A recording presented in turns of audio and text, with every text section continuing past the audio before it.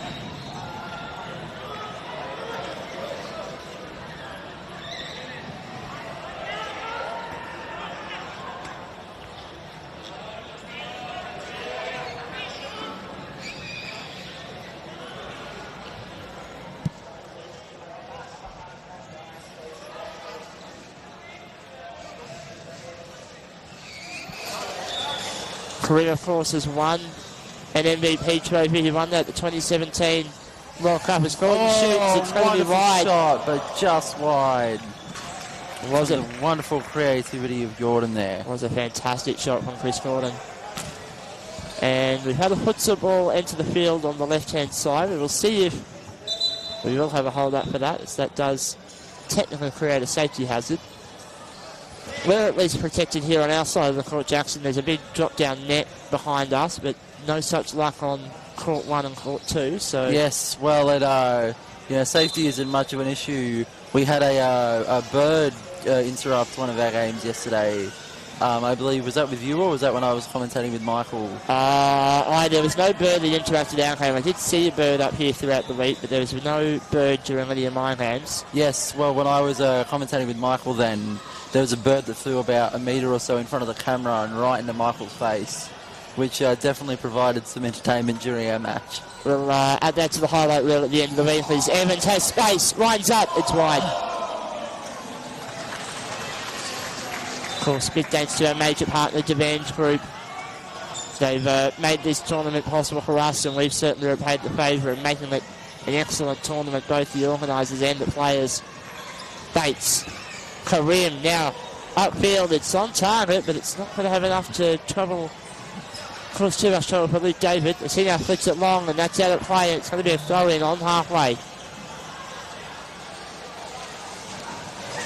Of course, big thanks to our venue, Nissan Arena. It's got a bit damp outside today, and certainly we can say Marge the rain's here. Bit of diagonal rain even. When I was on the phone out there, I was getting a bit of stress as I was undercover, but still copping it. And obviously for the players coming in, it can be a bit frustrating. I personally didn't bring an umbrella, so that was a fun one. We've had the umbrella in our car for a few days now, expecting it to come, finally arriving today. The elevator here at Nissan Arena is working. There's been a couple of intermittent issues throughout the week, but it's working at the moment, so players will be able to use that in order to avoid the rain showers, as Bongiovanni just watches that one roll away. And we are now 10 minutes into this first half, and Melbourne City, I think we're just finding a rhythm now. They've done what they need to do to open the game up earlier. Now they can lock it down should they want to. Karim tries to go through the centre, but Bongiovanni's shutting it down, but the second touch is better. Gordon. Bongiovanni. Gordon again. Taking his time. Looks at Bongiovanni. Karim upfield. Casares crossing. It's a bit behind Bates though. Battling with Evans.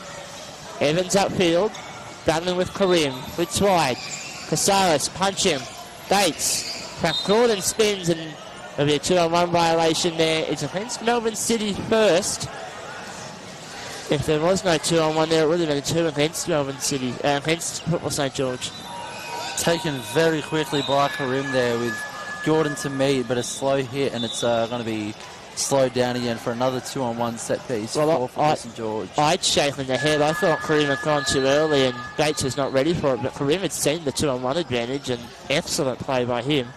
Yeah, he's a very quick player, Abdullah Karim. He never, as soon as the ball's there, he hits it. It's something that I've unfortunately experienced in my time playing against him in our local state comp. Bit of a shot there from Brad Bates, but the defence will deflect it away, and there's a touch. Whistle in mouth, but no real urge to blow the whistle there from referee Mark Simon Green. Karim, final space, out wide. Casares, bit of a miss hit unfortunately for him, and Bongiovanni looking for the touchline and finds it.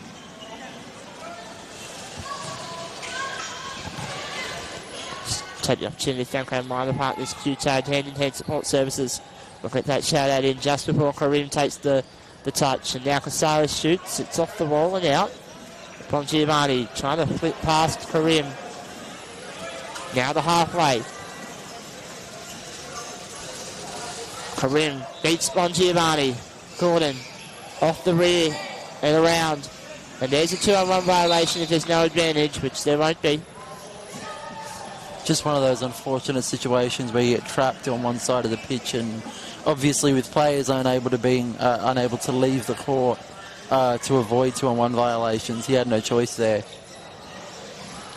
You start to think that the tempo of this game has slowed right down.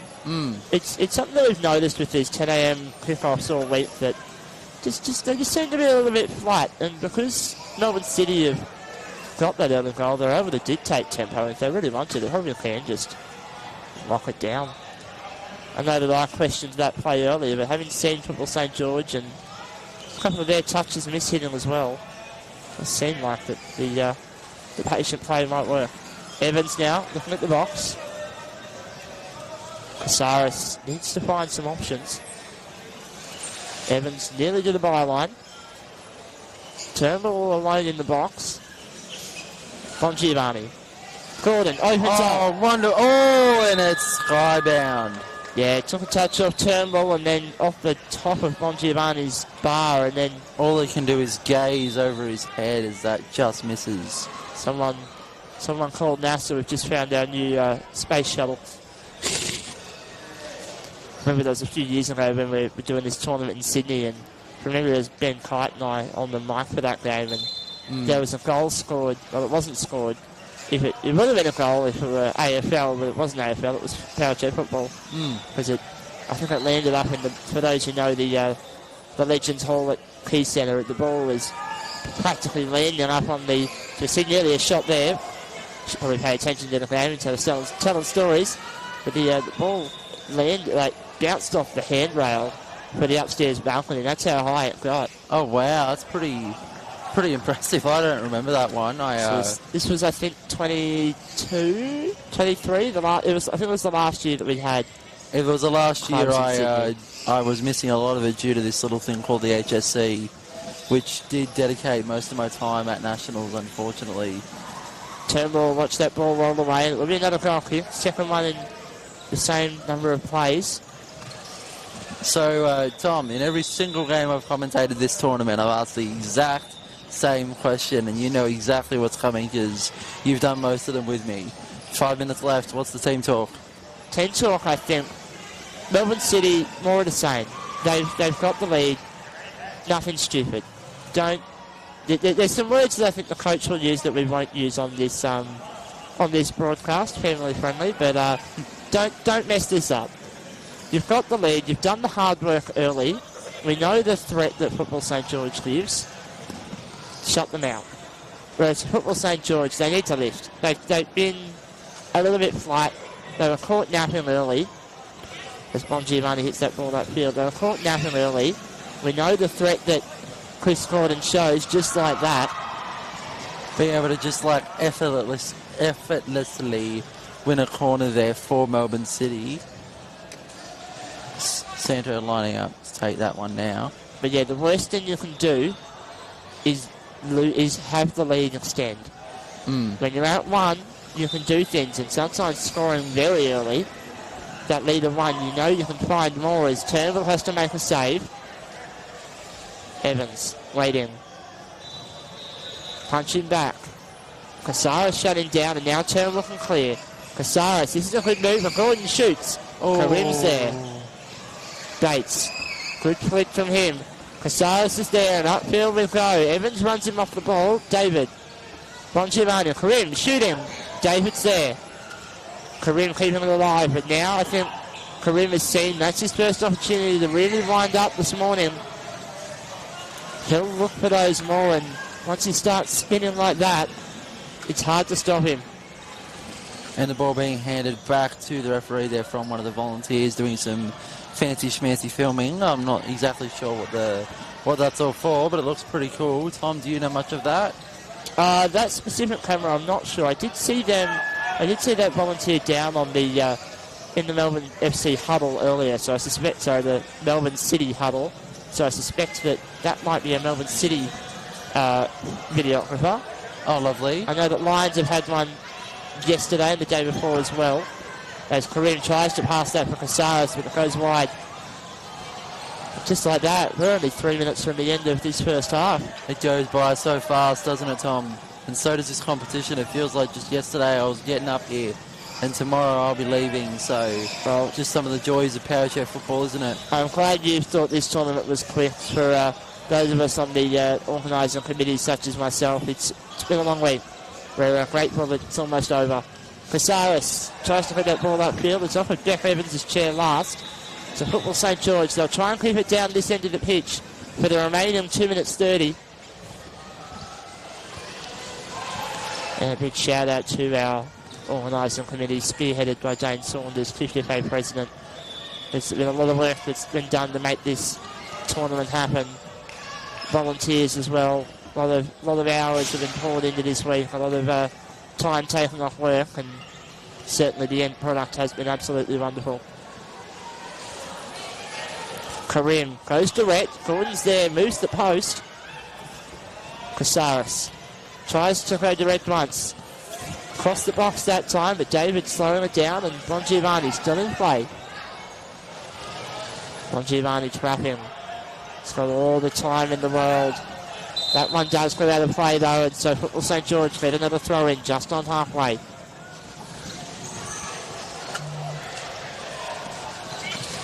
Karim swings and misses, but I think that may have been semi-intentional. Now goes Bates. Casares. Bates again, nearly a 2-on-1. Bates nearly has a flick opportunity, but chooses to drive at the back wheel. Yeah, a little bit risky there from Bates, as it's in a bit of a one-on-one now with Evans. Wins out. Well, it does shut. Only a goal kick there. Sorry for speaking over you there, Tom. That's fine. I wanted to jump in. That's on my fault for jumping in too early. No, Bates had done well. Get the ball to his left-hand side. Keep Evans on the right. Evans then just, all she can do is just stop the flick. Karim. Gordon with the touch. And now with not much left in this half, you think that Melbourne City just keep the ball up this end. A little bit much there, I would personally say, but the referee disagrees as Karim and Gordon continue their tussle. Mark Sonnengreen, very experienced referee, head of the referees for the Asia Pacific region, and has refereed at the World Cup. So if that's what his call is, then it's a good chance it's the right one. As we have a 2-on-1 violation there from Melbourne City and Football St George. If they take this quickly, there's time. And it's Abdullah Karim taking, so you know it's always going to be taken quickly. All four Melbourne City defensive players in and around the box. I've seen this formation too quickly from Karim. But I saw that formation firsthand back on day one for Lions FC, and I haven't yet seen it really in full flight. As Bates is backed into Evans. Just a whistle, no card. Just to warn him.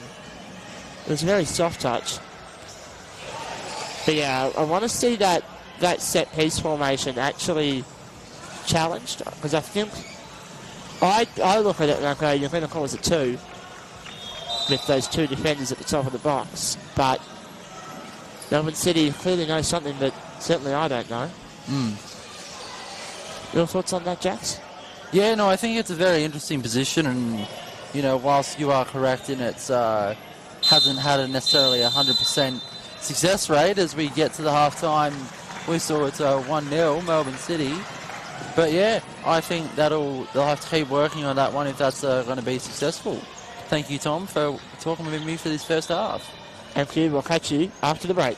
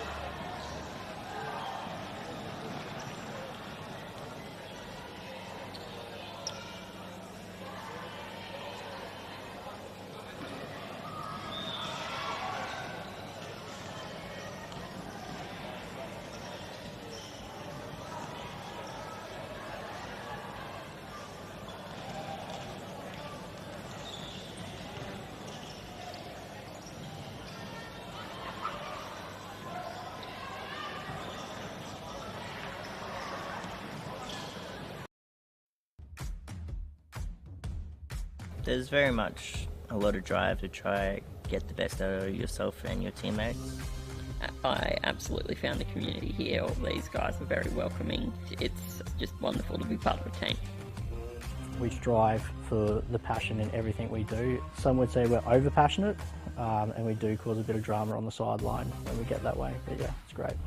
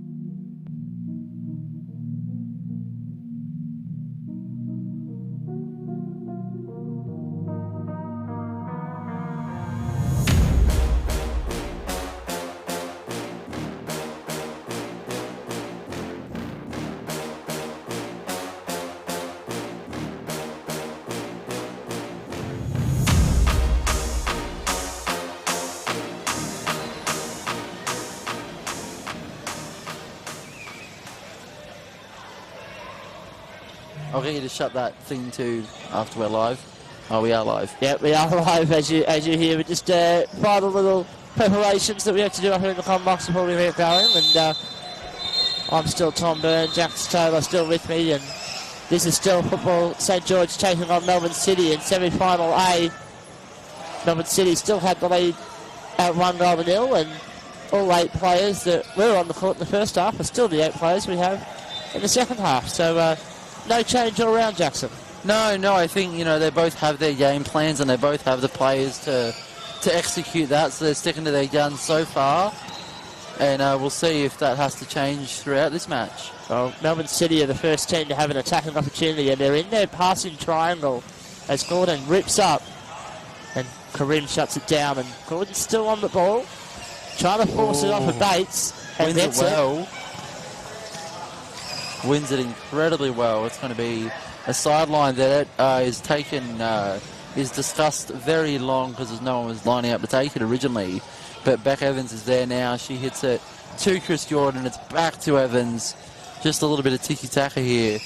And it's through, and Abdullah Karim is there to get it stopped a little bit. But Gordon's at it again. Over, and it's just off the post and out for a goal kick. Incredible teamwork there, but nothing able to come of it. Yeah, fantastic teamwork there from Melbourne City. That situation at the end there was creative, and Karim, he let the ball roll through, but it was picked off by a Melbourne City player, which meant that the play stayed alive.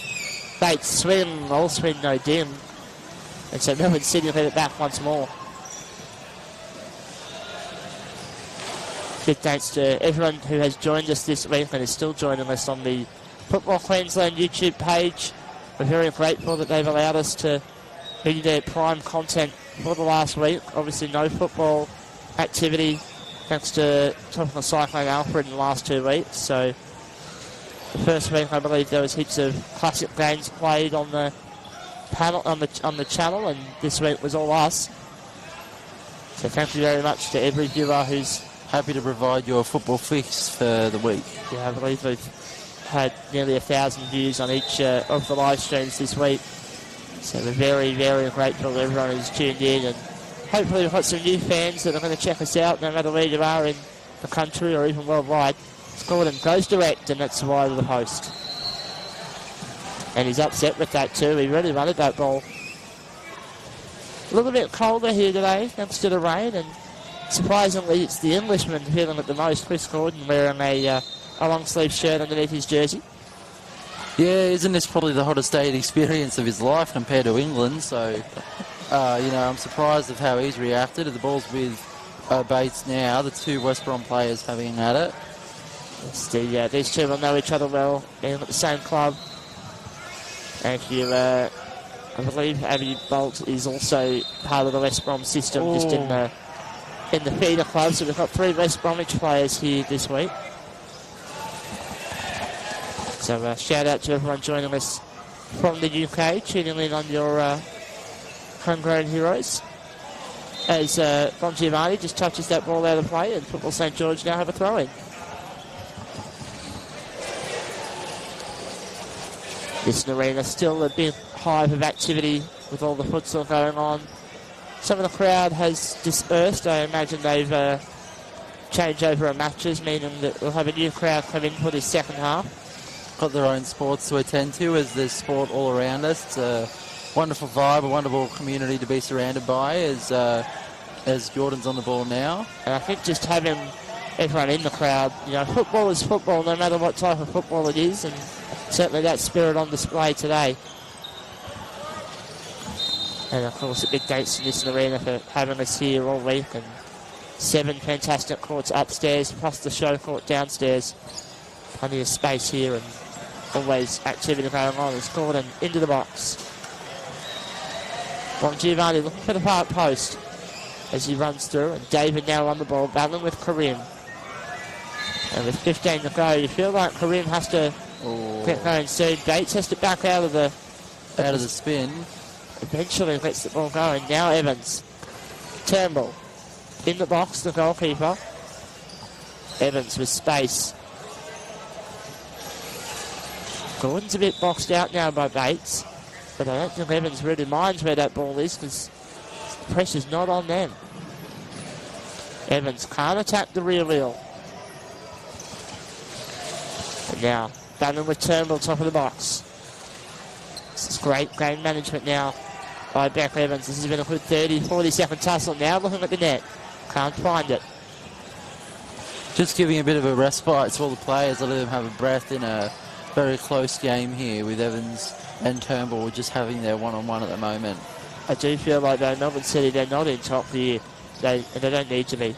This Football St George, they're a good side, but they just haven't quite found what they need to open up. Gordon, Bongiovanni.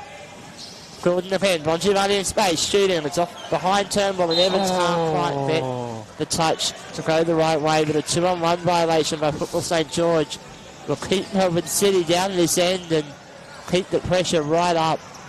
And as soon as you said about them needing to open up more, they did with that incredible showing of passing. And you feel like the score does become 2. They do say that 2-0 is the most dangerous lead, but this Football St George side just haven't been threatening.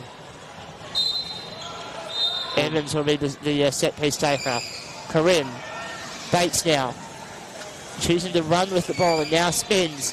Finds Karim, but it's not the greatest at passes, and Evans will collect in their own red zone though. So Melbourne City forced back to halfway, but we're there for only about 8 seconds.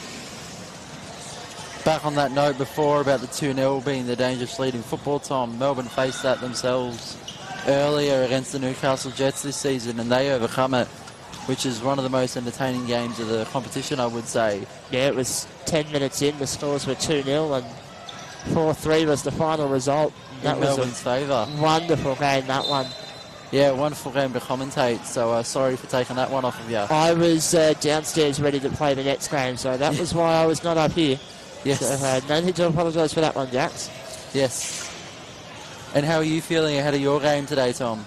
Oh, look, it's been a long week for us at the Lions FC as Bates tries to put that forward. Finding Casares, one touch. They're playing an advantage. There's the second touch finally, but not enough heat on it.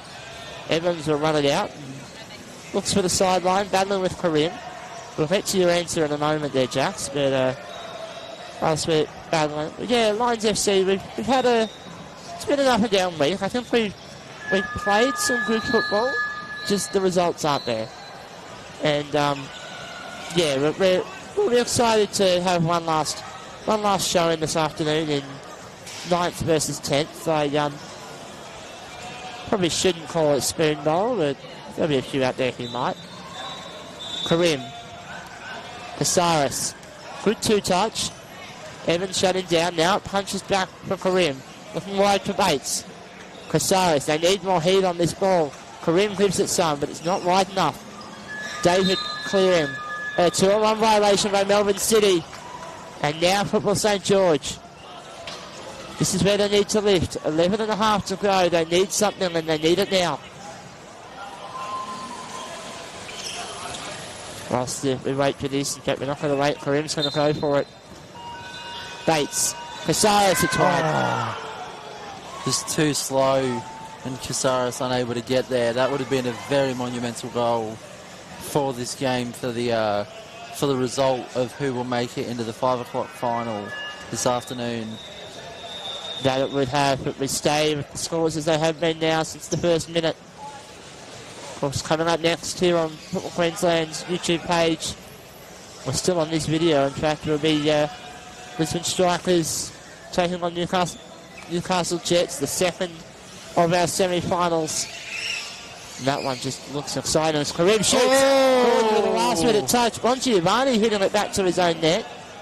But suddenly, some life in this Football St George team. And that's what this game needs, is Karim just giving Bongiovanni a little hello, I'm here. Touch of the bars.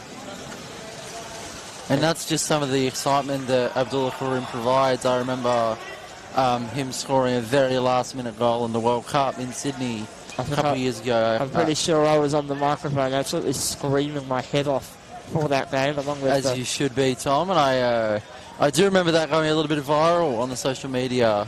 Yeah, it went around a little bit, that clip, because it was a fantastic goal. And from memory, the A-League subreddit really liked it, because it was a great goal and great performance in that game by Karim. So, Tom, are you a lurker of the A-League subreddit and Reddit in general then? I am not a lurker of the A-League subreddit. I'm a somewhat regular poster. You'll see me in all of the Brisbane Royal match threads. You'll be able to tell who I am, because I've got the tag. I need to remember my Reddit things. The tag on that subreddit is the Powerchair football stand. I see. Is that somehow related to the fact that you play the sport and commentate it? Generally, yes. There's Karim now. Looking to the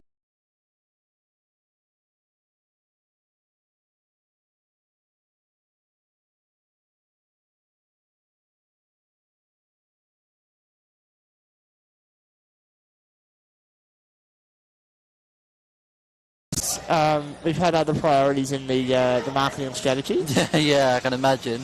But for those of you who are lurkers of that subreddit, big hello to all of you on the A-League subreddit. It's always a good time. Chris Gordon, good communication once Bongiovanni wide. And now back with Evans, upfield. Gordon did hit with Karim, but there's a 2-on-1 first. And with 8.5 to go, Football St George, we've seen some signs of life, but not enough, clearly, with them trailing 1-0 against Melbourne, but this is Abdullah Karim to take. It's getting to the point now where we might need a defibrillator here. We've been doing some CPR for a while to keep this game alive, but might be time for the defib. That was a really good analogy, Tom. That's what I'm here for. It's Gordon now, upfield, looking for the right wing, battling Karim. And now, all the way into the box. Turnbull just hits it back at Gordon. Don't leave him the ball with space. Oh! And Bongiovanni has spun into Brad Bates, and the referee reaching for the pocket. It's a yellow card for Santo Bongiovanni. All players look to be okay, but you cannot give those away, and now Bongiovanni needs to be careful. It's unfortunate for him. He obviously couldn't see the player. I understand the situation there, but you know, those are the ones you've got to be careful on. And a 2-on-1 violation immediately off the kick-off gives the ball back the other way. Pressure back onto Football St George to defend. with Rebecca Evans lining up to take this on the halfway line. And I think just that opening goal that we saw in the first minute has rattled Football St George. When you go into these semi-finals, you want to get into the game and then get things moving. But when the score opens so early, you can start to panic and things go wrong. Bates, battling Gordon, the two Englishmen. Out wide from Turnbull, and Melbourne City are happy to take the throw in, take another 10, 15, 20 seconds out of it. Big thanks to our major partners, the Vans Group. Thank you so much for your contributions towards this week's tournament. Q-Tag hand in hand, our minor partners as well. Bon Giovanni goes for it and comes up on Casares' chair and wins his team a corner. And so another set piece, another opportunity to wind the clock down for Melbourne City.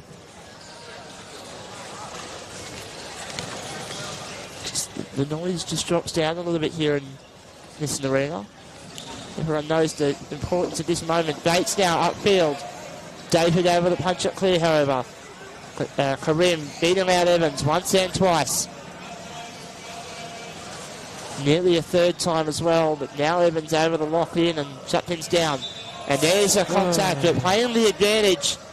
And Karim, I think, wants to avoid the advantage call. It will come back. And I don't think there'll be a card. I think Karim may have thought there might have been a card, and that was why he slowed things down, but just a warning for Rebecca Evans.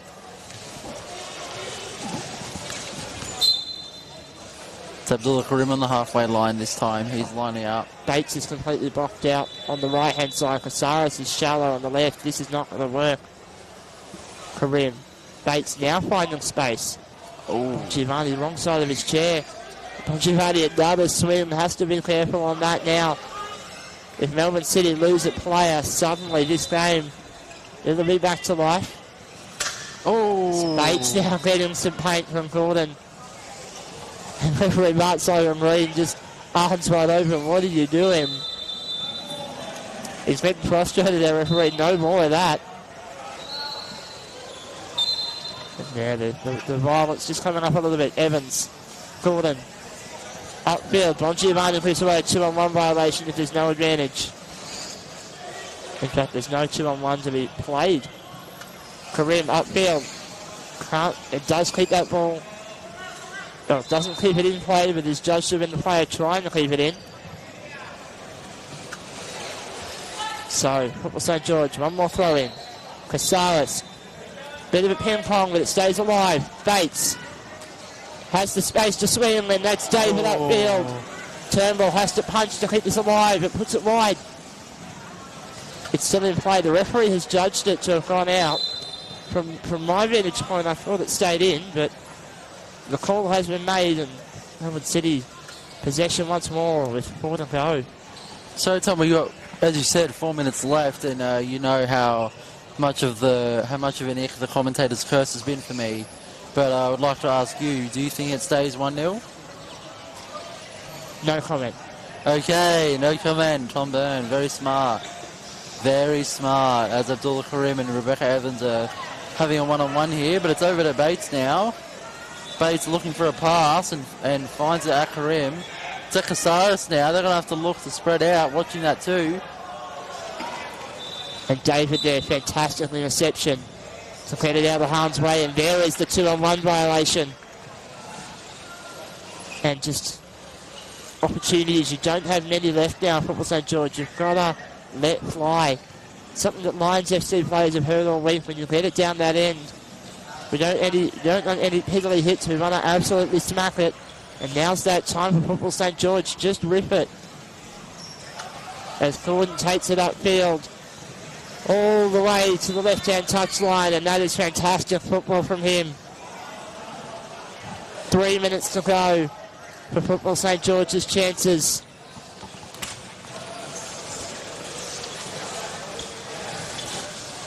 And now that ball back towards their own box. Karim upfield. Gordon shooting. Bates. Evans, nearly a 2-on-1 violation. Is a 2-on-1 violation. And now Melbourne City going to the bench, and it's time for the 3 minutes of power for Tristan Peters. Santo Bongiovanni relents it. And the man formerly from Lions FC has got 2.5 minutes to show something special, or at least don't do something stupid. Getting a longer spell at least than the other day. I remember It was 3.5 minutes last time I saw him do this role.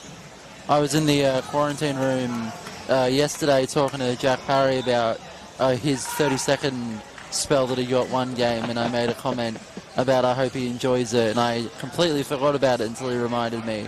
Yeah. Kareem Gordon shutting things down.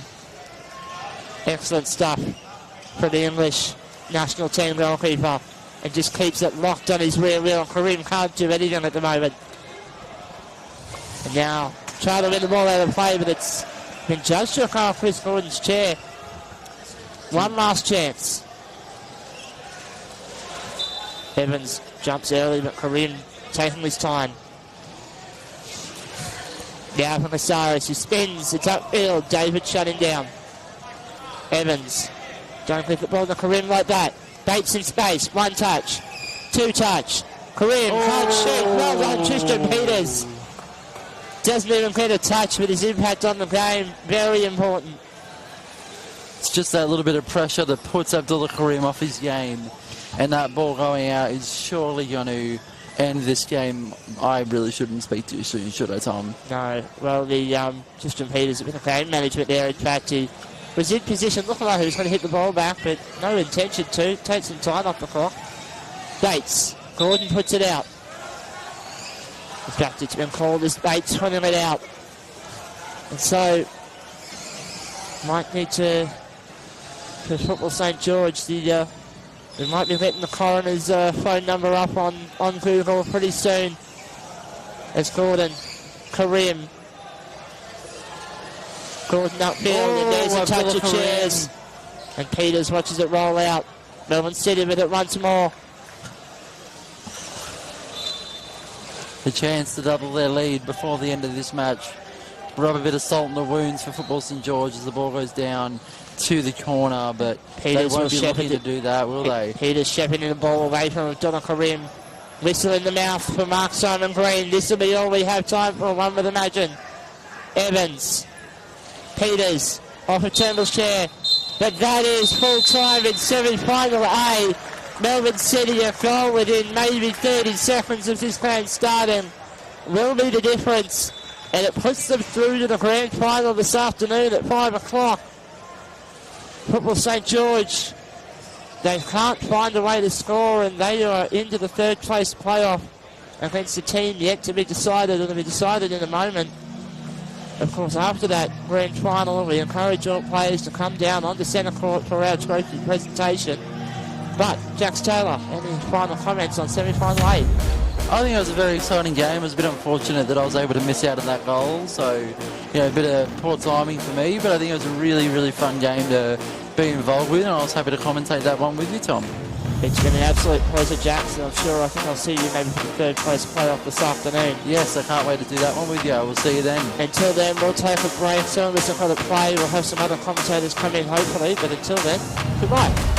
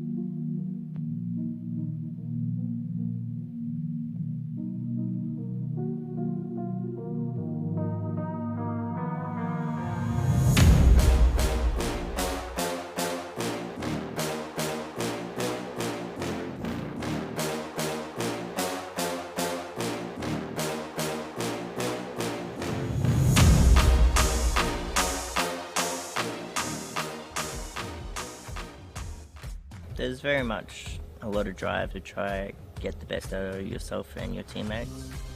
I absolutely found the community here. All these guys are very welcoming. It's just wonderful to be part of a team. We strive for the passion in everything we do. Some would say we're over passionate, and we do cause a bit of drama on the sideline when we get that way. But yeah, it's great.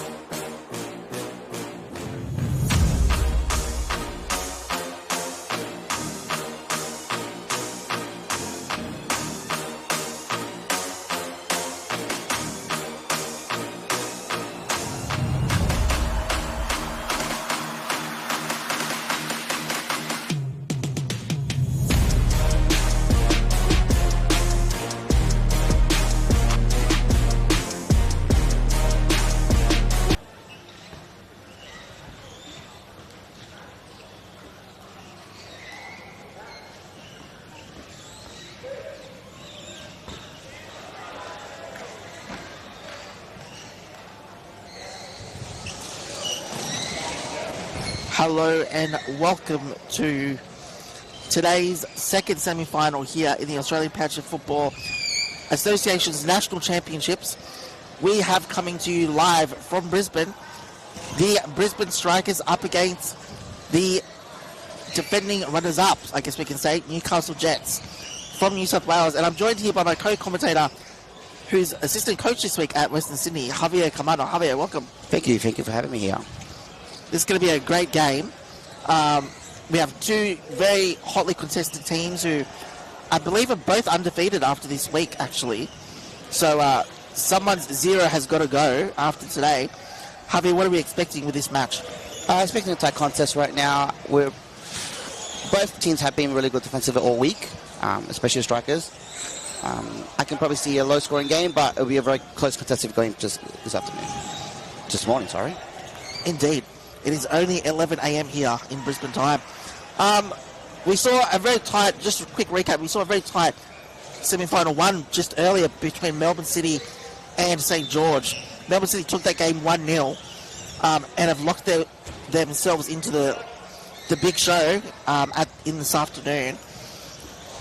Who do you think could knock Melbourne City off this week, Javier?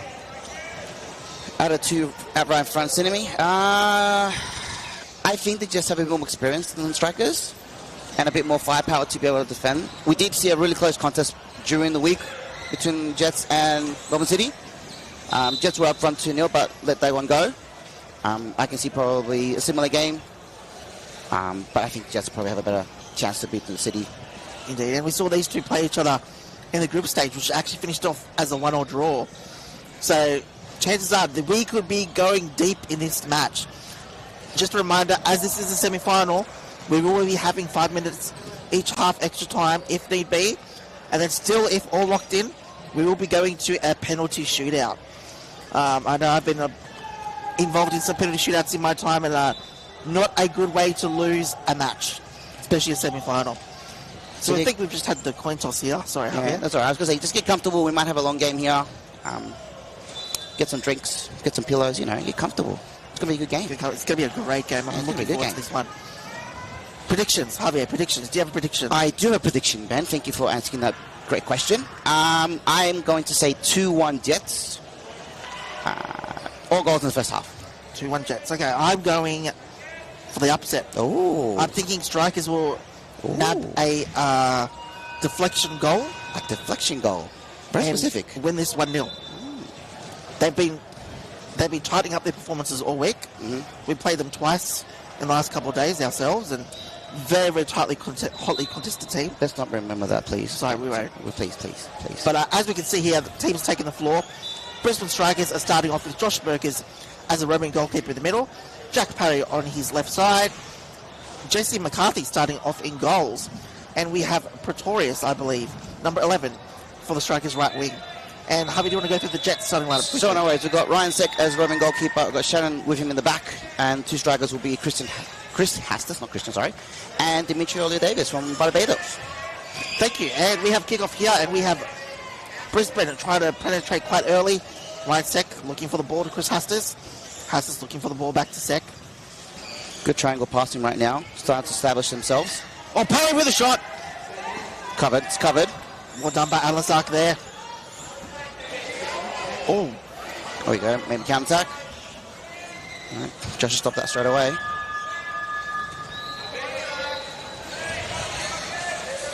Very early on, you can see both teams have taken up their formations. Very, very disciplined sides both of these teams are. America's just working the ball down the corner. Trying to play for a set piece. Yes, he is. I think he's got it. He's got it. Oh, no, steps it in. He's got in it. What a move. What a save from there. Amazing. Alazak down the wing with Parry. Okay, he's got it sideline. Great play from Shannon there. Newcastle Jets with a dangerous set piece here. Ryan's taking it. Oh, Leo not quite getting the timing right there.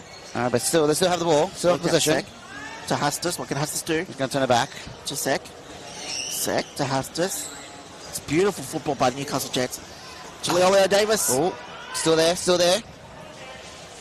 Nicely blocked out by Parry. Merker staying in the box.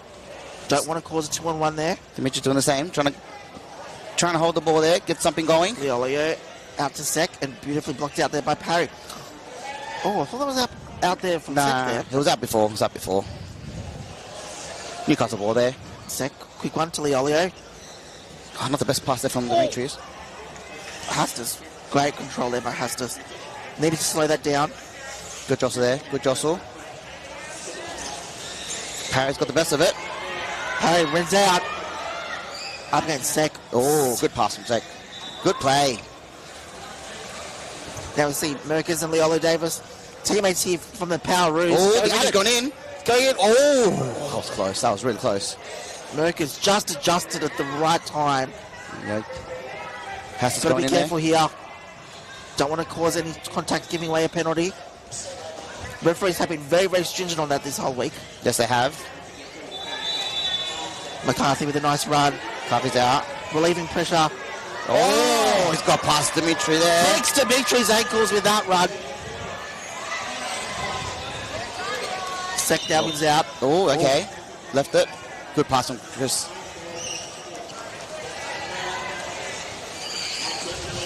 That's it. Dimitri going for the shot. What will Leolo do? He'll try to set up Sek.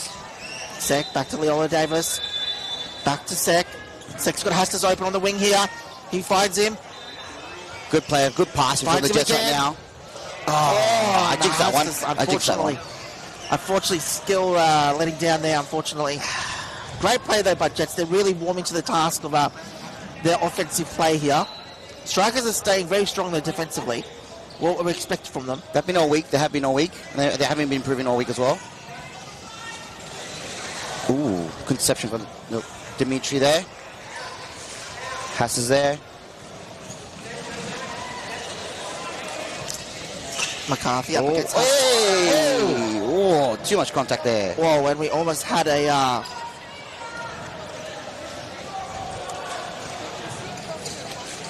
we almost had a very dangerous incident there. Yes, we did. Chris Hass's right rear wheel went over the ball. Never really seen out that much in the strike forces. Especially designed chairs for this sport. I think he's on two wheels at one point there. It is quite a humid day here as well in this Nissan Arena, so possibly that's got something to do with the humidity and the stickiness of the ball. We'll see if that becomes a thing as the day goes on. Player news. Hassis and McCarthy there. McCarthy quite aggressive. Hassis playing it smart. And it's a striker's ball. Striker's ball. Hastis not happy with that decision. No, disagrees completely with that one. Merker's now looking to relieve pressure. Oh, Leolo Davis in. And 2-on-1 against Newcastle Jets. A lot of communication there, a lot of communication between the players there. You have to say, the longer this game goes near all, the more the strikers will warm to their task, I believe, and the more they'll feel more and more confident that they can nab a goal here. They do play better in the second half than the first, that's for sure. Here we go, Leolio Davis. Again, looks back for Sek. The Sek a bit hesitant there with what he wanted to do. Almost a 2-1 there. So great to see these two young guns in Parry and Sek going at it. They really are probably two of the future players for this country, along with Alazak, who's just come in as well. Yes, I was going to say the same thing, Ben. He's been playing great all week. Alazak retreats back behind Sek. Good movement. Parry with an opportunity. Looks for Merkez. Merkez looks for Torres. Oh, Sek. Good. Well read there by Ryan Sek. Good defending there, good defending. Strikers now with a great opportunity as we have hit the 7-minute mark of this first half. Newcastle Jets 0, Brisbane Strikers 0.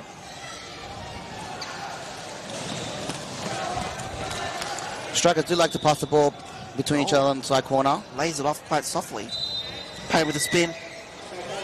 Sek read that like a book. Leolo Davis wins out. Oh, he's breaking his ankles there. Merkez has a bit of an issue with trying to turn. Oh. Leolo Davis working for the corner. And it's a goal kick. Just didn't get the shot that reflect off Jesse there. You can see what the captain of the Jets was trying to do there. Unfortunately, it just didn't pay off. So now Strikers have a goal kick. Good to see a lot of crowd here. There's a lot of things happening here at Nissan Arena today, Javier. So it's great to see a lot of atmosphere, a lot of there's a futsal competition, so it's good to see some school kids coming in and having a look at our sport and seeing what it's all about. Yeah, some of the kids asking questions about it, seem to be intrigued, especially the futsal kids. Here we go, Sek with Hasta. Hasta's with the near post shot. Probably could have let that run and 360'd onto that. A bit too close to the... Good effort nonetheless. Oh, well left. And Lazak going out to it, just trying to shield it away. And that is a Jets ball. Jets ball. Can Strikers pounce on this? No one's really taken domination of the game yet, Ben, has it? No, the game's really been played in between the two boxes more than anything else so far. A bit more for the Jets, but I think it's not much of a difference. Great ball by Merkez to Pretorius. Oh, good pass. Pretorius, great ball to Merkez. To Parry. Bit close there, the two Strikers players. Sex gains control. Back to Hustis. Sek looking for Leolo Davis. He's got the shot, right? What can Leolo Davis do here now? Oh, no score. He tried it back. 2-1 against the Newcastle Jets.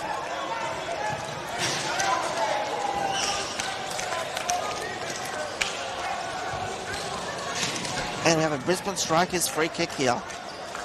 Around about the halfway line. I missed that one, didn't I? I have to say, so far in these first 10 minutes, Jets are moving the ball around extremely nicely. Really stretching the Strikers' defence. Got a lot of space to do the passing as well. I think the Strikers have given them too much space to be able to do these passes. I have to say that Leolo Davis seems a little bit hesitant whether to really have a crack and go one himself. Seems to be playing back a lot to Ryan Sek, trying to keep that formation. Oh, went sideline for Jets. Merkel's trying to look for the nick off the back of Leolo Davis' chair there.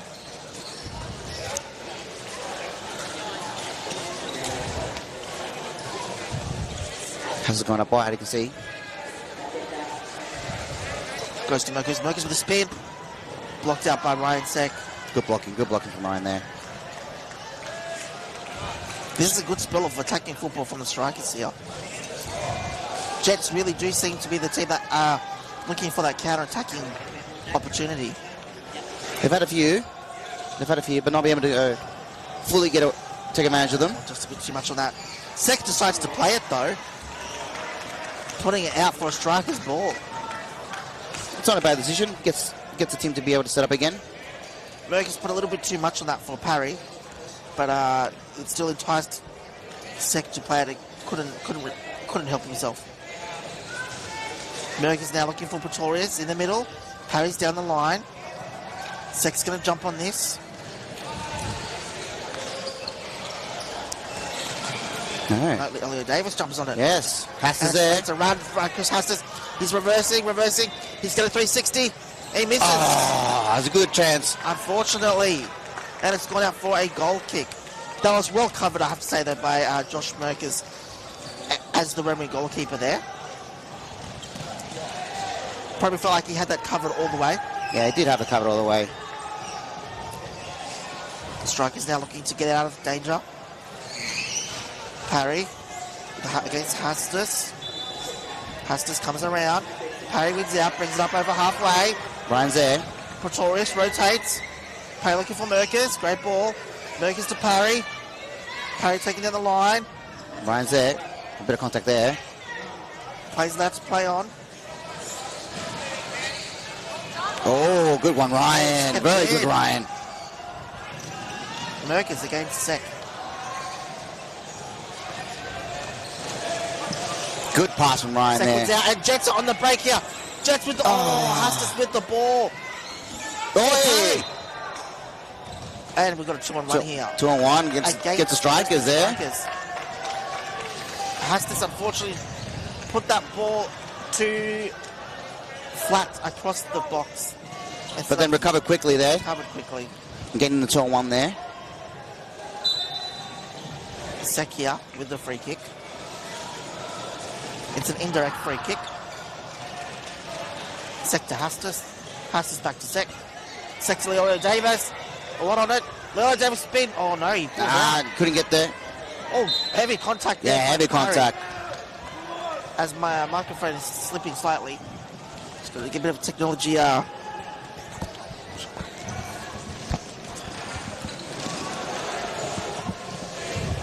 And we have a very dangerous set piece here for the Newcastle Jets,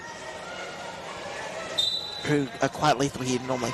Sector has. Oh, the shot! That's a really good goal! For the Newcastle Jets! What a goal! Beautiful pass in the box there. What a great goal! You can see that happening from a mile away, and unfortunately, Josh Merkers was just slightly too slow to it. You have to say, I have a first real decent opportunity the Jets have had this whole first half, and they've taken it. Yes, they have. It's the first probably lapse of concentration from the defence from the strikers. Jets have taken full advantage of it. Now 1 up in his first half. Hey, my prediction's coming true so far. I've got 1 already. We have Parry now up against Leo Davis, resuming their battle. Oh, that's off. That's off. That's very good play from Dimitri there. Striker's ball there. Unlucky from Brisbane. Oh, quick play. Davis. Leo Davis back to Sek. Sek out to Leo Davis. Can he make this game? Shoot! Couldn't angle it to the goals. Hastas was looking for the 1-2. Beautiful play there by the Jets. Strikers are leaving the Jets too much room at the back to pass around. Parry letting the ball run. Looking for field position. Sek. Just come back. Great play from Sek right there. Sek is looking amazing, seeing as well. Sek was a bit unwell yesterday. Woke up with a bit of a head cold, so it's great to see him back here on the field today in the biggest game of the week, performing like he is as well. Oh, no, great ball to Hastas. Hastas to Sek. Sek controls. Draws in Parry. Parry reads it. Yeah, but Shannon's there. Anlasak's playing high. Hastas looking for Merkers with the shot. Looking for Pretorius. Well read there by Anlasak. That could have been very dangerous for Newcastle Jets. Now Jets are on the attack. Sideline midfield. Merkers now looking for Parry down the line. Leolo Davis cuts and intercept, almost a 2-on-1 there. Yeah. Players allowed to play. Continue. Merkers with the ball, playing it patiently here.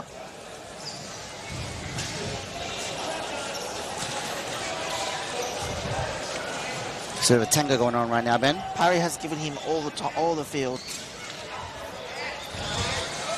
Oh, Leo Davis wins out. no.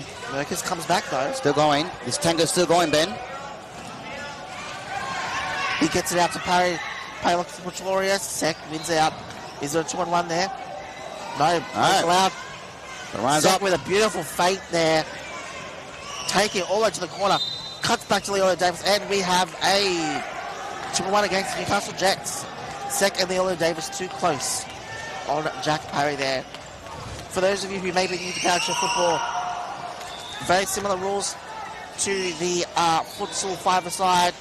Main difference is we have no offside, and we also have what's called, commonly known as a 2-on-1 rule, where any attacking player with the ball cannot have 2 defenders on them within a 3-metre radius at any time.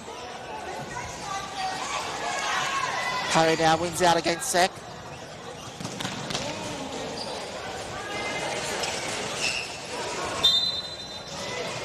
A bit of contact there. Contact at the back, I think. A lot of that has been let go so far this match up until now.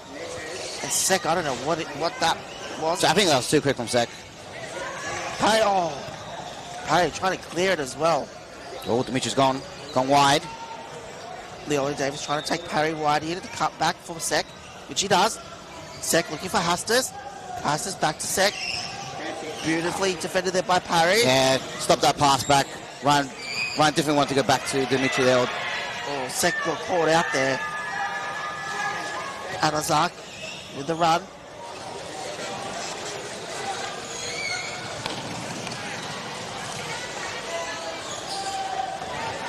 Oh, it's still in.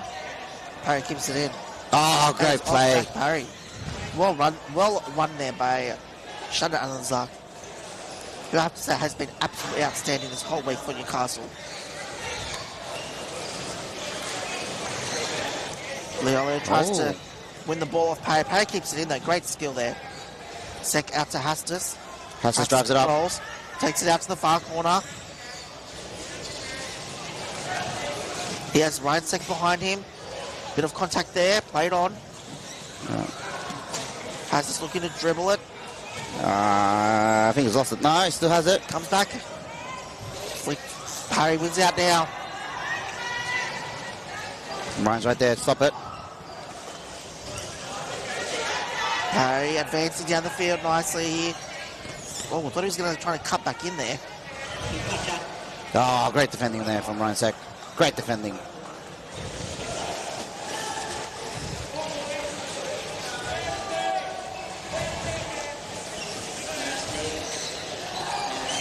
Just go down the middle. Yep. Leo Davis to Sek. Leo Davis controls. Parry comes. Parry's trying to take it around the sideline. Within the last two. Flick to Merkers. Hustis comes in there. Very close to a 2-on-1 there once again. Great interception though. Within the last 2 minutes of the first half, Ben. What do you think so far? Very, very tight game as we expected. Jets with that one opportunity have really capitalised. We've got equipment check, I think. Checking the businesses there.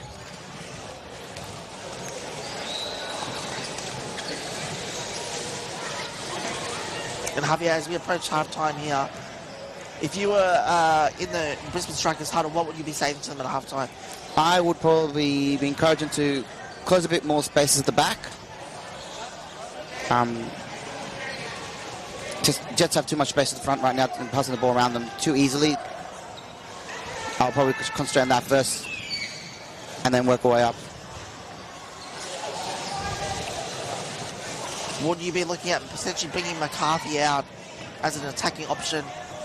Having McCarthy, Merkers and Parry as a triangle that could be quite deadly passing. They can be. It is not a bad option, Ben. Change it up a bit, get more offense up front. We'll have to wait and see if Tim Merkers, coach of Brisbane Strikers, implements that. Great shot there by Chris Hustis.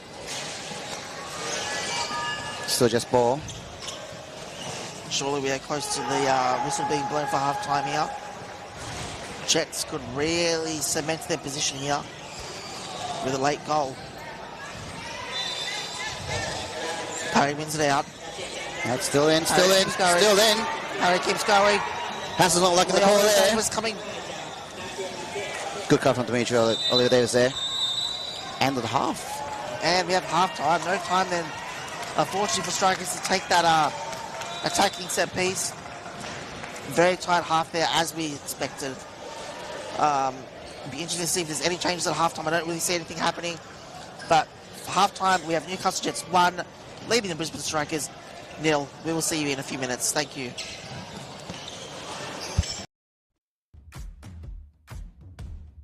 There's very much a lot of drive to try get the best out of yourself and your teammates. I absolutely found the community here. All these guys are very welcoming. It's just wonderful to be part of a team. We strive for the passion in everything we do. Some would say we're over passionate, and we do cause a bit of drama on the sideline when we get that way. But yeah, it's great.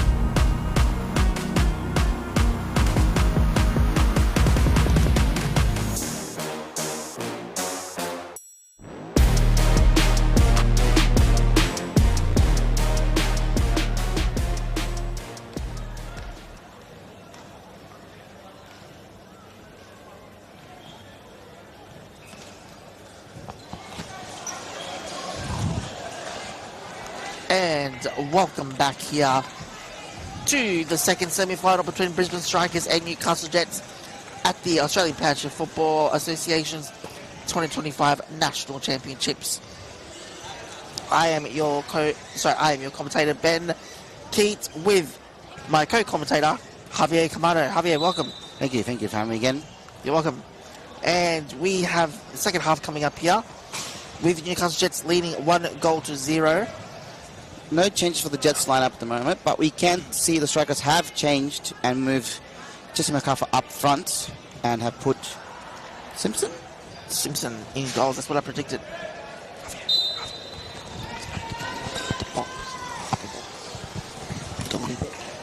And we have kickoff here with Jack Parry against Ryan Seck. So Brisbane Strikers are looking for a much more attacking lineup here with Jesse McCarthy out. We'll see if it pays off for them, Javier. What do you think? Well, they're going to have to go for it. They're 1-0 down. They've only got 20 minutes left. If they want to get to the grand final, the big showdown with the Melbourne City, they're going to have to score 2 goals. Indeed. Playing how they play in the first half was not going to get it. Changes need to be made. They made them. Let's see if it worked out. Credit to the coach as well for taking a risk and changing their lineup when it needs to be done. Here we have Merkers against Leo Davis once again resuming where they left off first half. Merkers wins out off Leo Davis, I think, right now. Merkers wins out. Will he look for the flick? McCarthy's back there. He's going to look for the corner, for sure. Corner. Well played there by Amazak.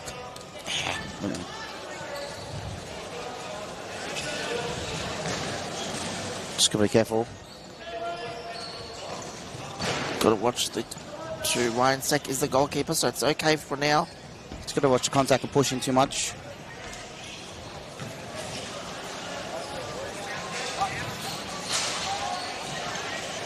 Oh, very close contact with the rear wheel there. Yeah. Players allowed to play.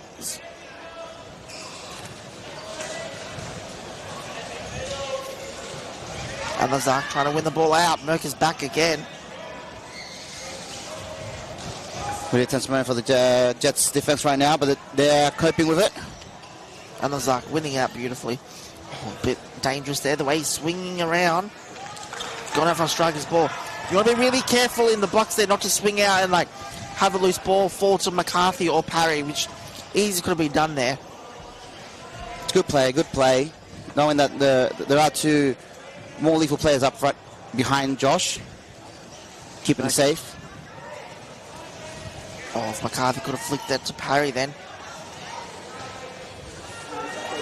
Oh, it's a bit dangerous there from Ryan.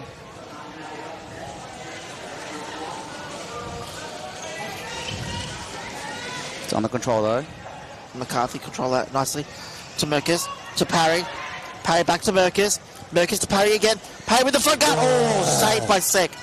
Parry, can he keep it in? He keeps it in nicely. It in. Oh, good. Well controlled there by Sek. Sek to Merkers.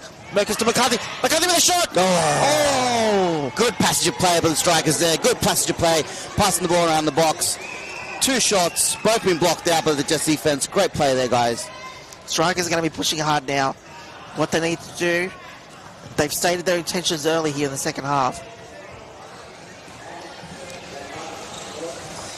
Good flick on. Great ball there, Leo Davis. Well done. The veteran with the experienced play there. The player from Barbados has done it again. The Jets now. Strikers switching up their players in the box.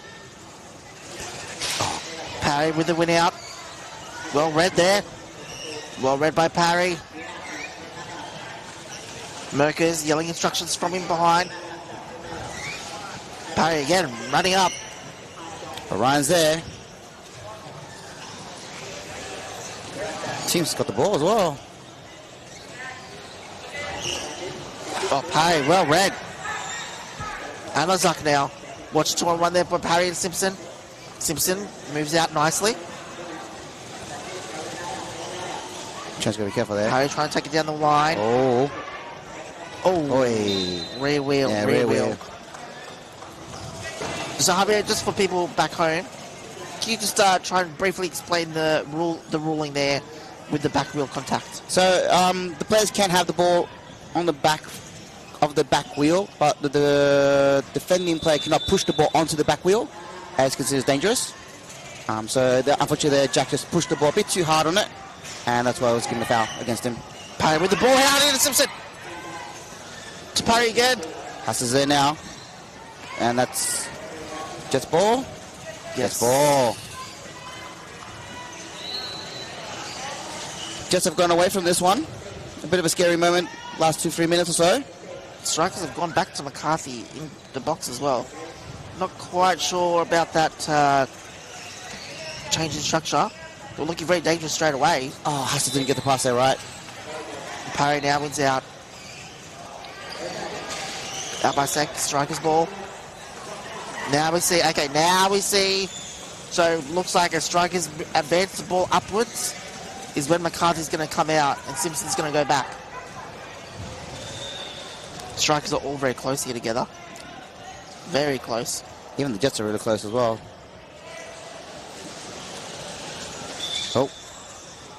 Oh, bit of a nothing play there, unfortunately, Yeah. for the Strikers. Goal kick for the Jets Harry right now. just unfortunately couldn't get a little flick on.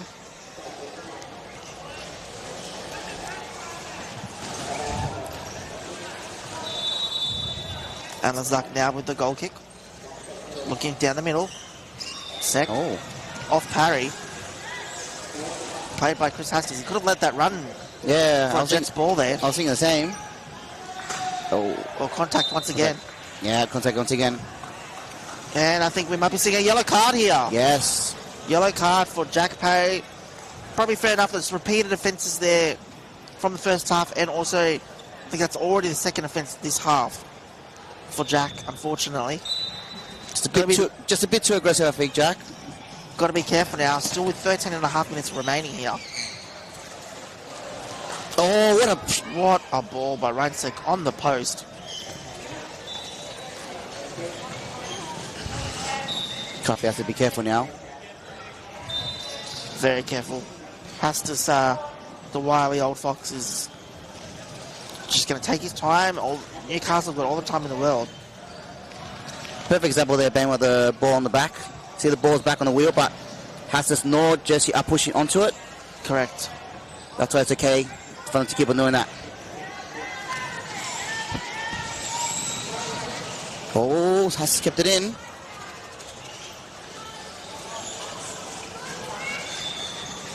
Parry now with the ball. Has to try to flick it in, but just didn't have enough space to do it. Parry with the run. Sek just reads everything so well. Adjusts the position of his chair Oh, look, what a play. for any situation.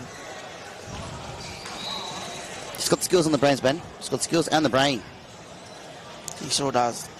Away from football, very, very high achieving school student as well, I believe. Passes are there. Try to flick on into the box, didn't work, but he's now there. Hastis trying to take Parry to the wing. And off Parry. Good play from Masters there. Ball's just not rolling Strikers and Parry's way right now, is it? No, it's not at the moment. It's all Jets at the moment. Sek to Hastis. Across to Leolo Davis. To Sek. To Hastis down the wing. Oh, unfortunately, Hastis wasn't quite wide enough. No. He was still backing up when the ball got to him. Sek now advancing. Oh, what a Hastis, great pass. ball. Hastis shot. Played on. No, it's gone out. It's gone out. Oh, They've called it late. They've called it late. McCarthy, very well controlled positioning there on the near post. Ryan's pass in between both the players. Oh, exquisite.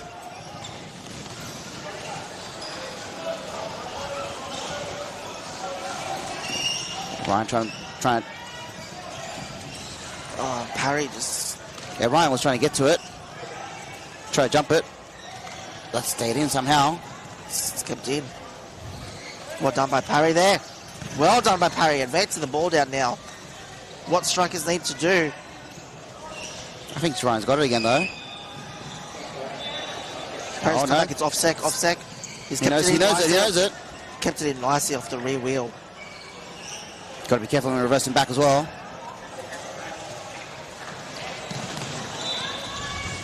Leolo Davis better move. Yeah, he does. Very close to it, inching to a 2-on-1 there. Good move from the veteran there. Sek wins out against Parry. Merkers, Reverend goalkeeper, comes Yeah. out for Strikers. And it's gone out. And he dumps it out. It's a Jets ball in a very attacking area here. Going to the usual lineup. Quite a similar position, I have to say, to when they scored. Sek to Leolo Davis down the line. Back to Sek in the centre. Parry's advancing, coming out. Oh, beautiful ball by Sek. Oh, good defending from Josh there. Parry is on now. Great passing for the Sek Jets. to, they're chasing the ball. Oh, Leo Davis. Was there, just Oh, missed you it. can see by his face, he knew that opportunity was there to really put Brisbane Strikers to the sword. Could have made that 2 goals, 2-0. But unfortunately, all he got was a swing of fresh air. Will that come back to pay for Newcastle Jets? We'll have to see. We'll have to see. Oh, Here bad we go, passing Yellow Davis. from out the box. Strikers are all at sea right now. And McCarthy with a Oh, crucial interception. An absolute crucial interception there. yeah, bad play out of the back from the strikers. Almost caught. Strikers, Gone. Jets were looking to go 2-zip up there.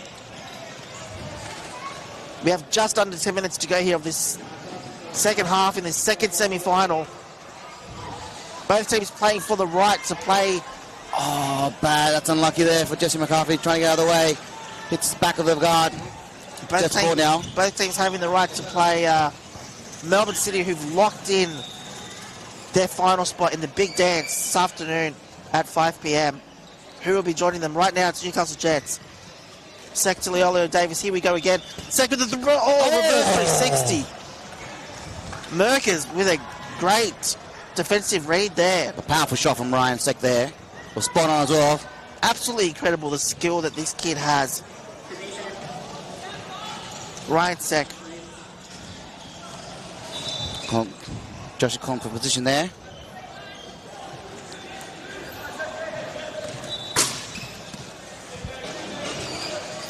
Oh, Ball. that's just, oh, good defending there from Josh. Merkers with a great read there again. Out for a corner, I believe. Is it? Yes, it is a corner. So when there is a corner, the goalkeeper must sit behind the goal line. For those new to Powerchair football. As we can see, Josh Merkers there with the blue goalkeeper jersey. Oh, safe with the fake. Yeah, I was going to say that. So McCarthy reads that very well. It's to Simpson. Oh no, Parry, sorry, my mistake. Parry wins out against Leolio Davis. Leolio Davis controls the ball well. Parry coming out around the wing. Merkers backing him up in the middle. Ryan's there though. McCarthy, strikers are playing 4 up.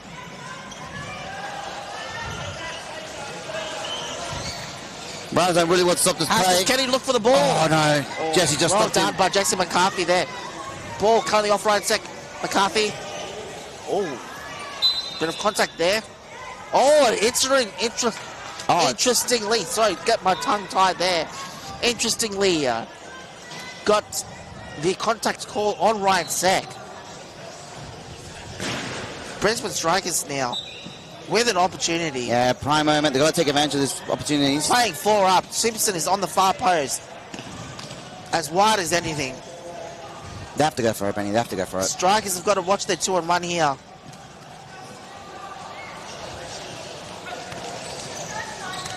Merkers looking for the gap. 360 spins. Oh no! It's gone. Open goal. Open goal. Oh no, it's gone wide. Is it running wide? Is it running wide? It's going Just wide. Just wide. That is the risk that you take. Leaving your goal wide open. Some may say they could fit the Ovation of the Sea cruise ship down there, RVA. Oh, I agree with that. I definitely agree with that.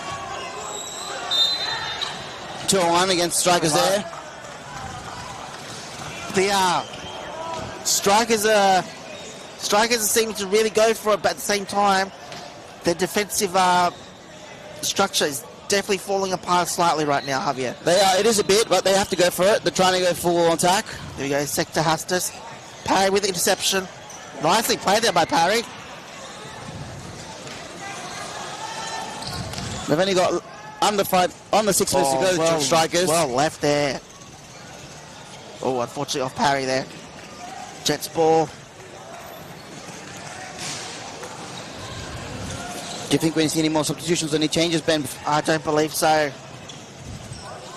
I don't believe so. Leolio Davis. 2-1 against the Strikers. Ruffles playing advantage, but didn't see any more. Strikers have definitely fallen down a bit with their communication. Looking for that loose ball. Alazak is playing very high. Merkers blocks out Parry with the ball. Parry with the run down the far wing. Can he cut it back? Sek gives him all the time as well. Great ball there by Merkers.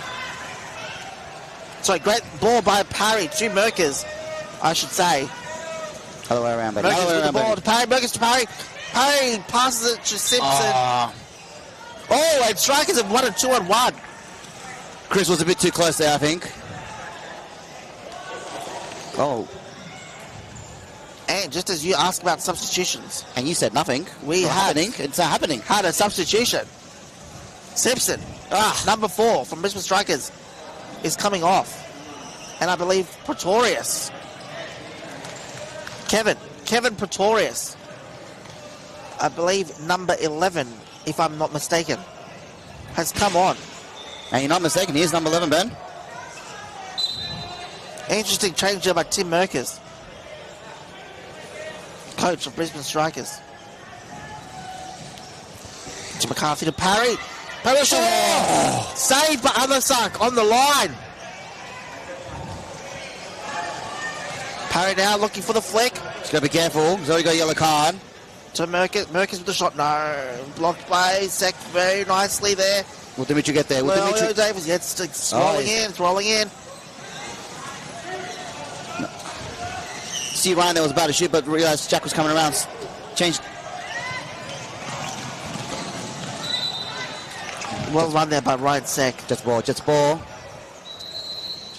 over 3 minutes to go.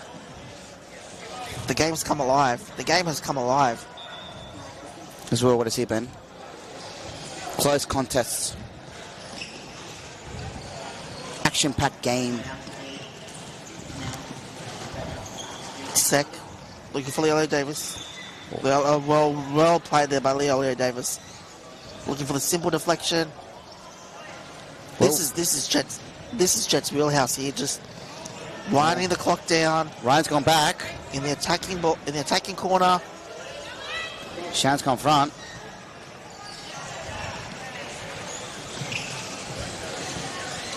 And Lazak against Parry. Oh, Parry unfortunately deflects it. Still has it though. Parry Still has it. looking for Pretorius. Oh, and we have another ball on the court. We've not had this ever. And it's out for a striker's ball.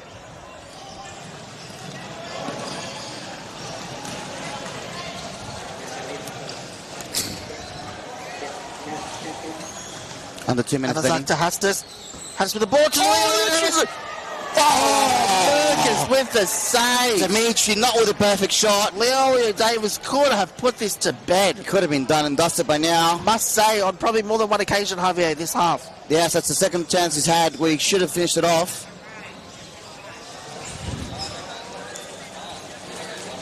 They're just keeping strikers in with an opportunity. Well played there by McCarthy. But not where the strikers with the ball want to be. They want to be up the other side of the field. Certainly not. And that's an interesting call there. Contact? Not quite sure what that was for. I don't think it's a 2-on-1. Don't think it was 2-on-1, maybe slight contact, but I didn't hear anything from up here in the comment box. Neither did I, Benny, neither did I. But not ideal for strikers, not where they want to be. They want to be on the outside field, pressuring the Jets. We are in the final minute here, plus whatever stoppage time may be added by the referee. Oh, certainly a few more after the second ball incident. And Lazak Straight. hit off McCarthy. Hastis with the ball. Will he finish?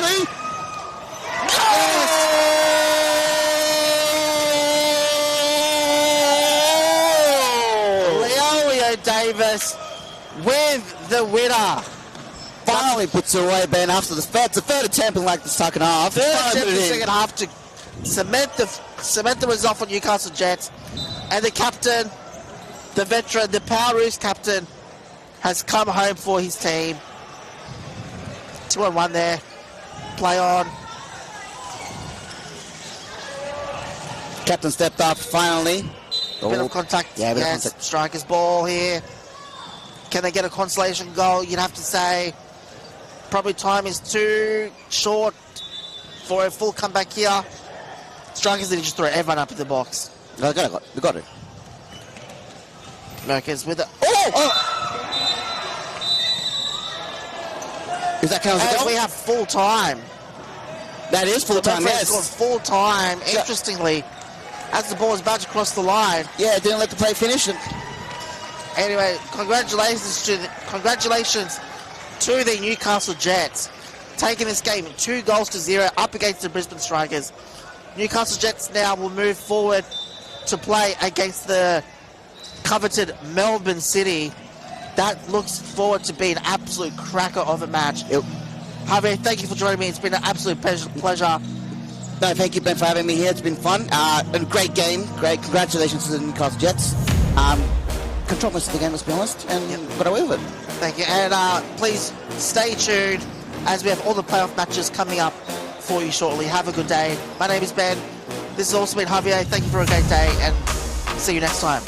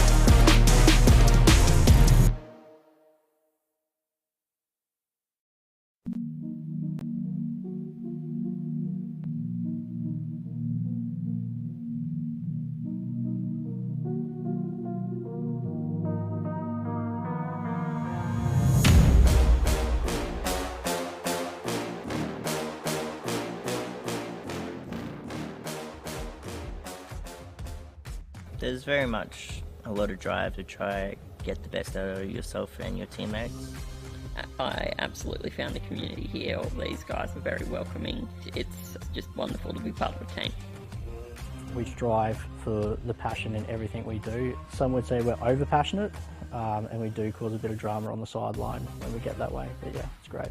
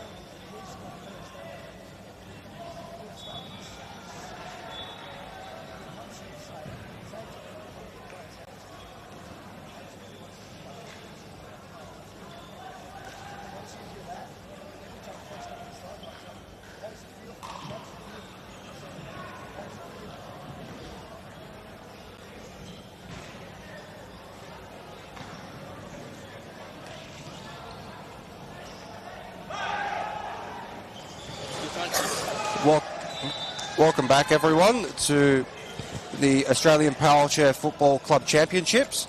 Here we have, I believe, the 9th place playoff between the Brisbane Lions and the Adelaide Comets. We're just a couple of minutes away from kickoff. My name is Matthew Mallows, and I have Asim Sodhi here with me. Hello, looking forward to this very good game here between Lions FC and the Adelaide Comets here on the Showcourt at Nissan Arena. So, any score predictions for this game? Well, I really can't tell how this game is going to go, right? Both of these teams, I do believe this is the 9th and 10th place playoff, is it? Yes. So, overall between them, we haven't seen very many goals this competition. So, really, I feel like this game, it's either going to be a lot of goals, a lot of attack, not much defensive play from both teams, or we're going to see the polar opposite. Both of the teams just parking the bus, right? Trying to hold on to their defensive formation, and just trying to take this game out to pens, which I think is a very real opportunity here. Yeah, so I'm unsure as to whether we will play extra time and then penalties, or if we just go straight to penalties. I'm not quite sure what they've decided in terms of that. So we will update you with that as the game goes on.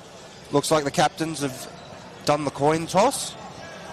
And it is the Comets winning that coin toss. Yep, I do believe the Comets are kicking off. Yep, Ewan starting with the ball there in the middle. His options on the wing. Yap on that right wing and Ashworth on the left.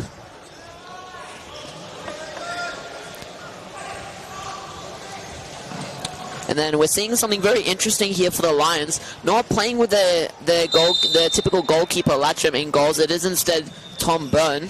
Yeah, Lions just opting for something a little different to start off. So it'll be interesting to see how the game progresses. Definitely. And here we have Yap and Abra fighting for the ball. Ewan's going to come up, call for the pass, but Abra's going to let it roll out Does go off of him though, so it is going to be a Comets ball.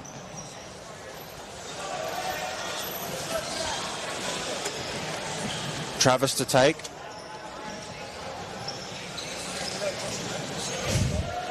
New in position very high up there, presenting himself as another passing opportunity. He didn't try to sneak it through the defense of the Lions, but Bird's going to be there to block it out. Yap trying to make something out of whatever's left of the attack now. Travis has done well to get around the ball there and get it back to his main man in the middle, but pass doesn't quite come off. Zach Burley just happy to try and work his way up the field in a one-on-one here with Jonathan Ewan. It does look like Burley is winning that tussle right now. Warren is back to make sure that nothing goes astray. It is going to be Warren and Ewan now on the ball. Warren's done very well there to get around the ball and keep it in. Ooh, we just had to follow that one through there. May have been able to get something out of that on the attack, but unfortunate situation. It is going to be the Comets now with the ball again. Looks like it's going to be Travis to take again.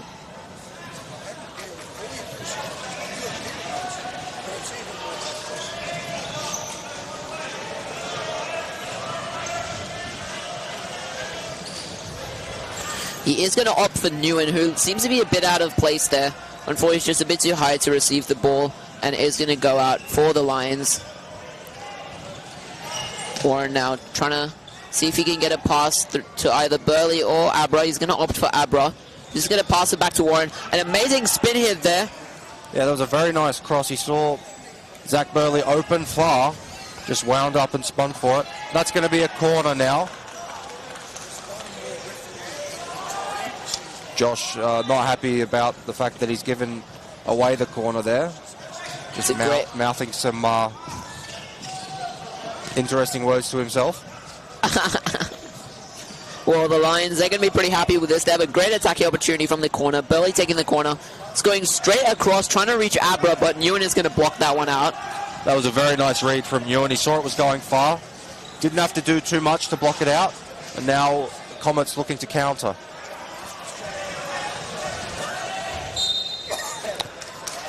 I think that is a 2-on-1 from Newen and Ashworth, just being a bit too close to each other. Yeah, they just need to watch their spacing a little bit. Both teams are trying to play a very open kind of style of game here.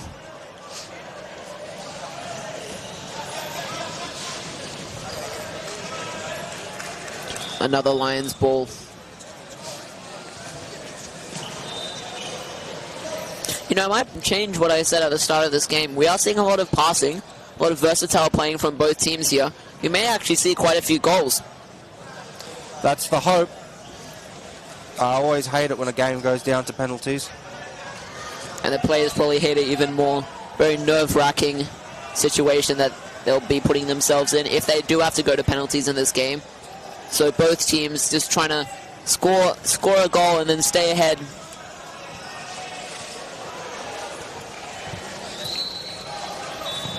Ashworth looking to go far here. Burley's waiting to receive that pass from Abra. Or he's just going to actually feint it. Burley on the ball now with Newen.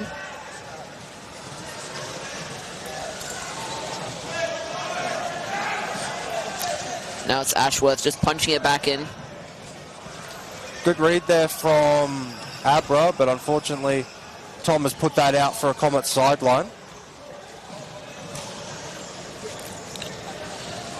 Lions finding themselves back on the defense again. Very experienced team in the defense, though. They found themselves in this position quite a bit throughout the competition. They will be defensively solid as always. Burley just blocking that one out, but unfortunately, I believe he is going to concede a corner there. So now it is the Adelaide Comets who have a chance to make something out of this. Looks like Adelaide are going for the block-out play. Oh, no, they've elected to go against it. Now just swapping some things up. Ashworth taking this corner. Newen's near. Yap is far. Waiting for that pass. Travis goes far. Good stop there from Tom Byrne.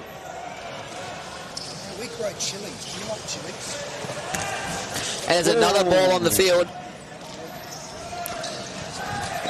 A little bit of heavy contact there. Ref deemed guard on guard. Up, and now he's blown a second foul there. On court 4, we do have some basketball here. We've seen the ball fling out of their own court down onto the show court a couple of times today already. Have we? Yeah. McCarthy unfortunately let in a goal last game from them. Oh, what a shame.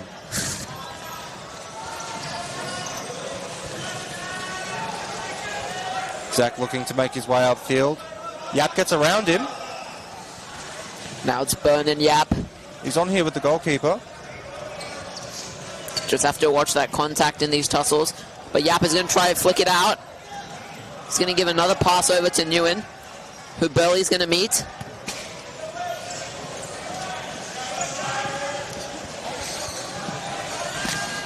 Burley is going to beat his man, but Nguyen's going to try and stay on it.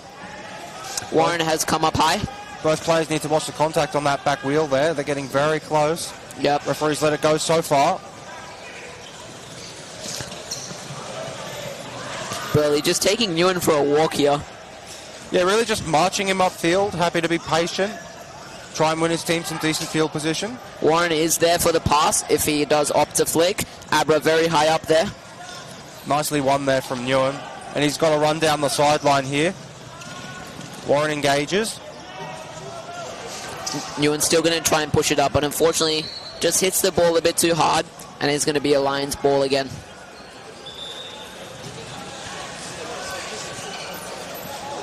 Burley's coming very flat, presenting himself a passing option. Ashworth's there.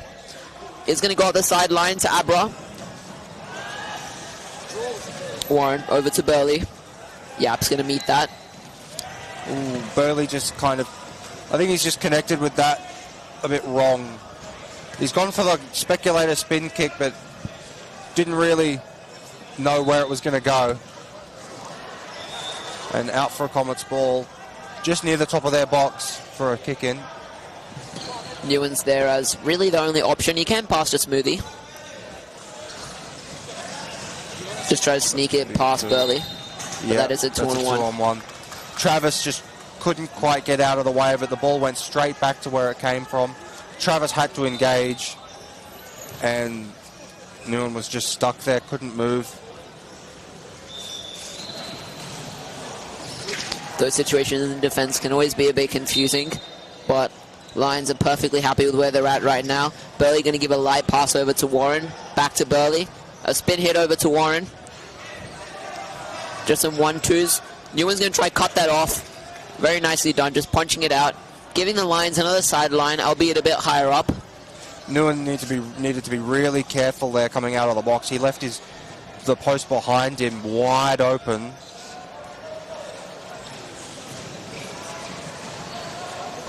Taking his time with it now. Smoothie blocking it out.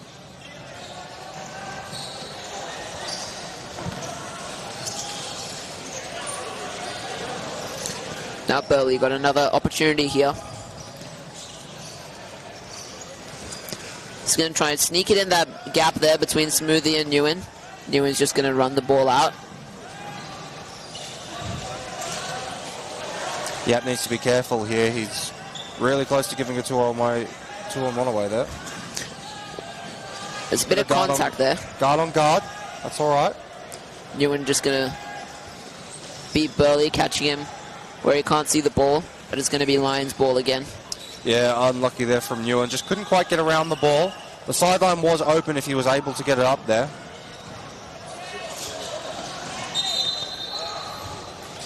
Looks like we have a substitution here from the Brisbane Lions. Darcy Clues is going to come on for... Oh, wait. Yep. No, I was right. Darcy Clues is going to be coming up for Zach Burley. I believe that's going to be the only substitution for the time being. It's an interesting change here. Up high to Abra. He's going to pass it back to Warren. He's going to spin on it. Smoothie just going to block the ball there. A 2-on-1 between Warren and Abra called. Lions finding themselves on the attack a lot this game. Yeah, they're generating a lot of pressure, but they just can't break down the Comets' defence, which has been rock solid for the opening 10.5 minutes. You're going to just need to be able to do a bit more to convert.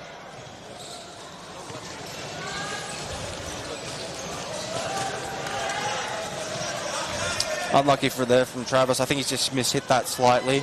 Was aiming more towards the sideline.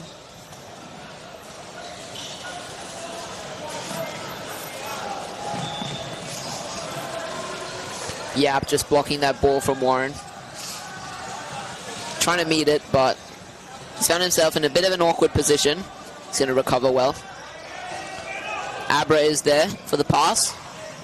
Warren's going to try and get it out to him. Clues is open. He's going to try spin on it, but unfortunately he's not going to be able to get it. It's going to be another Lions attacking opportunity here on the sideline. They're starting to really generate a lot of pressure here, the Brisbane Lions. Clues again. A bit of a missed touch there from Mark Warren by the looks of it.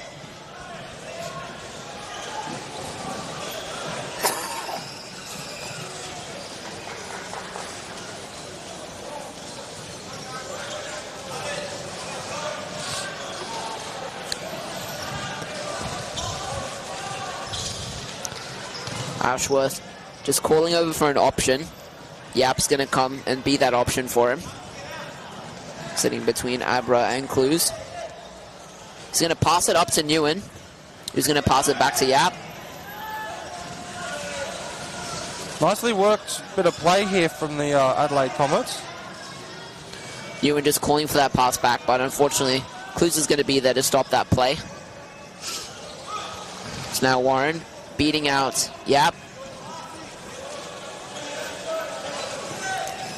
Really nicely done there by Yap. Couldn't quite get around it. Clue's going to pass back to Abra. Nguyen's going to block that one. High ball, but referee's just going to call to play on. Yeah, a bit of pushing on that back wheel. Nguyen just needed to be a little careful there. Tom Byrne being loud as always from the back. I don't know if you can hear him shouting in the background, but I certainly can. Oh, I can hear him now. I'm surprised that man has a voice with the amount of shouting and commentating he's been doing this week.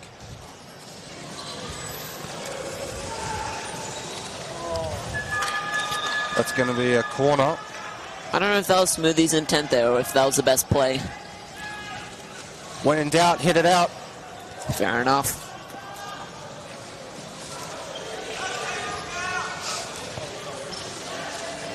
Warren being that near post option. It's going to be over to Warren, who's going to try and get it over to Clues. There's a chance there. Oh, 2-on-1 Lions. Clues and Warren just a little bit too close together. They almost worked. There was a lot of space there to have a shot, but they just couldn't quite get one off. 6 minutes left here on the Showcourt at Nissan Arena. It is the Brisbane Lions versus the Adelaide Comets in the 9th and 10th place playoff, I believe. Yes, this is the ninth place playoff. Yap now. He's on the ball. Clue's going to meet him. Getting around Clue's very nicely. It is now Warren. Nguyen just going to pass back in the middle.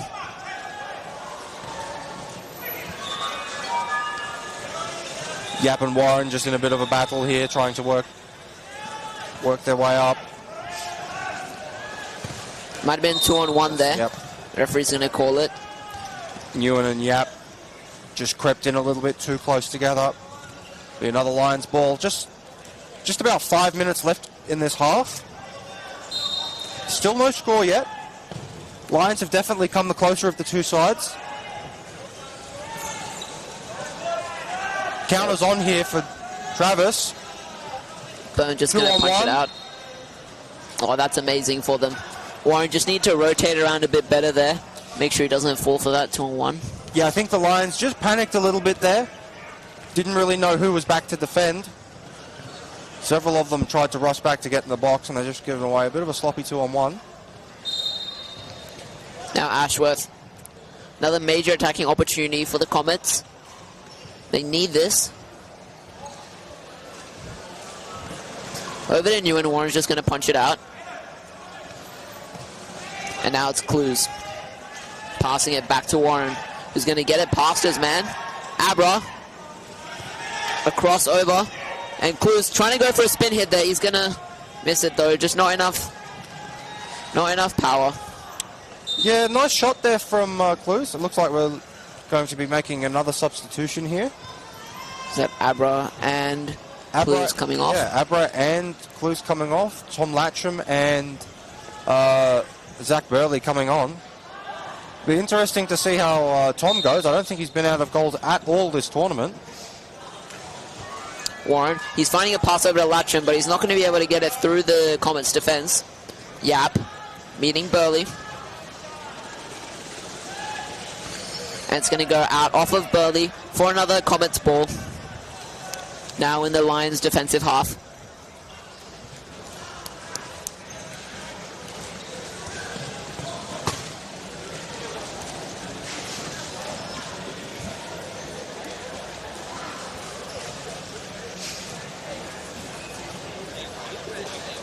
Newen there is a very wide option. Looks like Ashworth is going to try and go down the sideline. Over to Yap, but nothing's going to come out of that play. It's going to be a goal kick for the Lions. Yeah, I'm not quite sure about that, what they were trying to do there, because there was no one really in a position to receive that ball down in the corner.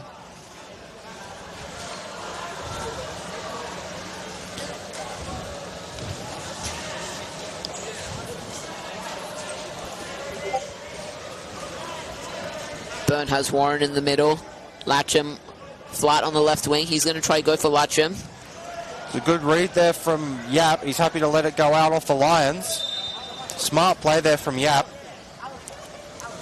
It's an unfortunate touch there. Latcham lost sight of the ball as it hit the back of his chair and just wasn't able to recover in time.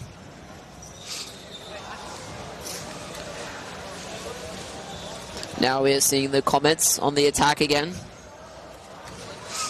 Both of the teams just needing a bit more speed on the ball to try and convert before the first half ends here. 2 minutes left on the clock, so it is paused. Some repositioning for the Comets. Newen getting in the thick of the defense. Ashworth's going to spin. I don't know who it was over to, though. I believe they've called contact there.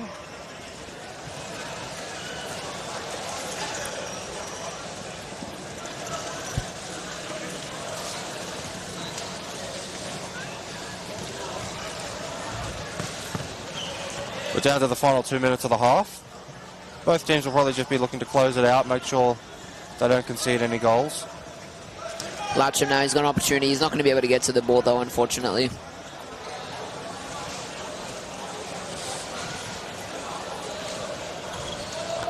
Burley is taking the sideline. Over to Latcham. Back in the middle. I think that was trying to go back to Latcham, but an unfortunate hit. Didn't get enough power on it. Now it's going to be Yap, who's going to just let the ball roll out. And it's going to be for the Lions. Unfortunately, he just gets the last touch there.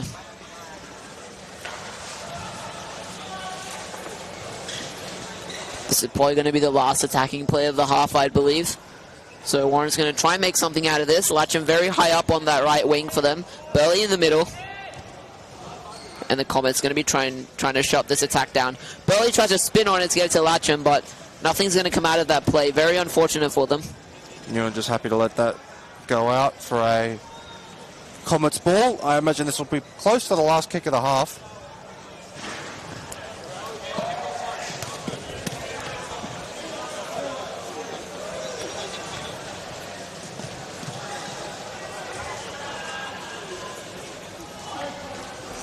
Ashworth taking his time here. Burley's going to block it and just send it back to Smoothie, who's in the box. Burley needs some support. He's going to try spin on it, but he's not going to get enough power. And that is going to be the first half.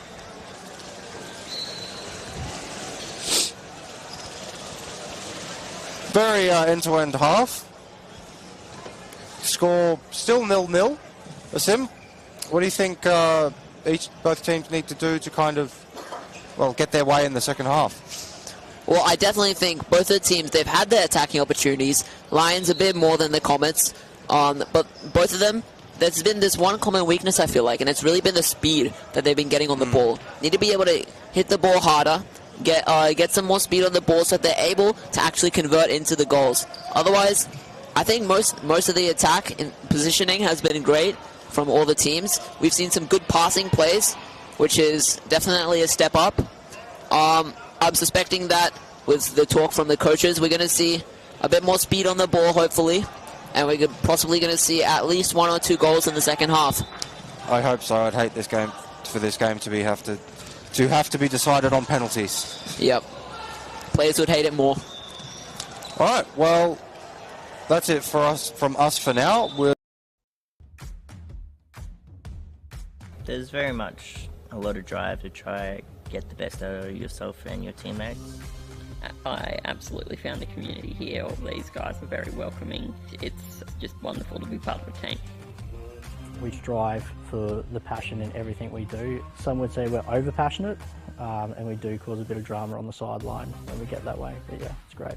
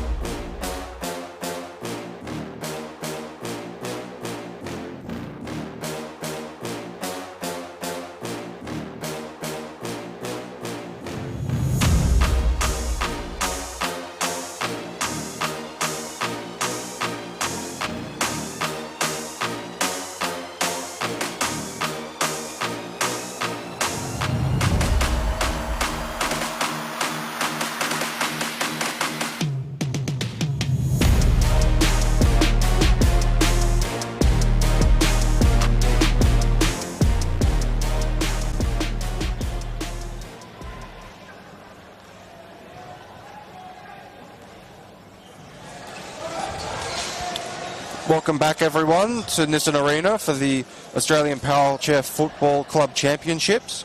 The second half between the Adelaide Comets and the Brisbane Lions will be getting underway in just over a minute here.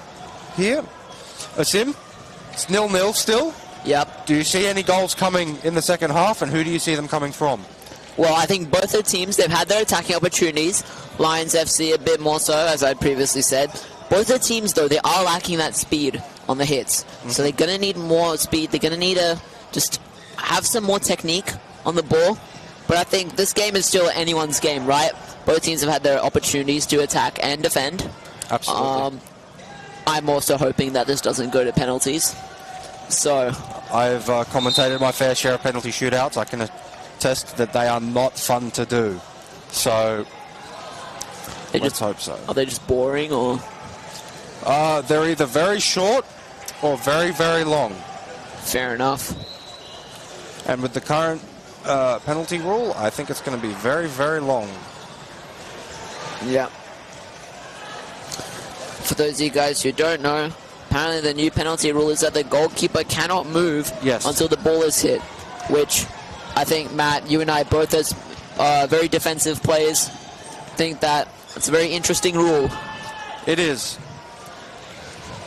I do believe that when it comes to a penalty, that the kicker should be able to score more often than not.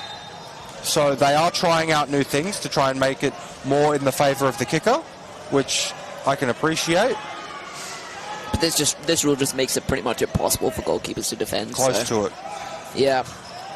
Warren's just going to hit the ball out. We do see a change in the second half for the Adelaide Comets. It's going to be Nguyen taking that goalkeeper shirt now. Interesting. So they've taken Smoothie out and moved him up. Smoothie's still up there on the field next to Clues.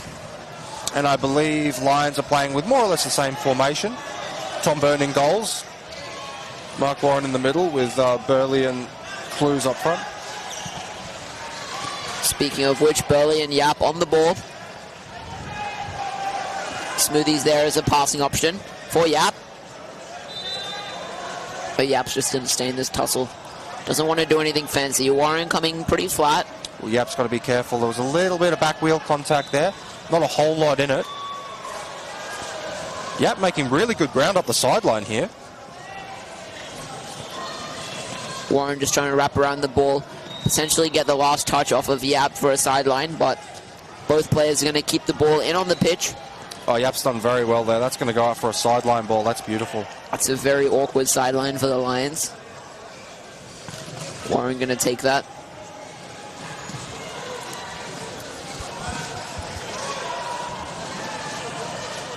He's going to try go up the sideline, but Smoothie's going to block it out.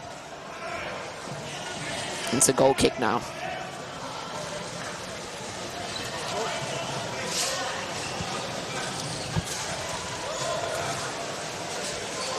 Now Byrne. Warren's just coming back, potentially to be that easy passing option.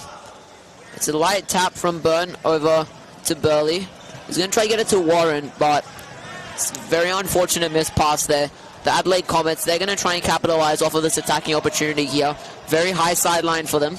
Yeah, they're generating some really nice pressure to start off the second half. Obviously been 5 up from whatever the team talk was the coach gave.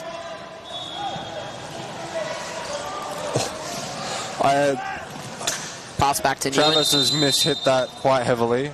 Yeah. I'm not sure. I mean, it was a beautiful pass back to his goalkeeper, but I very much doubt that he was aiming for that. It was almost a double hit from Travis there, but it will be a Comets ball because Darcy Clues did back into, I believe, John O'Newan. So Comets able to apply even more pressure to start off this half.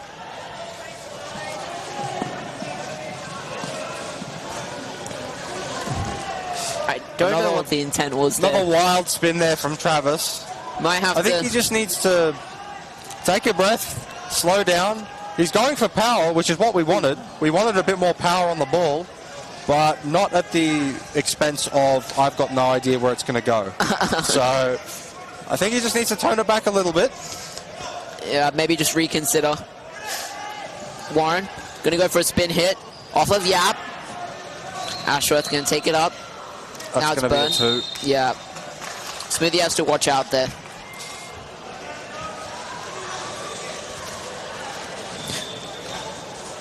One of them had to back out of that challenge. Now it's Burley. He's got Warren protecting that right wing for them. He's going to go into the middle. Clues. It's a 2-on-1 between Smoothie and I think, yeah, I believe so. Yap was quite far away from that though, so I don't know. Referee does call the 2-on-1 though anyways. It's going to be a Line FC's ball. Burley going to pass it over to Clues, who's going to sneak it behind Nguyen. Beautiful read there from Smoothie to get that goal line save out of it. Burley now, it's taking his time. He's going to try and get a pass over to Clues, but Yap's going to intercept that. Warren on the ball now. Close to a 2. Darcy was backing out.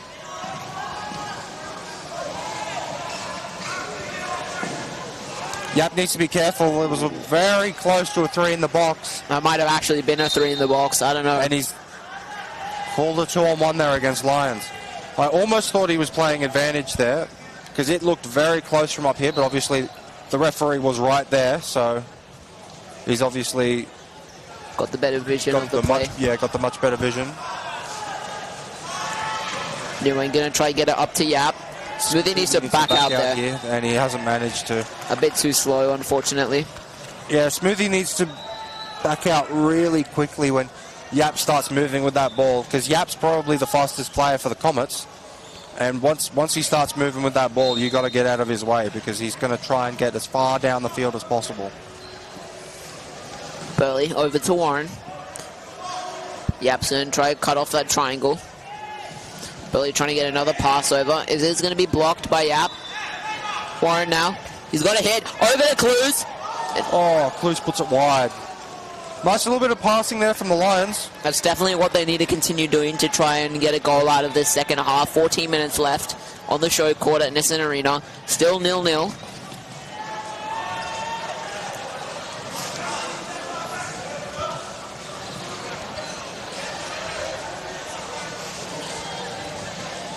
And from that is a goal kick. Ashworth taking it. Looks like he's looking for Smoothie. Smoothie just going to let it roll past him. Ashworth over to Yap. Unfortunate hit there. Burley's going to capitalize. That's a bit of contact there. It is guard on guard, but the referee is going to call it. Yeah, a bit of hard contact there. I think Travis is getting a little bit of a warning. There's been a little bit of contact, a little bit of heavy contact to start this second half.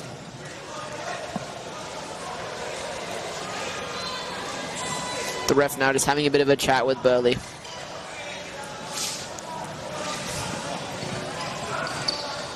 Burley, he's got some options.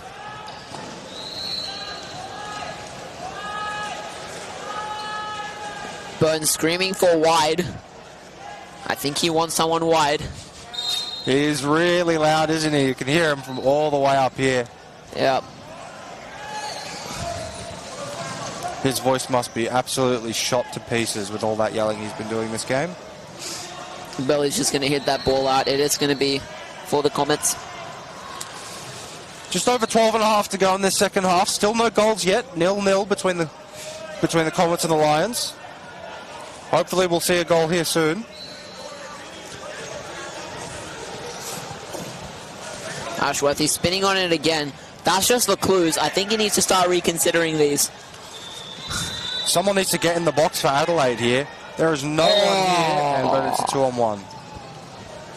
Burley and Clues just too close together there. Adelaide probably lucky to escape there. There was no one tracking back in the box to help out Nguyen.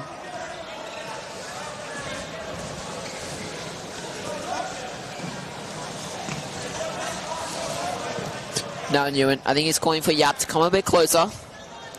Just be that easier passing option.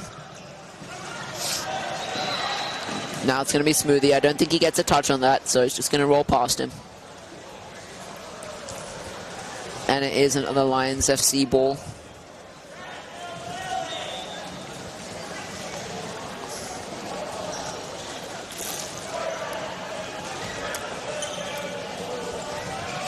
Warren passing it into middle to Burley now. He's going to get it up on the wing. Clues. Yeah, passing it back over to Smoothie with a spin hit, but it's going to miss. Warren taking this very quickly. Clues trying to get it into the middle, but nobody's really there. It's kind of a 2-on-1, but the ref's just going to let it go by. Burn now on the ball. Comes out nicely to get that ball away. And Burley's just going to collect it on the side of his chair. Yep, trying to spin, but he's going to miss. Got to watch that 2-on-1 there. Yep. Yep. Just need a bit better communication. Clues or Burley. Good defense there from the Lions, though. They scrambled well.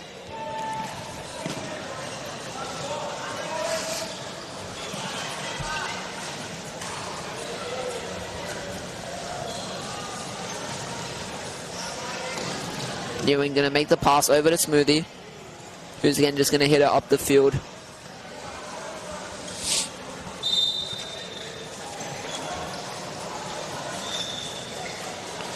Substitution coming here. And who's going to be for? Looks like Harmer's trying to get on. Yeah, Ashworth for Harmer. Harmer is coming on. So this will be his first minutes of this game. 10 minutes left on the show court here. Still 0-0. But we have seen some better passing for both sides. A bit faster as well on the ball. It's going to be a Lions ball.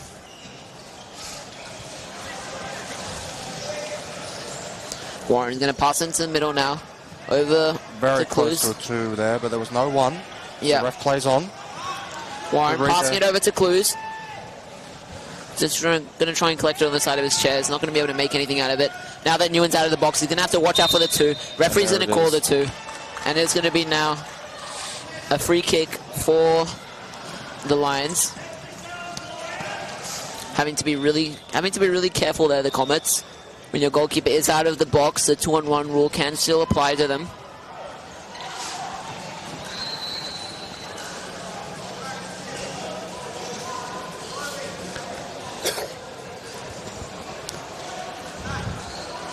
Warren's in the middle. He's that attacking option. It's going to go over to Warren. He's going to try spin on it. Amazing save there by Smoothie. It looked like he was about to go through the goalpost just then.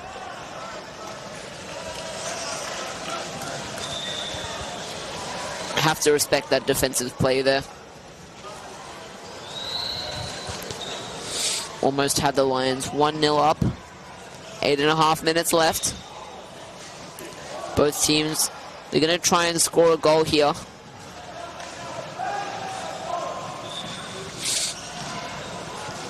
Yeah, taking his time on the ball.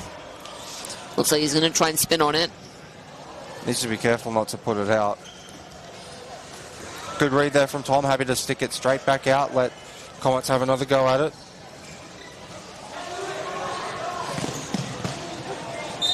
The ref's calling for a sub now. Lions FC. Number 9 Clues coming off. I believe Abra is getting ready to come on here. Just over 7.5 to go here.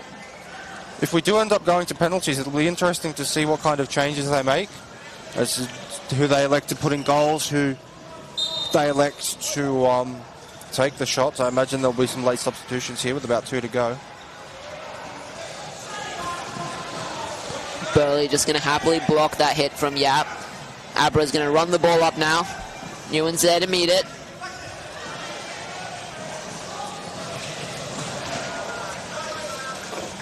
Well won there from Adelaide. Yap preparing to take the ball.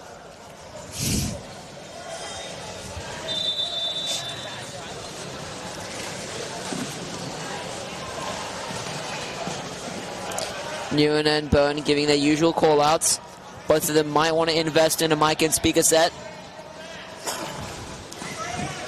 Warren is going to hit it off of Harmer. Abra's going to spin on it now. Burley, he's on an attack opportunity. I don't know what he did there. Maybe he was trying to hit it up. Lost sight of the ball briefly there. Unfortunate. The attack was on for the Lions.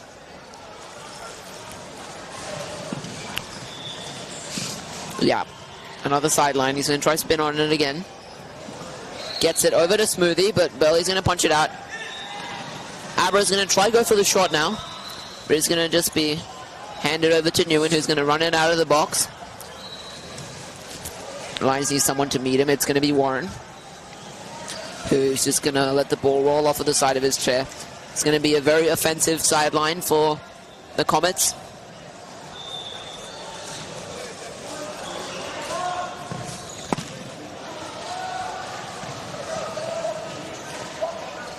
Smoothie, very high up on the right wing.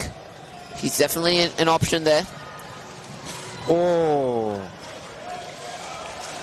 Nice work from Warren there, just to acknowledge that it was going to the post. It's a 2-on-1. Oh, goalkeeper came out of the box. Another substitution being made. for the Lions FC. Zach's coming on. It looks like they have gotten Tom Latcham ready in a goalie jersey. Oh, I didn't see that happening. No, they're preparing to put Zach in a goalkeeper jersey.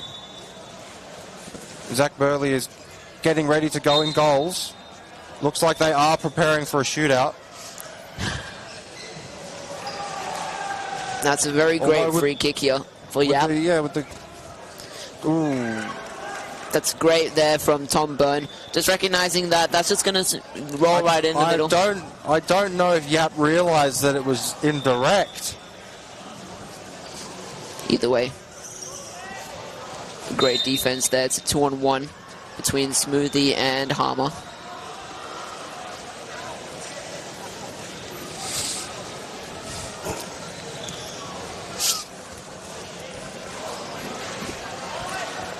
Field's very open for Warren now. Abra's a great attacking pass here. It's going to go over to Abra. He's going to pass it back in the middle to Warren. Warren just running it up that right wing. Smoothie's not going to be able to do anything there. He needs an attacking option in the middle. Clue's going to be there. He's got the man for the crossback. Gets it away. Clue's going to pass it back out, but unfortunate hit there. Just a bit inaccurate. Yeah, and Mark can't quite keep it in. Just over 3.5 to go. Both teams will be getting a little nervous here. I mean, given that the Lions are preparing for a lot of defense here, it looks like this game is probably going to go to penalties. Hooray.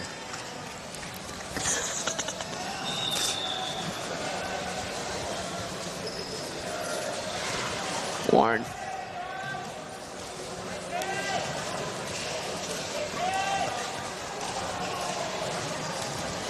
Up on that left wing.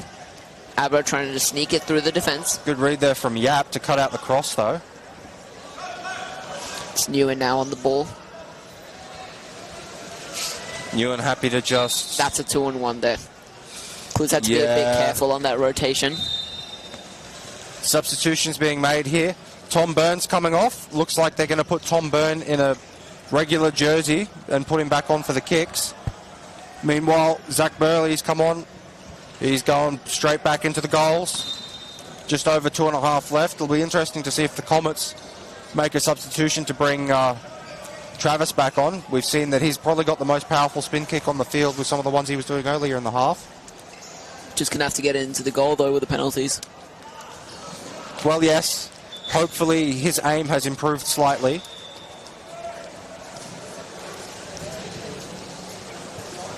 I imagine he'll nail it.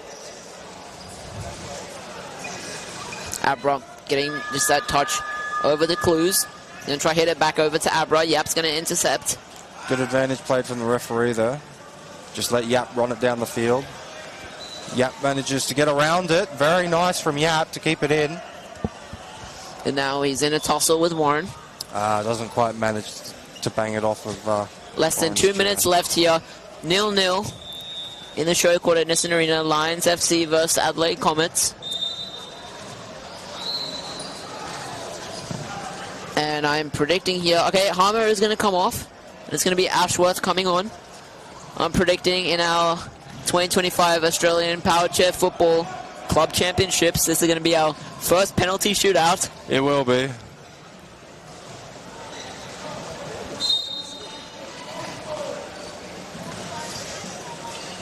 Over to Abra. Clues is there. Yep, just going to take the ball up. 2 minutes. Yep.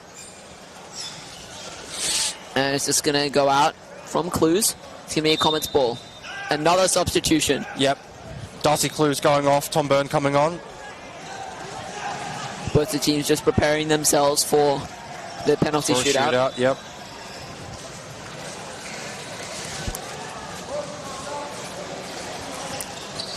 I believe the shots will be taken at the right side of the court. That was where they were taken last year. Smoothie just going to block that ball. Warren's going to let it go out. That is a Lions sideline hit there. think both teams just kind of content with penalties at this point. Neither team will want to lose to the last kick of the game, I'd imagine. And Byrne just does get a touch on that. Unfortunately, it's going to be a Comets ball. Referee looks at his watch. I imagine we don't have much more than 30 seconds left. Yep, this is probably the final play of the game. Going for a big hit there, Yap. Over to Ashworth. He's going to try to sneak it past them. Zach Burley just there to block it. Coming off the back of Warren's chair. Great defensive play there. That was really close to a goal there. Really close. And the Comets are going to be kicking themselves there that they didn't score in the dying minutes of the game. So, the players will now have to stay on the field. I believe there will be a coin toss to determine which team will be going first.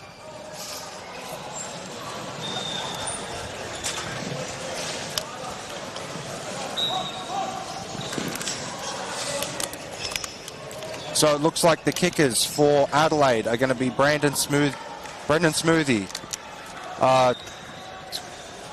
Jonathan Nguyen, Josh Yap, and Travis. Last name eludes me. What's his last name again? Ashworth. Ashworth. That's it. And the kick and Jonathan Nguyen will be in goals for the shootout. And for the Lions, it'll be Tom Byrne, Mark Warren, Bailey Abra, and Zach Burley in goals. The 15-second timer has been prepared now on the scoreboard. Yes. So, rules for penalties. The kicker has 15 seconds to make a shot.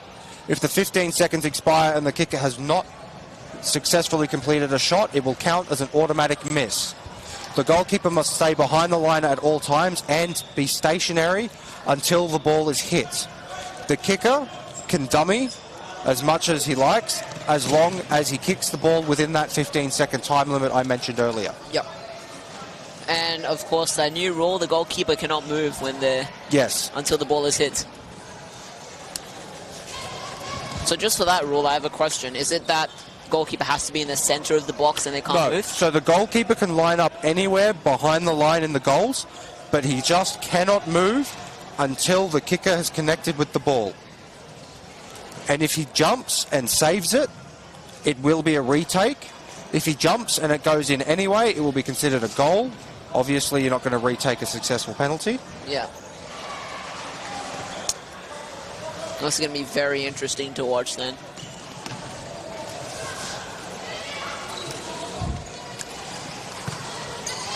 Both teams lining up on halfway.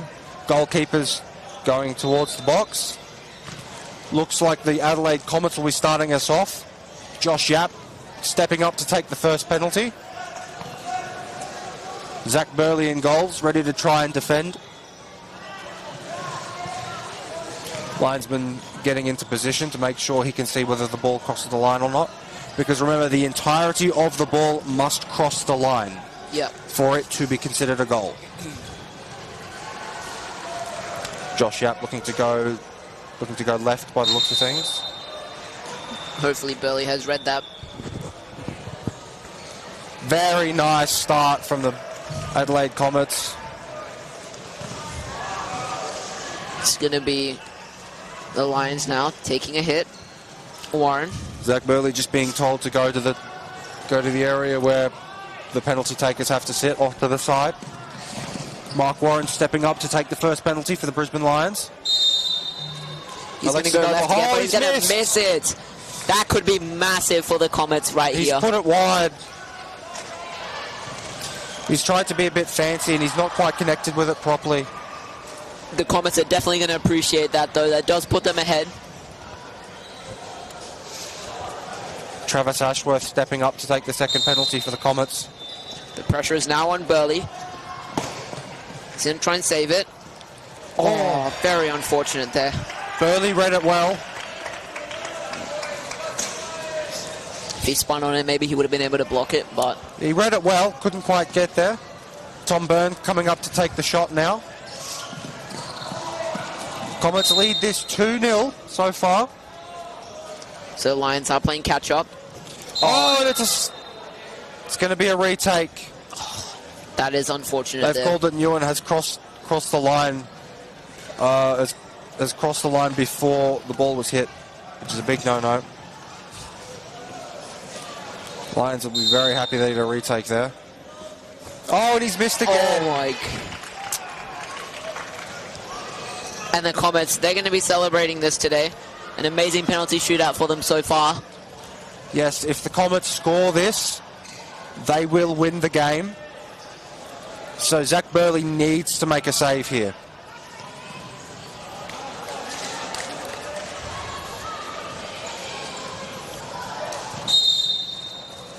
Smoothie taking the hit, and it's going to go in.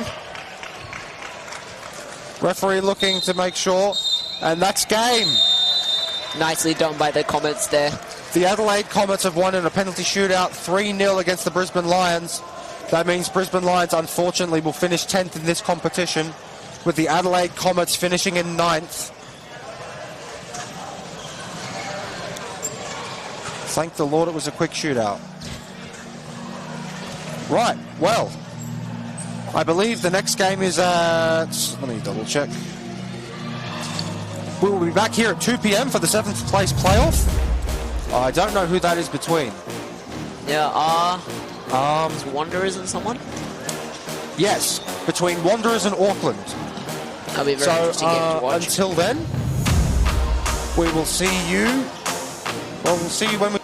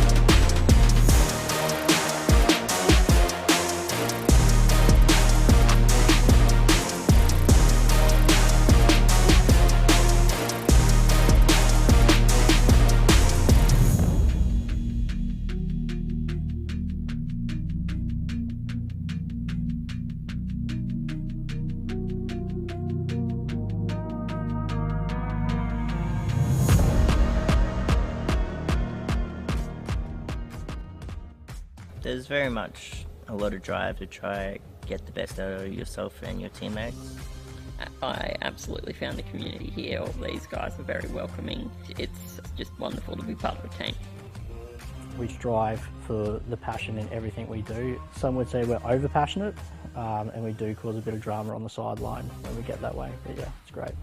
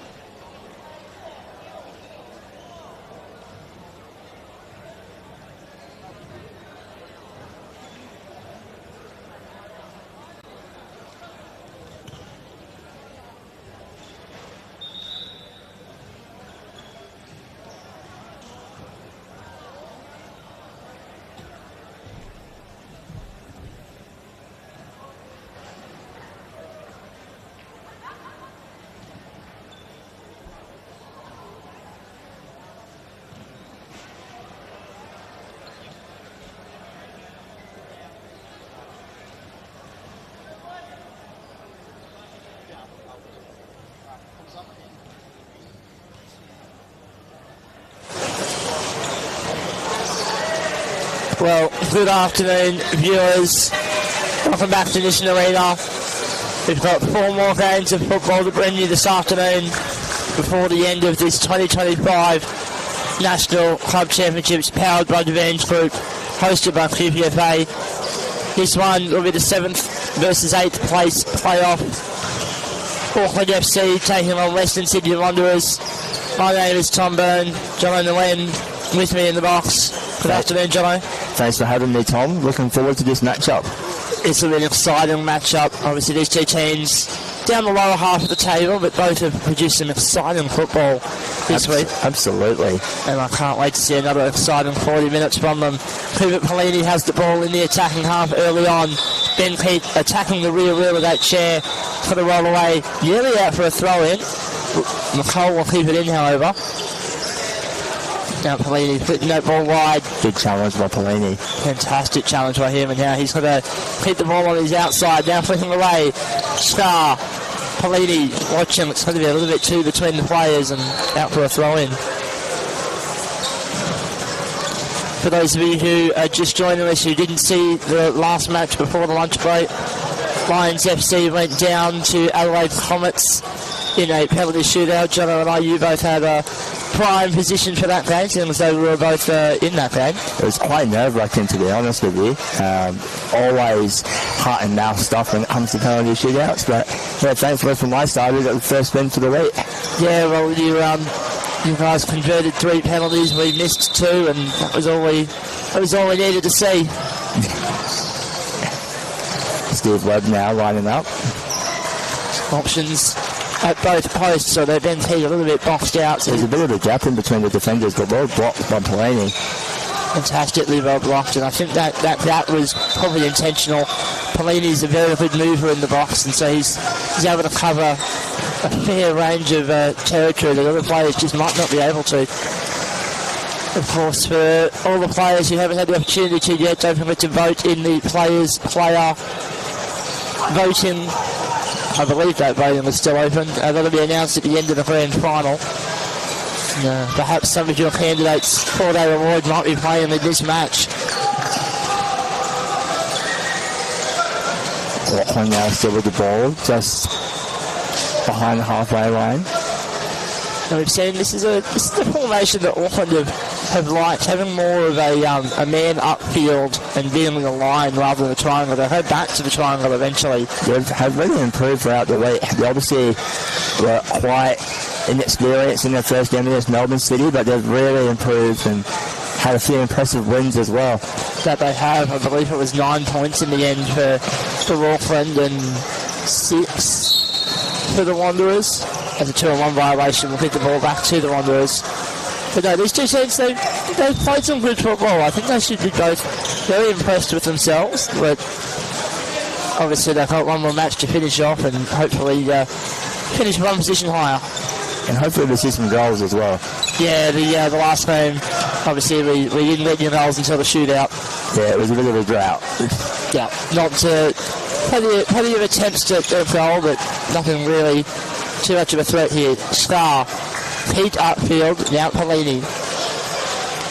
He's going to run it to down the left wing all the way to halfway. Very patient here. Hudson board. Very patient is Cooper and Ben Pete. Trying to be involved now. Pelini's one-on-one with the keeper. Pete doing well to shut it down. Andy Waite flicking away. McCall.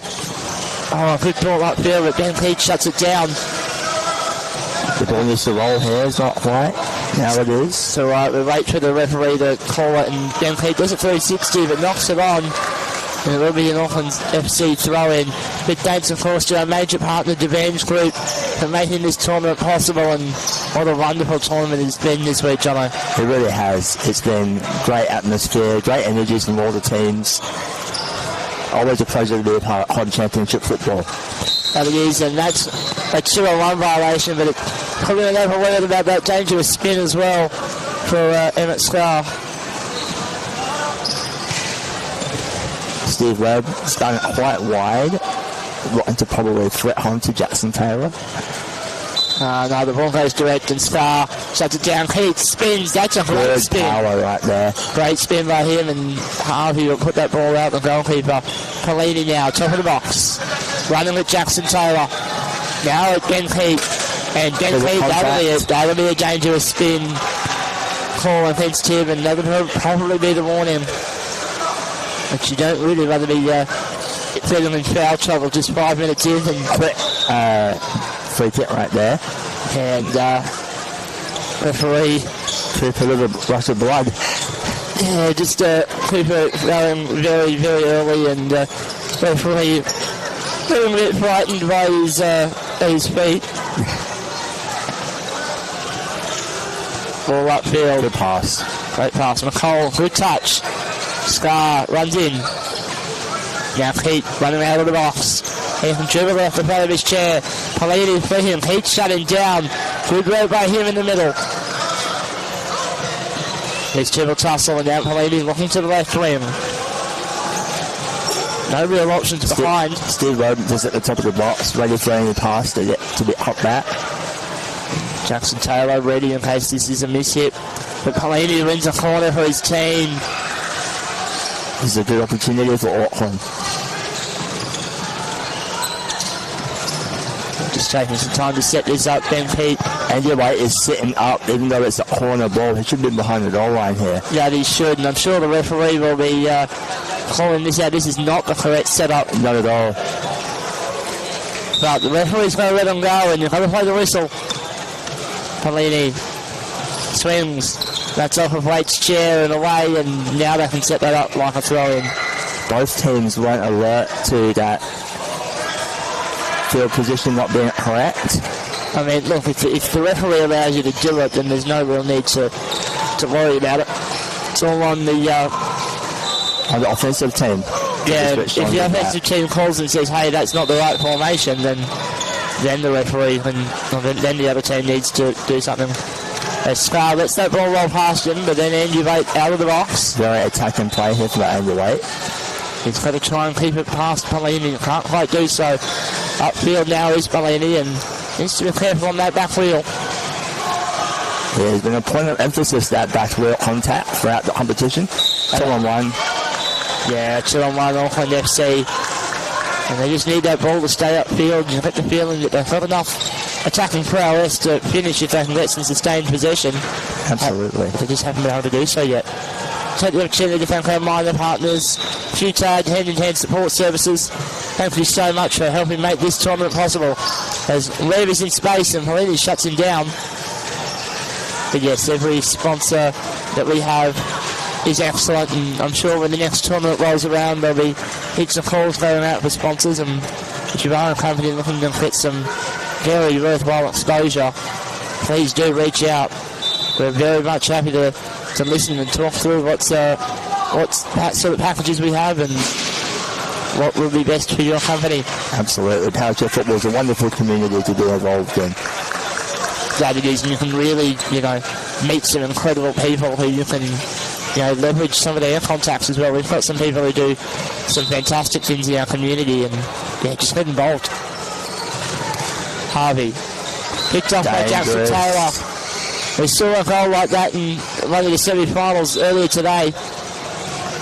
The Wanderers good goal. They're just trying to sniff out an opportunity here. Steve Webb on the pass. That's a bit too behind Jackson Taylor. It's the right play, just not executed. So no real panic from the Wanderers. Big smile still on Steve Webb's face.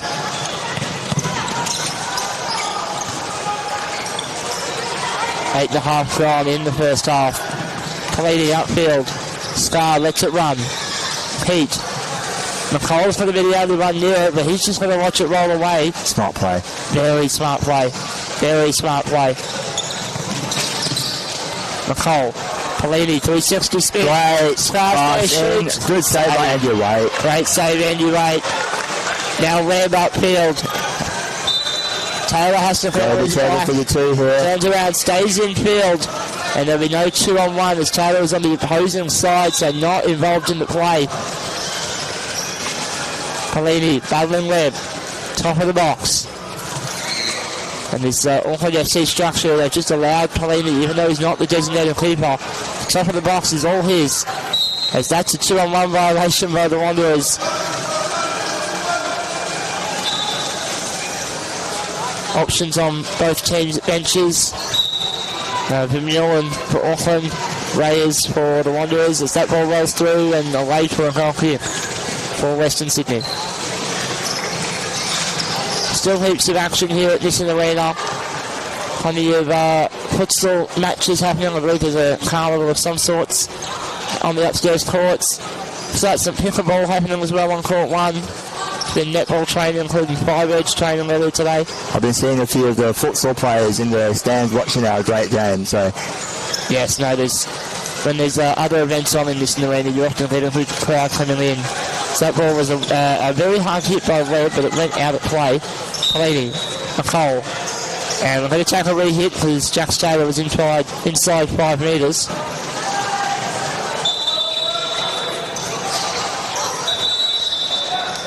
sometimes can be a bit hard. There's a few different whistles that go around the venue at times, and because everyone's a football whistle now, it all sounds the same. Can cause a fair amount of confusion. Pelini, that's a great ball to start. Nicole, punch him. Pelini's a bit too far back though now. Pelini and Webb will battle on the corner. Webb with a shot, and Pelini puts it out. This one's a corner. And Auckland FC also setting up with a formation that's not particularly lethal. Now it is.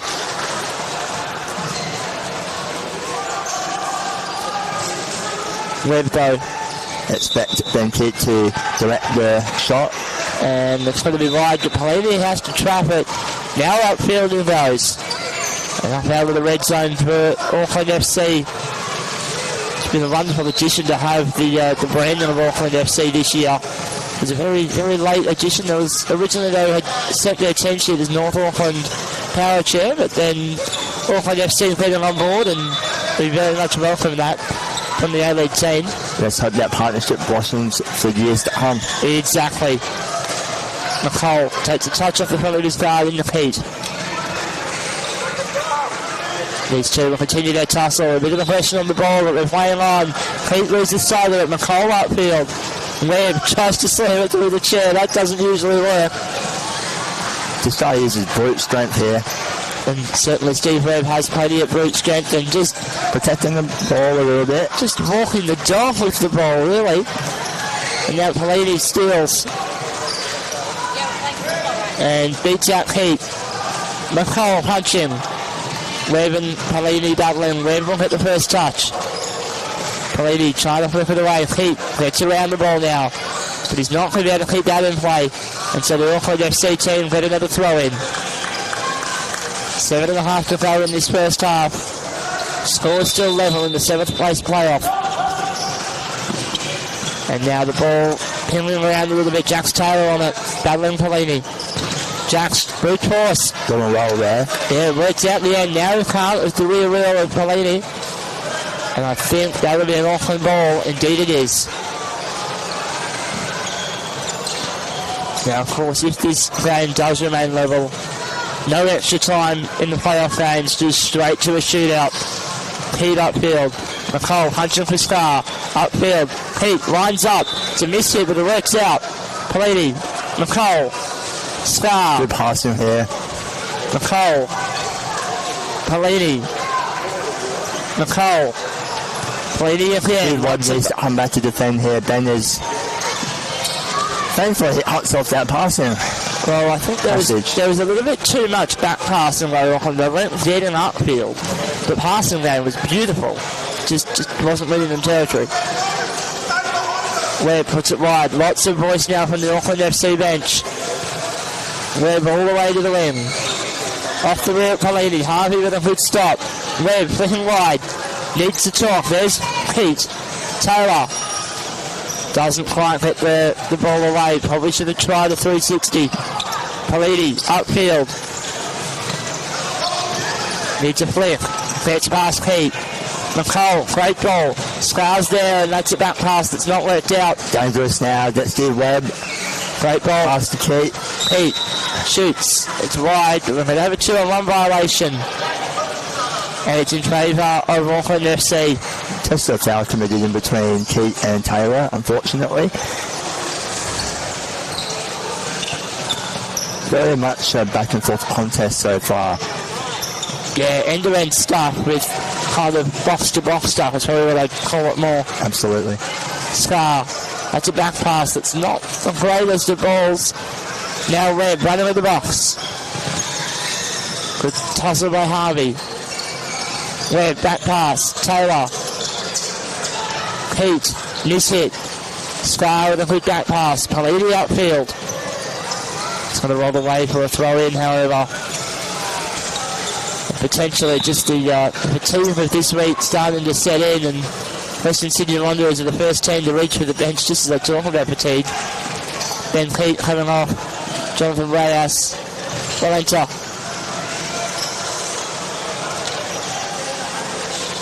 Auckland opting not to do a substitution at the same time. Seems like they're sticking to their plan. Webb. Reyes clicks on it a little bit. Palini hooks it wide. And McCall has to just watch it roll away. With thanks as always to our major partners, Devange. Thank you so much for making this tournament possible. Webb, upfield, great ball. With a 2-on-1 violation. Good job by Jackson Taylor to lure both Auckland FC players in. Wins his team a free kick. Steve Webb just pointing to his teammates, directing them where to be. Very dangerous. And that's what you need to do. If you're able to communicate like that, you've got to be able to do it. Webb, big hit. Straight at Palini, not the best of balls. It had plenty of power. Now Reyes can shoot. Off the back of Palini, that's a very good stop. Very good use of the chair to just nudge it out of the way. They're high enough on the box. Very fortunate because that ball was going to go to Jackson Taylor. And he had an open net if it punched through. Webb possibly looking at the post. It's a miss hit though. Palini up out of the box. Needs to be slow and steady. It is, and beats Webb. 2-on-1. And a 2-on-1 violation is now Auckland FC do go to the bench. They go to the bench. There was certainly a signal. Referees have not signalled for a substitution. No, there was a signal from the assistant referee on the our far touch line. Yep, a substitution's been made right now. Yeah, so it's Logan McCall off and Reece Vermeulen to enter the final 3 minutes of this first half. Harvey, Palini, Webb upfield, and once again spacing from Western Sydney, and it seems like both teams, the communication breaking down. It's like Auckland FC, I can just see on the bench a lot of discussion and a whiteboard about to be used, so really some tactics that need to be explained. And they may have seen something to break this game open. Palini, Scar, that's great. Vermeulen shoots, fantastic save. Andrew Wade, move upfield, Palini. And this game has come to life with that chance. A bit of a clip on the back wheel for Steve Webb. Yeah, just a bit of contact there on the way through after the ball was out, but certainly everyone, that would have opened up the eyes of a few people. Webb, Reyes running at Palini. Taylor is going to get stuck and ends up moving away at 2. Simply thought about going one way, then went the other, and then realised he was on the very edge of the court. Unfortunately for Jackson, he's been caught on that right-hand side fairly often, about 3 or 4 times now. I would be looking to cross to the other side of the box. Yeah, I know that a lot of the way that New South Wales teams like to set up is they'll have specialist wingers for each side, rather than, say, a more Queensland style where the winger can really rotate to either side and there's no real side preference. Yeah. And perhaps maybe that's what's catching them out there. The Jackson's instructions are right wing as opposed to a wing. Vermeulen with a good trap, and he's able to flip it. Great manoeuvre there. And you're right, we're looking to attack for sure. And he beats Swan all the way to the wing, keeps it in, right on the touchline. And now it's out of play, and Wanderers can reset. Not much time left in this first half, but they can still find an opportunity to potentially score. That was great veteran play right there, just to get the field position in their own forward half. And a punch upfield by Palini. Raised to Vermeulen, will play advantage for the 2. And that ball's going to go all the way, not quite over the bar line, so it's a throw in for the Wanderers.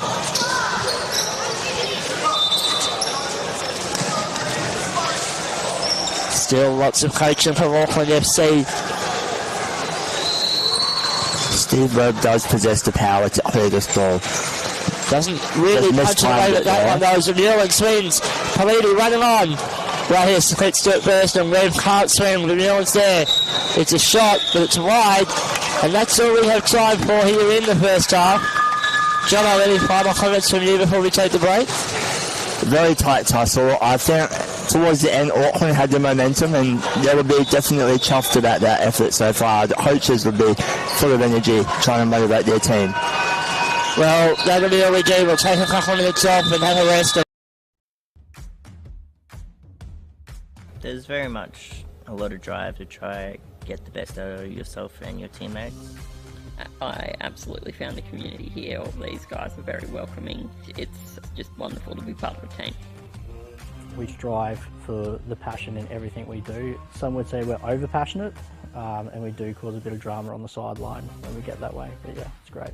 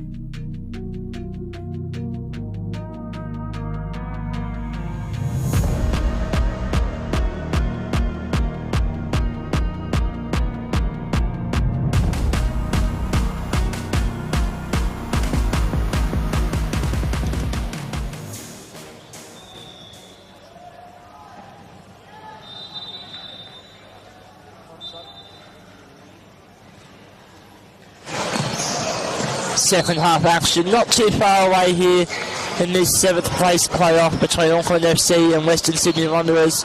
Both teams still in their huddles, but we'll see if they make any changes in a moment. My name is Tom Byrne. I'm joined on the mic, as I have been, by John Nguyen. Thanks, Tom. And yeah, only mere moments away from the second half proceeding. And if you're one of the coaches in these huddles, what would you be saying to your team to try and get this game to be a favourable result? I think it would definitely be keeping the energies up for their respective players and just making small adjustments. I think both teams just need to tighten up a bit more defensively. The ball is going end to end quite frequently, putting pressure on that central player. So it will require the winners of both sides to be a bit more mobile and also just play with a bit more there.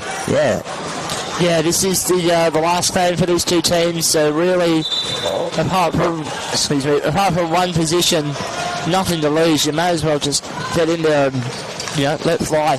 Absolutely, because we won't know when the next home championships will be just yet. So savour this moment while you can. Exactly. It looks like both teams have remained as they finished that half. Of course, both teams did make substitutions during the first half, but rolling subs and no limit on them, so, you can put anyone off and on as many times as you need. So that ball rolls away off the back of Reyes' chair.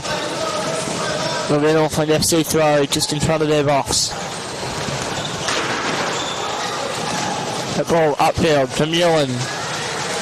It's a great pass, just McCall was a little bit too close and so couldn't chase it down.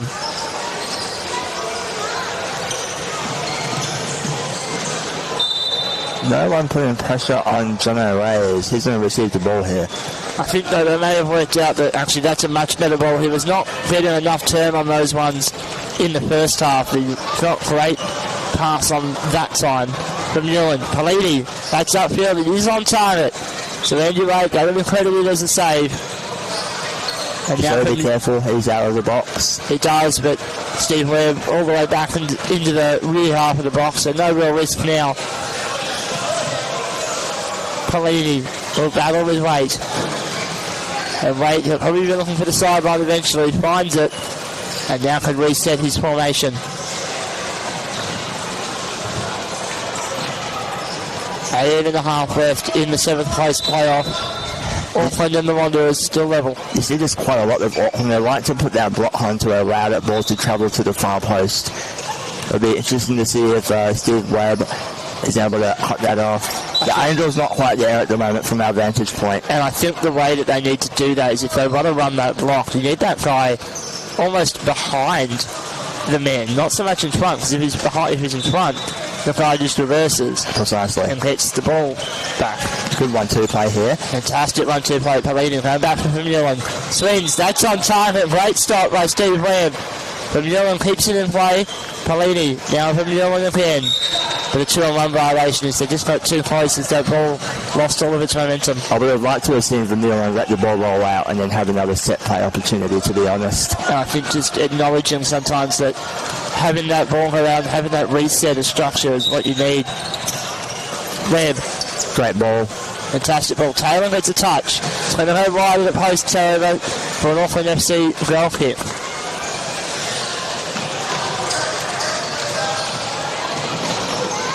Thanks to our major partners, the Bench Group, for their contributions at making this tournament happen.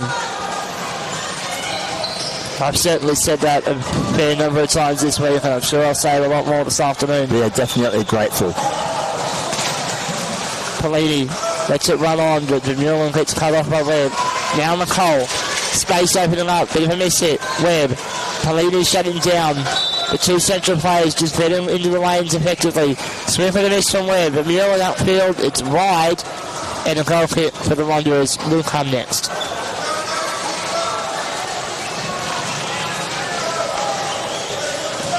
Of course, don't forget to let your votes in for Players Player if you haven't already.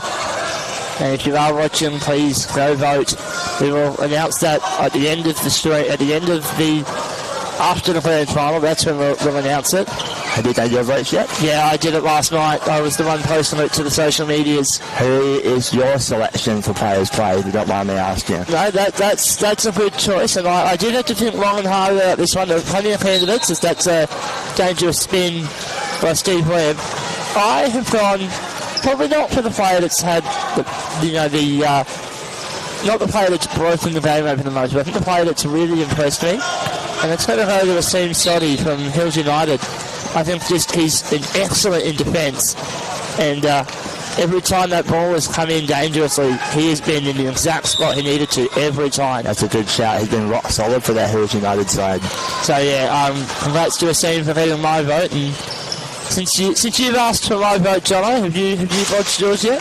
I definitely have, and I'm a bit biased. I've voted for my former teammate Santa Bongiovanni. I think his start off the bench for Melbourne City throughout this tournament has been exceptional, especially his match-winning performance against Newcastle, where he had a hat-trick and an assist in limited playing time. Santo has certainly been a good player for that Melbourne City team, and his tournament hopes remain alive after they now have 11 wins on the trot, thanks to their 1-0 win this morning against Hooker St George. Just 1 win away now from that trophy for both Melbourne City and the Newcastle Jets. That'll be a tantalising matchup. That it will. Pelini's going to watch that roll behind him, and Auckland FC will get another goal kick.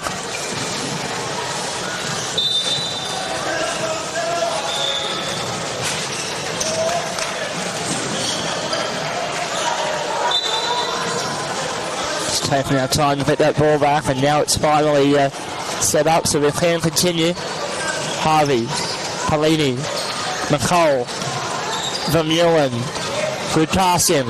Webb there tries to. Oh, he did cut it off. I think he probably had space to go the other way. I thought he was going to launch it. Yeah, if he did, it would have had some real heat on it. McCall, Pelini. Looking for Vermeulen, and now Auckland are just restricting the space. Looking down one wing. Vermeulen shoots and Wade shuts it down. Good goalkeeping from him.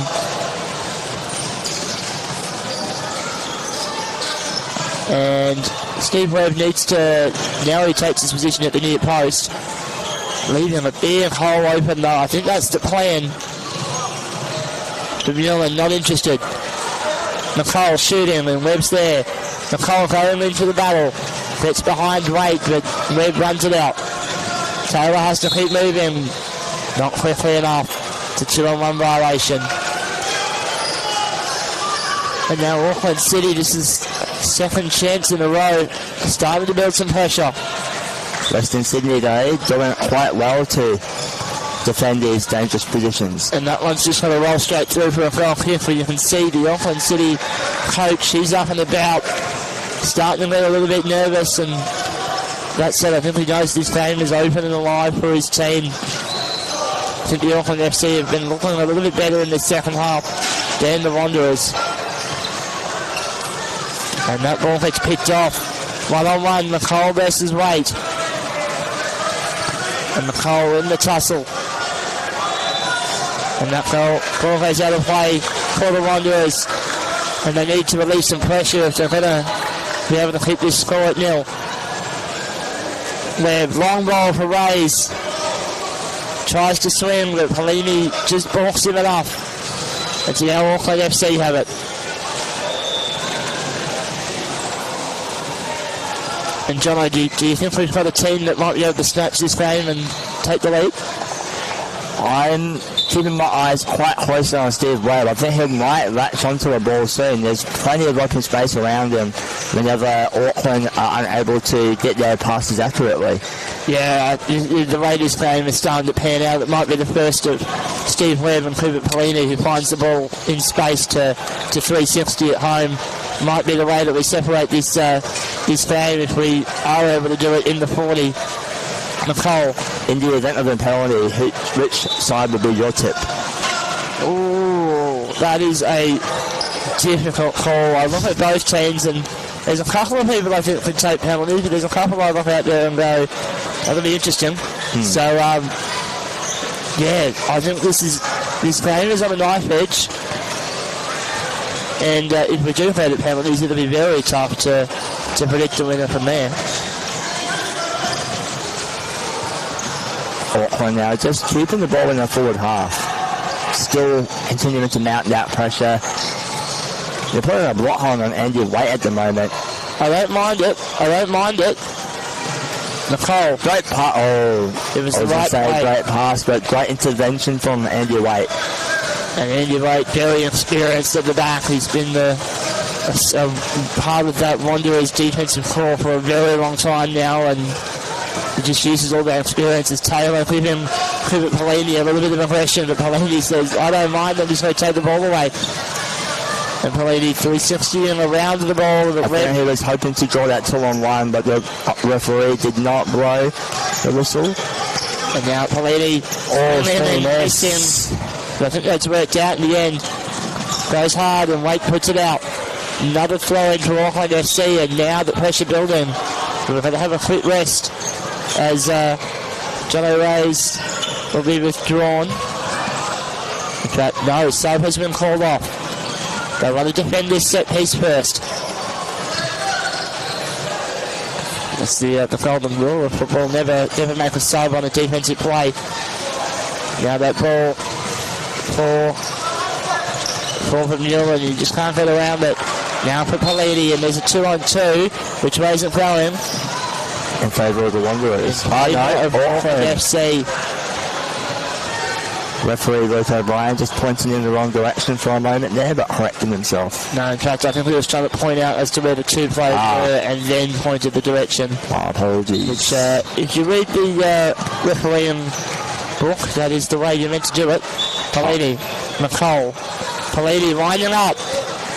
And great the first goal. And as we said, it was going to be whoever, and the Pelini and Steve Webb found space to spin. Pelini found it and puts his team in front. Just afforded so much space. He was able to position his chair perfectly and latched onto that ball. And now Auckland FC, they are the leaders. They are 1-0 up. But with 9 minutes left. Substitution being made for Wanderers. Yeah, this is the sub that they wanted to make just before that little passage of play. They will get it to it now. So Ben Pete entering the field. Just under 9 minutes left. There's plenty of time for the Wanderers to respond here. And Webb looks for territory, but it doesn't find the sideline. So a goal kick for Auckland will follow. And Ben Pete returning to the centre. So he was playing the central position earlier today, and he's in there now.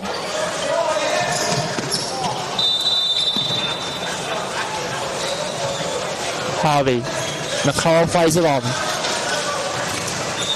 Now McCall and Pete will battle on the rear wheel of McCall, and now they battle again with the tussle. Great work from McCall here. Good recovery from Ben Pete, however. Wins the ball for his side, I believe. No, off of Ben Pete. Auckland ball. And you can see Ben Pete's really got that chair ripped up. You can see it. It just does do a wheelie around him, which can happen when your rear wheels are a little bit too high. Pelini finding space through the middle and draws a 2-on-1 despite that ball popping through. Just a bit too close, Taylor and Webb. Pelini goes early. McCall off the back of Pete. McCall 1-on-1. And now Andy Wade driving out of the box. No 2-on-1 there from the referee.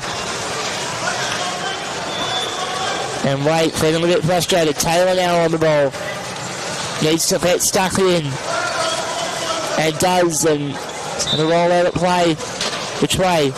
Auckland FC get it. And if Auckland FC can find a second goal, which Pelini going early, hit upfield, Webb chasing, not going to hit there in time. But at least the pressure relieves now for the Wanderers for a second.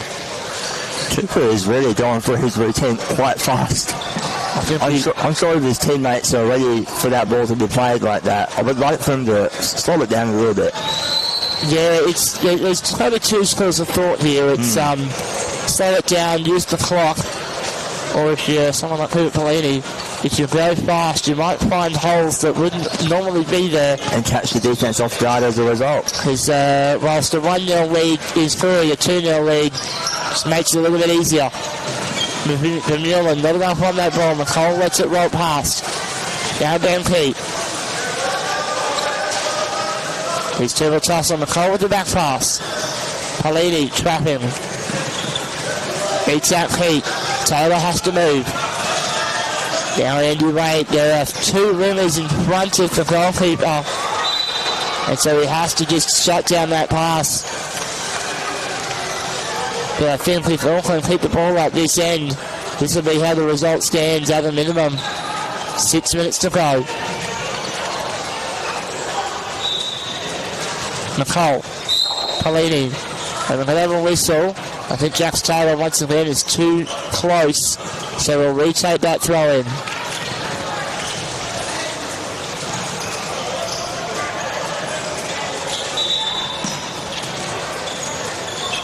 Nicole, a little bit too central, but Polini ends up on it. From Ewan, miss hit. Taylor waiting, now engaging in the battle. And Polini gets it. Past Taylor. And Vermeulen hits it off of Jackson's chair. So another Auckland FC throw in. We're approaching 5 minutes left in this second half. And yeah, the Wanderers need to do something special if they want to win this game, or at least get it back to penalties. Polini's shutting out Taylor. They don't want the quick advance on the fast break. That ball can't quite get through the hole. Polini to the rim. And a little bit of game management there now. Hits the back pass from Ewan. Hits it with pace. And Polini, it was too fast for him that time. So a goal kick for the Wanderers, and if they are going to get a result, they need to find something now. I didn't mind that idea from Auckland. Definitely had a lot of pace in the ball, but definitely moved the defence. That it did. Pete can't quite put the right up. Polini, 2-on-1 violation. And so now the ball moving upfield for the Wanderers. Just a lapse in concentration there between the two Auckland players, Polini and McCall. Jackson Taylor not quite hearing the whistle. Yeah, he's still right there. Jax, you can calm it down here, Jax. You're losing time for your team. Finally gets told. He still doesn't realise.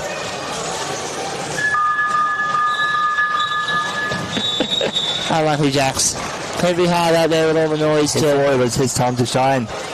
Yeah, no, he was on. He was certainly on.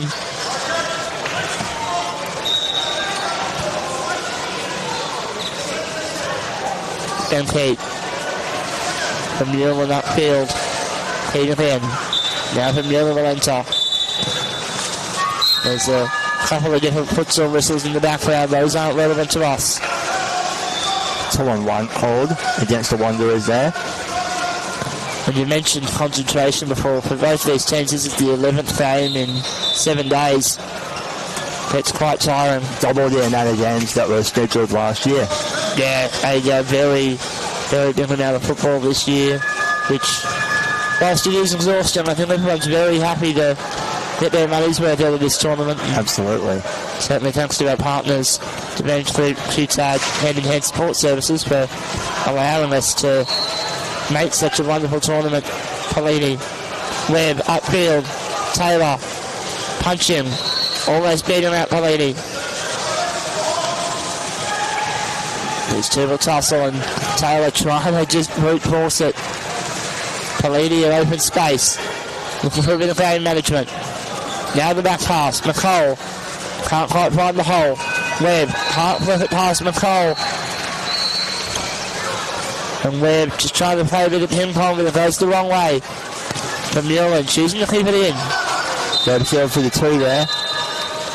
And no 2-on-1 is given, but that ball will roll away, and I think it's a throw in. Or very dangerous there. Ben Keat and Steve Webb, I thought were way too close.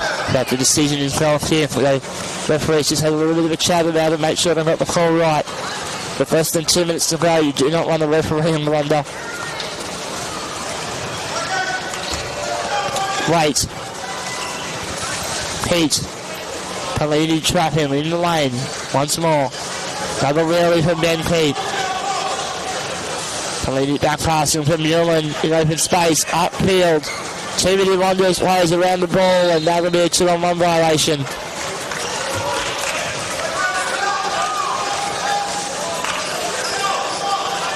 And with time ticking away and the ball all the way in the defensive third for the Wanderers, this might be this might be it. Vermeulen goes early, Polini shoots, and there's the second goal of the day for Polini.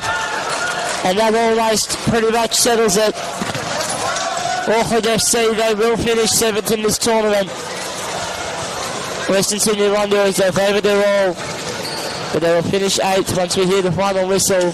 Not much time left.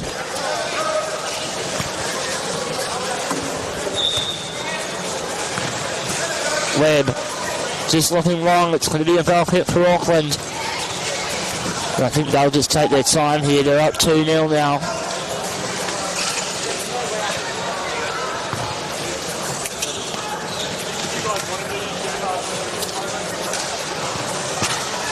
Ball will be set. Pelini still wants his teammates to go upfield.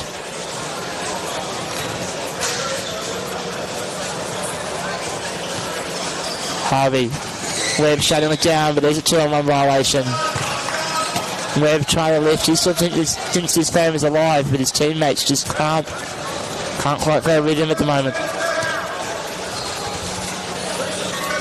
Once we have a spare second, John, do you have any thoughts on the potential player of the match? I would say Tupu Pelini for sure. He has been pulling the strings out there for Auckland and had reward for effort. Had the only 2 goals of the game, and that's the final whistle. Yes, indeed. That is all we will do here in the 7th place playoff. Auckland FC finding 2 goals in the second half, both off of Tupu Pelini's chair, and puts his team 7th. Western Sydney Wanderers, they'll finish this tournament in 8th. A good showing from them. They are the defending champions, but I think everyone looking at the squad list would have thought it a little bit unlikely to go back to back. I thank you for joining me for this one, Jono. We will catch you after the break for the 5th and 6th place playoff. Absolutely, my pleasure. Make sure you stay tuned to Football Queensland's YouTube page.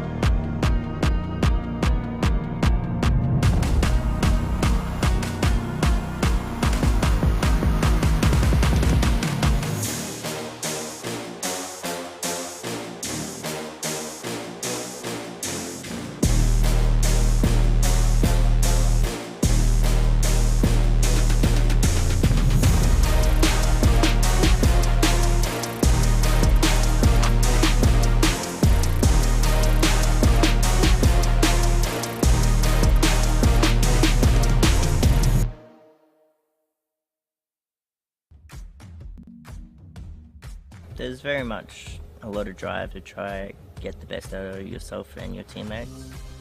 I absolutely found the community here. All these guys are very welcoming. It's just wonderful to be part of a team. We strive for the passion in everything we do. Some would say we're over passionate, and we do cause a bit of drama on the sideline when we get that way. But yeah, it's great.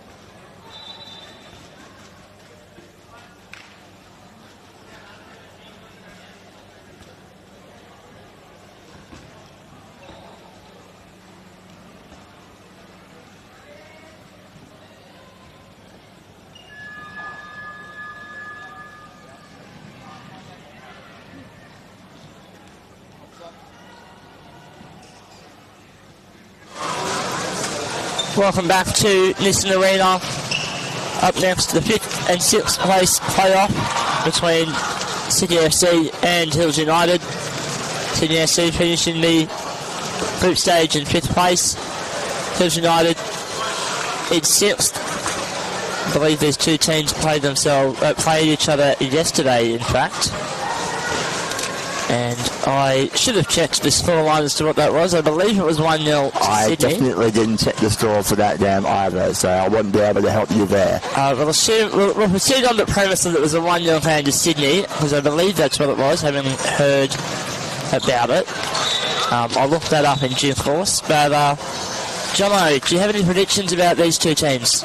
I think Sydney will be coming out winners of this matchup. I think their passing prowess and their youthful exuberance will lead them to, I'd say, a 2-0 victory. Yeah, I think I joined you on the Sydney FC prediction here. I think they've been the team that was a lot closer to. I mean, they were only a couple of points away from the finals, while Hills United were closer to the bottom half of the table. That said, these two teams are very, very good sides. Matt Mallows, officially the Hills United goalkeeper, although he'll probably be playing a more central role for this team. He's had a great tournament, and of course I mentioned earlier my candidate for player at the tournament, Asim Sodhi, doing an absolutely magnificent job at the back for Hills United. If he has another big game here, then this team has certainly a chance. Am I correct in saying this is his first club championship campaign? That is my understanding, yes. Definitely composed and playing well beyond his years.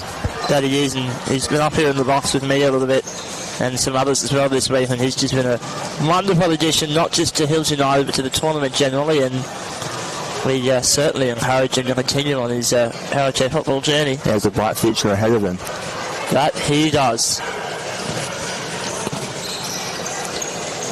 And I can say similarly to all of these Sydney FC players, they are all of them very young and amazing for what they can do at their age. Josh Ryan gets us underway, boots it for territory, does stay within the bounds of the byline, however, so it will be a goal kick for Hills United. Yep, Sydney for another year running, one of the youngest sides in the competition, but the age does get ballooned out a bit thanks to the evergreen Chris Suffield. Yes, a very specific role for this team, does Chris Suffield, just making sure that the kids stay on task. They're a very talented side. We saw that last year when they got to the semi-finals of this tournament. Didn't quite get there this year, but certainly that incredible talent on display once more. Sydney just pressing up quite aggressively, and this is the second goal kick in mere moments. Hills just not able to clear the ball out of the defensive half just yet. Yeah, you can see what Mallows is trying to do there, but he just keeps getting jammed up by the players marking on him, as Josh Ryan needs to be careful with the back wheel. These are the two goalkeepers for these two teams. For those of you joining us on the Football Queensland YouTube page, thank you for doing so. If this is your first Powerchair football experience, first of all, welcome. You've chosen the right day to arrive. But it is fairly common to see goalkeepers playing more of a central midfield role compared to the outfield game. It's Mallows goes the first sign, and Bolt can't keep onto it, and now Fletcher Ball will battle with Matt Mallows.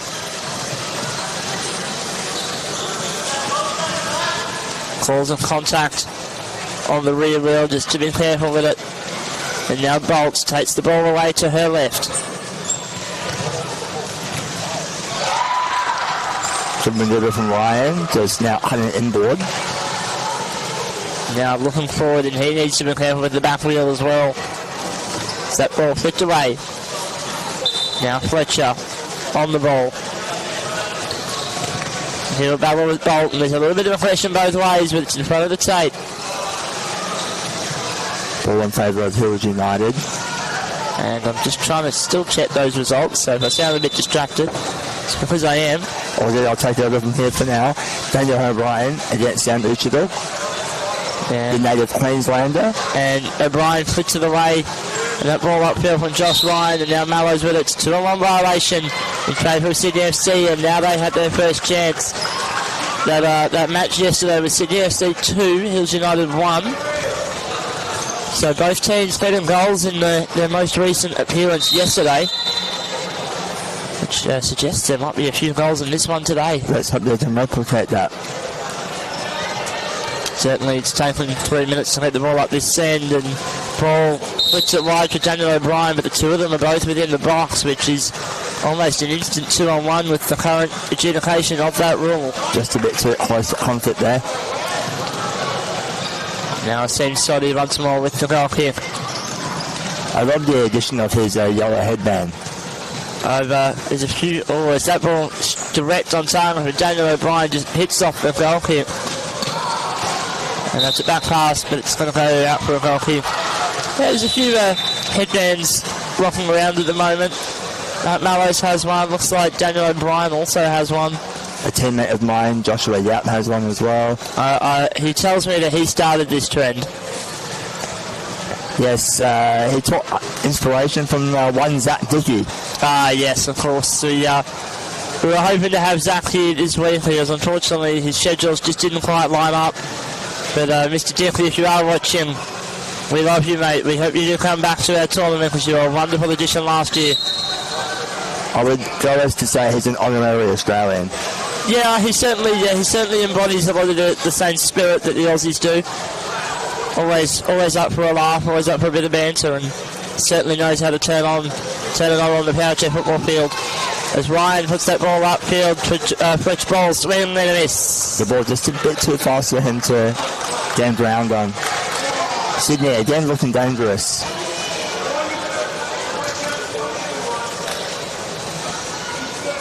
Take the moment to thank our major partner, Devange Group. Also acknowledge our wonderful venue, Nissan Arena.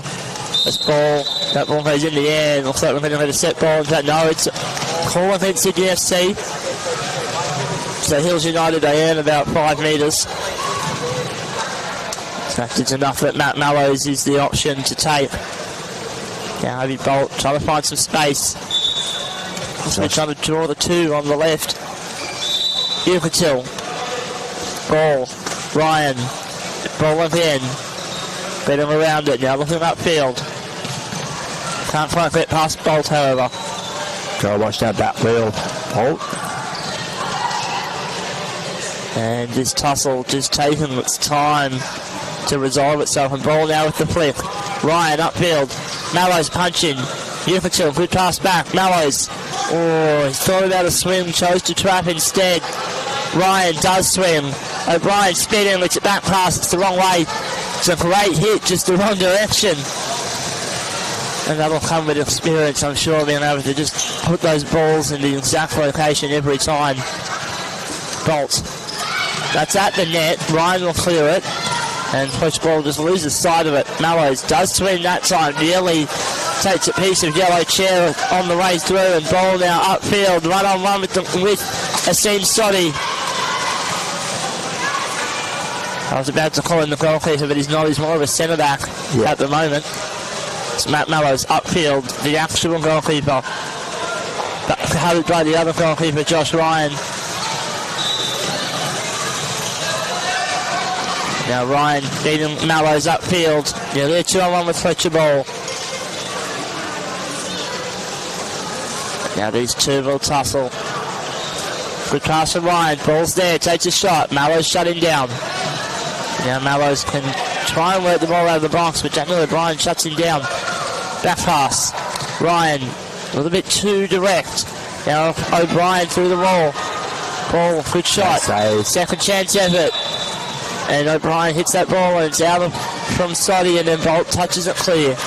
Daniel O'Brien had a lot more time to be able to settle the ball, but he opted for the back pass pretty quickly. Sydney looking dangerous nonetheless.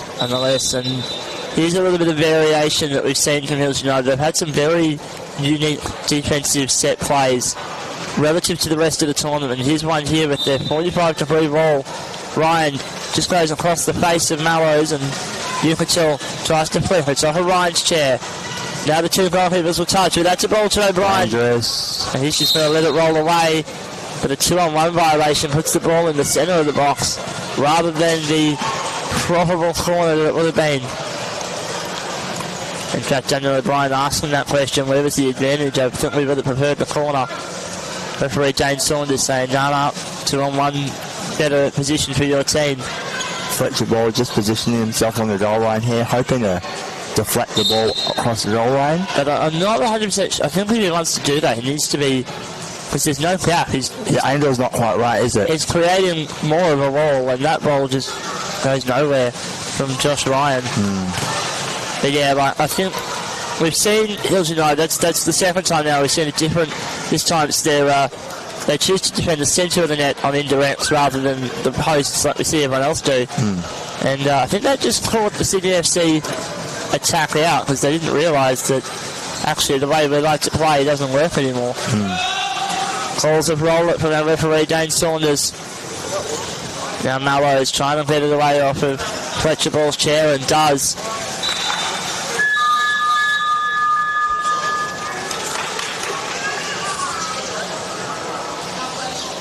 Mallows. Bolt. Yukatil chooses the shot. Good option, but Josh Ryan is there. Bolt can she win the ball? They're going to get called for back wheel, however. A rare forward for Hills. Yeah, it's been pretty well one-way traffic. Just their defence has kept this game alive, and certainly once we do have the prospect of penalties, if we can't find the winner in the next 30 minutes, you can't defend for 40 minutes and expect to be able to get a good result out of it. You've got to find a way to get upfield eventually. And perhaps that might start from this goal kick.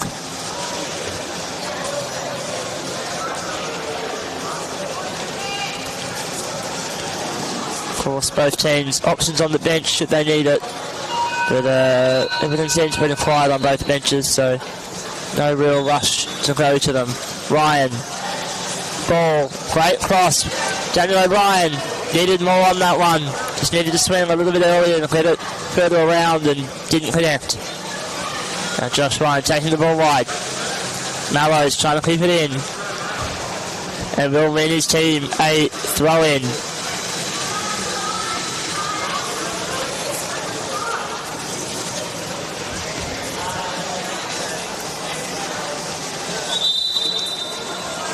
Bolt. Mallows on the run. Probably won't be able to flip Josh Ryan yet, but Josh giving him good meter in a bit. Tries to spin. Bolt. Mallows upfield. Great touch. Upfield with his first touch. Mallows shooting, it's wide, but a good option. A really good option there for Hills United. There was a great four-way forward from Matt Mallows, just utilising the space afforded to him on the left wing, able to advance the ball into that forward half. And we're going to see our first substitution of the afternoon at Sydney FC. It's Fletcher ball coming off, and I can't quite identify which player that is. Unfortunately, both the players on the bench for Sydney FC having blue chairs. I believe it's Brown. Yeah, it probably is Riley Brown. And Hills United also going to the bench. Sam Yukatil coming off, and player Sharma will have his first involvement of the afternoon. It's Chris Suffield now. Chooses central. Ryan tries to flip it. O'Brien. Ryan again. Upfield. Mallows in space. Can't get it past Josh Ryan's first time. Or the second time. And now Ryan looking up, but his teammate has to move. Does so just in the nick of time. And it is indeed Riley Brown as he finally faces his rear to the camera. Matt Mallows up out of the box, but no real risk, and will be another goal kick for Hills United. With 8 minutes to go in this first half, the 5th place playoff of the 2025 National Club Championships, powered by the Vans Group, hosted by QPFA. And Soddy Mallows, quick little flick and finding a 2-on-1 violation. Whilst we talk about QPFA, we'll take a quick moment to acknowledge everyone involved in making this tournament happen. Dane Saunders, Queensland President. Izzy, the Vice President. Myself as Secretary, Tobias Kennett, Treasurer. A lot of work has gone into this one, plus our volunteers. I know that both my parents have been involved this week. Plenty of carers from plenty of different teams have also got involved. Thank you very much to everyone who's chunked on the vest this week. Big thanks as well to all of our referees. It's been a lot of people go into these sorts of tournaments that you might not realise, and it's been a fantastic job from all of them to get us to this point with just over 2.5 matches left. Definitely a wonderful collective effort to make these competitions a reality. That ball just rolls away. Will be another Sydney FC throw-in.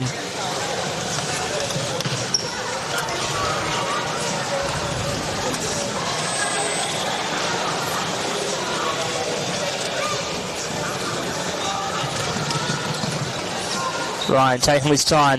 That ball's going to go across the face, and Mallows will run it out. Keeping it past Brown. These two in fact will continue their tussle to the left wing, and that's a little hard hit.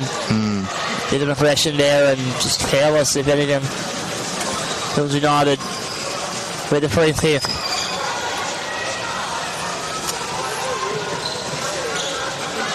Mallows upfield, Bolt. Ryan in space.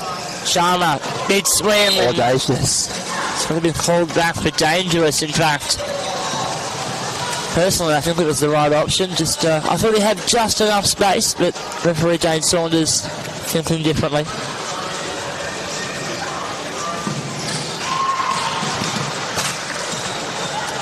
Bryan, Daniel O'Brien.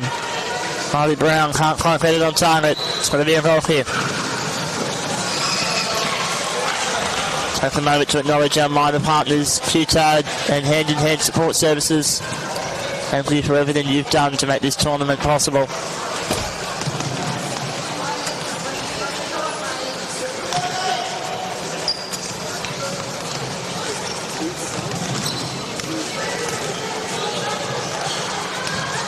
Sorry, just feeding his options right. Chooses the slower ball. It's an near 2-on-1 there between Mallows and Bolt. They both evacuated just in time. It may have been called a 2-on-2.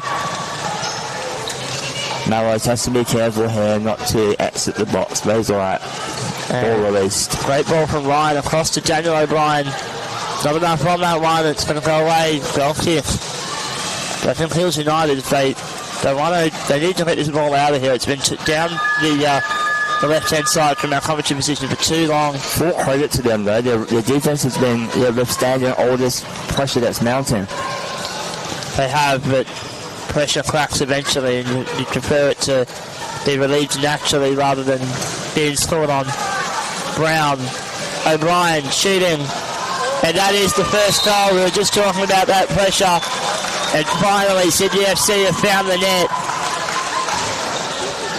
It was just a Steve Sodium got left all by himself. He did his best. He made that space as small as possible, but Daniel O'Brien, execution is perfect. Just on the edge of the post, and well, Jono, we're underway in this one. Yep, and great unselfish play from Brown to pass off to O'Brien, and very accurate front-darted shot right there. Now, Hills United, they have to open up. Sharma can't go for the spin there because O'Brien's in range. Mallows looking for a way back to the box, but getting shut out in both directions. Sharma, though, very good defense from him. Stays out of the box. Brown. Sharma, is that 3 in the box? Very close. It is 3 in the box. In fact, it may have even been called 2-on-1. Well, doesn't really matter, the effect is the same. They're both an indirect free kick. In fact, it looks like the call is 2.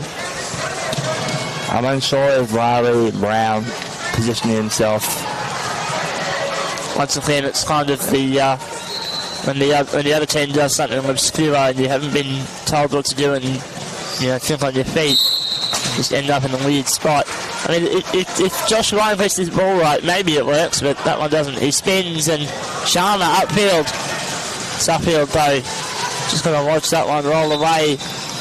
Will be a throw in, however. I think there's a deep sideline. I think Sydney FC would have preferred to at least just trap it and take it upfield.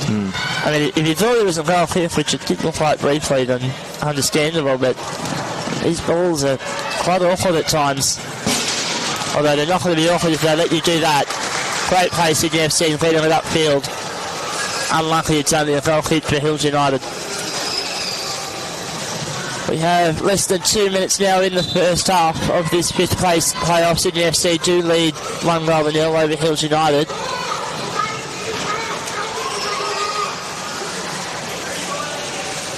A big thank you to all of our viewers on the Football Queensland YouTube page. Thank you so much for your patronage all week, and we hope you're with us for the next couple of hours as we see proper exciting football with a trophy on the line at the end. As Brown and Mallows will battle just inside the Hills United halfway. Ryan goes for the early swing but doesn't read the ball right. Mallows, no options yet. Good patience. Fantastic patience, but the Titans not on his side. No. There's Bolt behind him. Just with a reverse spin cam. Just a miss hit right there. And Mallows needs to be careful there, Matthew. In fact, Dane Saunders is warning me about that contact. Bolt up and aggressive, and Ryan puts that out.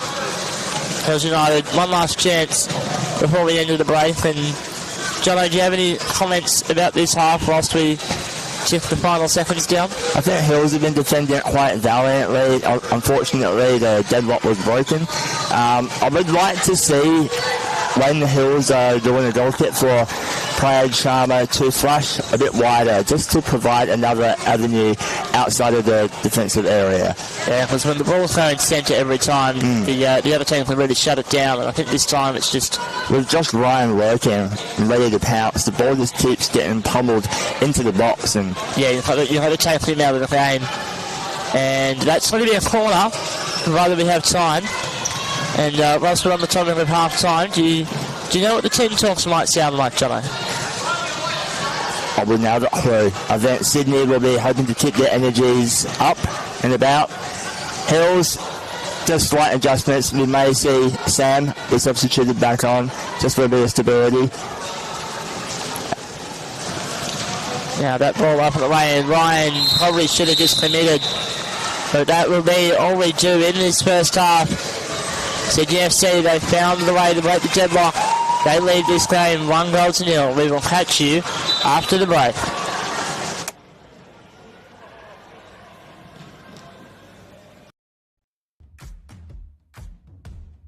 There's very much a lot of drive to try get the best out of yourself and your teammates.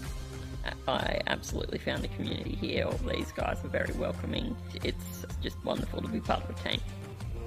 We strive for the passion in everything we do. Some would say we're over passionate, and we do cause a bit of drama on the sideline when we get that way. But yeah, it's great.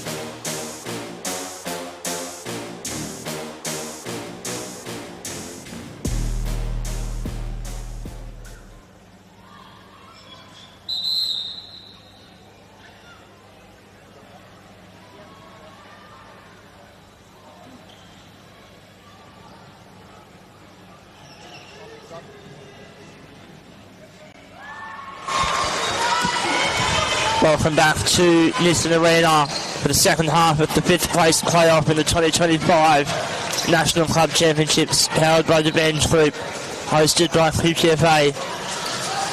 Scores remain as they were at the break. Sydney FC 1, Hills United 0. It looks like both teams have retained their... In fact, no, there has been a sub for Hills United. Sam Yucatil has come on for Asim Soddy, and yeah, maybe that's... Asim was beaten in that the end of that half. Let's hope that he gets back out there soon, because he's had a wonderful tournament, and you don't want to finish it on a low like that. Anyway, Jono, thoughts on what these teams need to do to get the job done here in the second half? I would like Hills to try to opt for more aggressive tactics. Mallows does have the ability to hit the ball quite powerfully, and yeah, at the moment they're playing rather conservatively just due to the mountain pressure, but should they be able to get off some strong passes, that may force Sydney to retreat back a bit, and that might open up the game for Hills. And I think Matt Mallows is a bit like what we saw with Clifford Polini and Steve Webb in the last game, where if you get some space to be able to really let fly, you can open up, and I think that's what Hills need to look for, is just find some space for their big central player to really open up, because then once you do that, things start breaking open. You can... Balls with pace will find their way through balls eventually, either through the first time or through the panic afterwards. And unfortunately in that first half, although Hills were defending valiantly, by playing conservatively you do invite that pressure, and that's where Sydney were able to really pop that ball into the forward half quite often and frequently. And the ball remains in their forward half now with Josh Ryan and Matt Mallows battling, and might need to see some tackle power on that ball soon. Both chairs starting to lift up a little bit. Now, Bolts upfield. Will battle with Ryan. And then Sharma into the action. Some contact that's been let go by Dane at the moment, the head referee. Yes, but if it's in front of the tape, it's all good to go. Right, yeah. Yeah, if it's in front of the tape, it's good to go. And Ryan, big swing, no dim. Of course, we just mentioned though that wheel interlock, and Josh Ryan's got the cutaway wheels, which Chris Suffield also has, and sometimes the ball can roll a little bit differently when you've got those sorts of wheels relative to the traditional wheels on all 6 other players currently on court. So maybe that's something to be investigated down the road. Sharma, good ball upfield to Bolt, who's able to flip it hard, and it's away for a sideline, but Hills United with a chance now. A chance to lock it into their forward half, just to alleviate some pressure.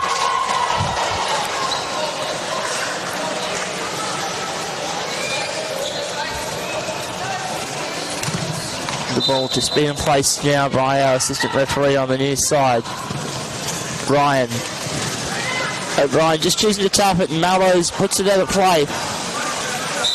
I think Daniel O'Brien did well to shut the options down. Substitution it's Sydney FC, I believe, and it's Daniel O'Brien who will be withdrawn, and Riley Brown. So a double sub. Fletcher Ball will be the first on, and Harry Simmons the second. So now that's all 11 players on the team sheets for these two teams that have seen action in this 5th place playoff.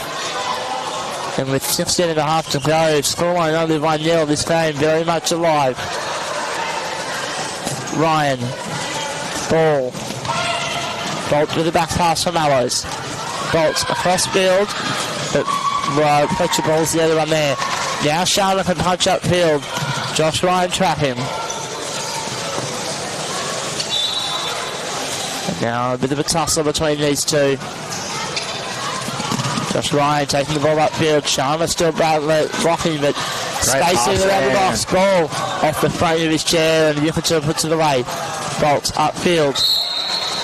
But we're going back for the 2-on-1 violation. It'll be Yukatil and Bolt who are judged to have gotten too close. And now Sydney FC a chance to put this game into a 2-0 land. A chance to double their lead. To then Fletcher Ball just on the wrong side of his defence, although Mallows has been drawn into it. Until spinning around. Mallows is in an awkward spot.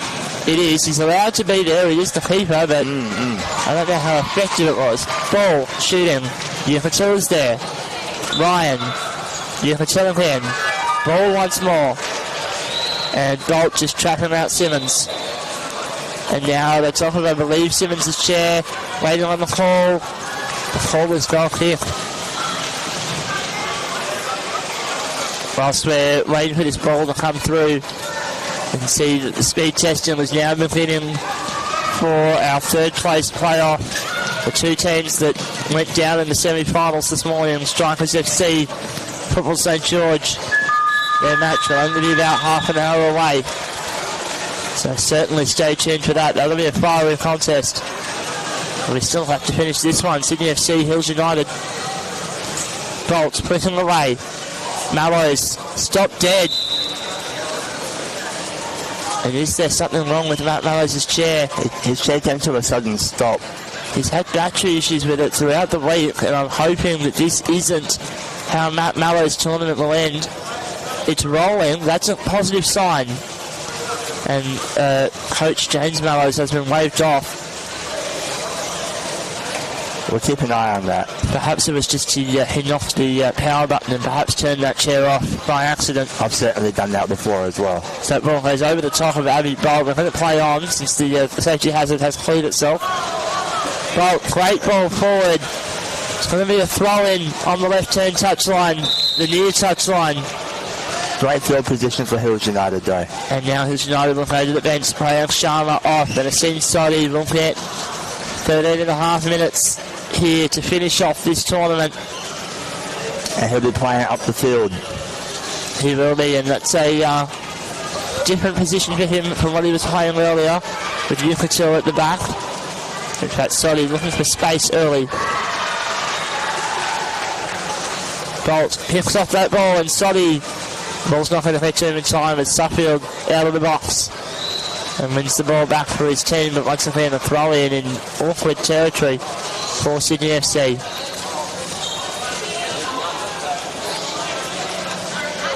Still plenty of action here at Nissan Arena. Still some futsal upstairs. I see some netball posts being set up on court 1. Always action. Ball. Now Mallows and Simmons. Simmons just runs that ball out of play, however, and Hills United will get it back. Looks like Matt Mallows' chair still up to speed, so it's all good. Bolt flipping it around. Simmons, Bolt again. Sharma thinks about letting rip, but chooses to trap. And now he'll battle with Ryan, but then he evacuates the play, and Ryan just puts that ball out of play. Just a miscue. Yeah, that wasn't the intended play.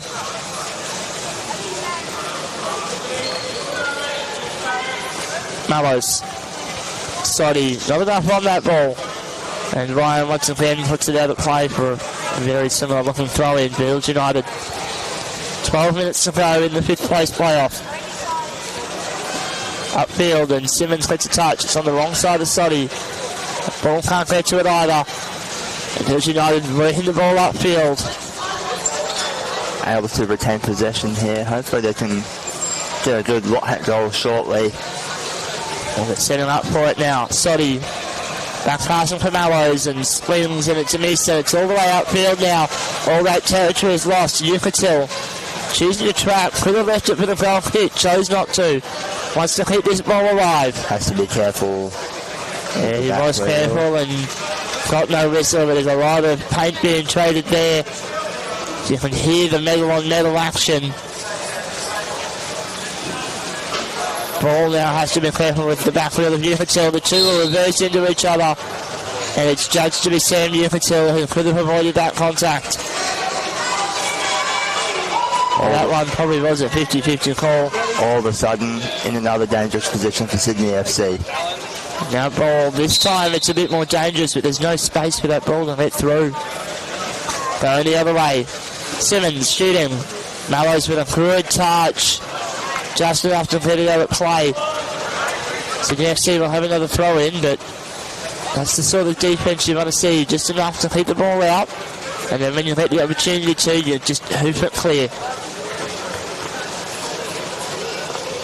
Fletcher ball. Space at the far side for Simmons if Ryan doesn't get caught 2-on-1. Mallows off of Ryan and ball goes out of play. It's a corner, however. And this is a very unique setup now. Mallows should be behind the goal line. It does not have to be, provided he's outside that 1 metre. Oh yes, he's not on the post. He's a metre back, so he can actually be there. This is the first I've seen of this setup. It's a unique idea. Ryan shooting, and that's off with the defenders. They are back to back with each other, so a lot of communication needed. Soddy trying to cheat forward, and he needs to stay put. Ryan looking for the option. Soddy needs to stay. Ooh. Josh Ryan, though, just toying with them, and whilst the goal coverage is good, they're just not able to get it out. Ryan, ball, shot, great stop, Soddy. And now Bolt can run. She's got open pastures ahead of her into the red zone for Hills United. And it's going to be, I believe, a corner. I wonder in that situation whether or not Josh was afforded too much time. He was caught in between trying to pass to Fletcher or trying to pierce the gap between Mallows and Soti. And maybe just that when you give a youthful player plenty of time, perhaps they can decision making not quite up to it yet. Bolt shooting from the near post. Soddy spinning, and that's going to be a piece of metal on the way through. And they're calling a 2-on-1 violation, I believe. Yet to see which way the call is. I believe in favour of Sydney. Indeed it is. So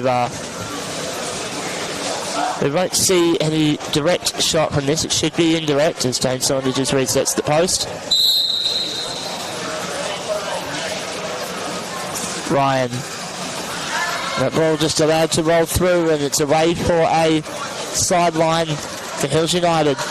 8 minutes left on the clock. Plenty of time for Hills United to find something, but you don't want to wait too long.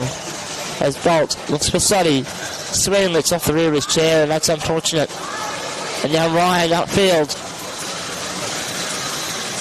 Mallows, the senior fielder for this Hills United team. It's 2-on-1 violation again by Hills, and things just breaking down. They need a new plan, and they need it now. So James Mallows, the Hills United coach, he's not happy with the... I think that's possibly the fourth call that's not been right. Plenty of frustration there. They need to reset and just focus. You have to remain composed in this situation. There's still plenty to play for. Yeah. Oh. It's off the back wheel of Mallows. Fletcher ball. Just guards that ball out of play. Smart stuff from the youngster. 7 minutes to go now. Simmons at the far post is in great position. That one's a bit too direct, however. Mallows touching it clear. Bolt will be not quite a 2-on-1 because the Simmons was not within 3 metres of the ball. Great stuff by Bolt. Fantastic. Stealing the ball off Josh Ryan, and now needs Suffield to come up. Suffield touching it out, and it's a throw into Hills United. Mallows getting involved early. Josh Ryan can call for position if he wants to. Needs to remember his rights. In fact, Sydney FC almost in a non-uniform role and still not in a normal position. Mallows is boxing Ryan out and he's not using those rules, and wants to punch away for Ryan. That one just didn't work. Yukatil trapping. Oh. Spins, and we're playing on. That ball watches it roll past. Yukatil needs his eyes up. And Fletcher ball can't keep it in. 6 minutes now for Hills United to save this 5th place. It would be the upset if they did it, but they've had chances enough. Mallows. Ryan tries to pick off that pass, and Simmons upfield. It's a throw in this time in a very awkward spot. Josh Ryan eager to double the lead here.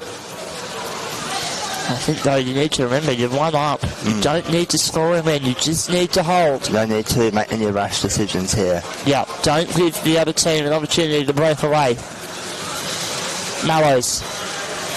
Ryan guarding well this time and presenting his rear wheel excellently.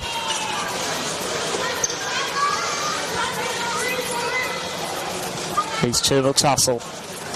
Mallows trying to back pass it for Bolt. Beats out Ryan. Mallows can swim. Great opportunity. Oh, it was very, very close. He's got a piece of it, but not enough to change the direction.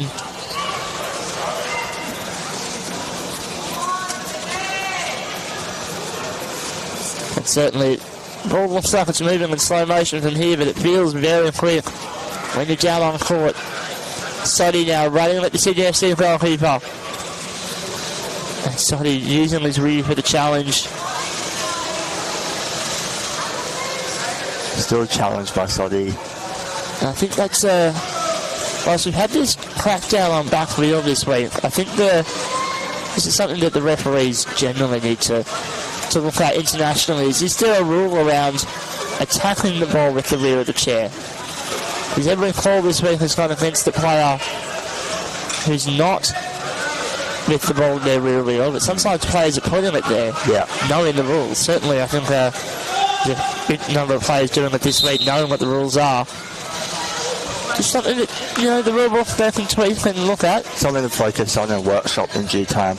Yeah, and we're already seeing workshopping this week. The new penalties rule is a trial that we're doing, and certainly the feedback I've heard from most players is this ain't it.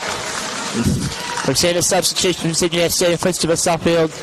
Looks like that's his tournament over with 3.5 minutes to go, and Daniel O'Brien will get one last run. It's Mallows now feeding the ball upfield. Battling with Ryan, shutting things down. Mallows tries to spin. Great pass. O'Brien, all the time and space in the world. Lines it up. And that's the wrong direction. Bolt, great ball upfield. It's going to miss the post. But it's at that end now. It's up that end. Hills United have 3 minutes to find an equaliser.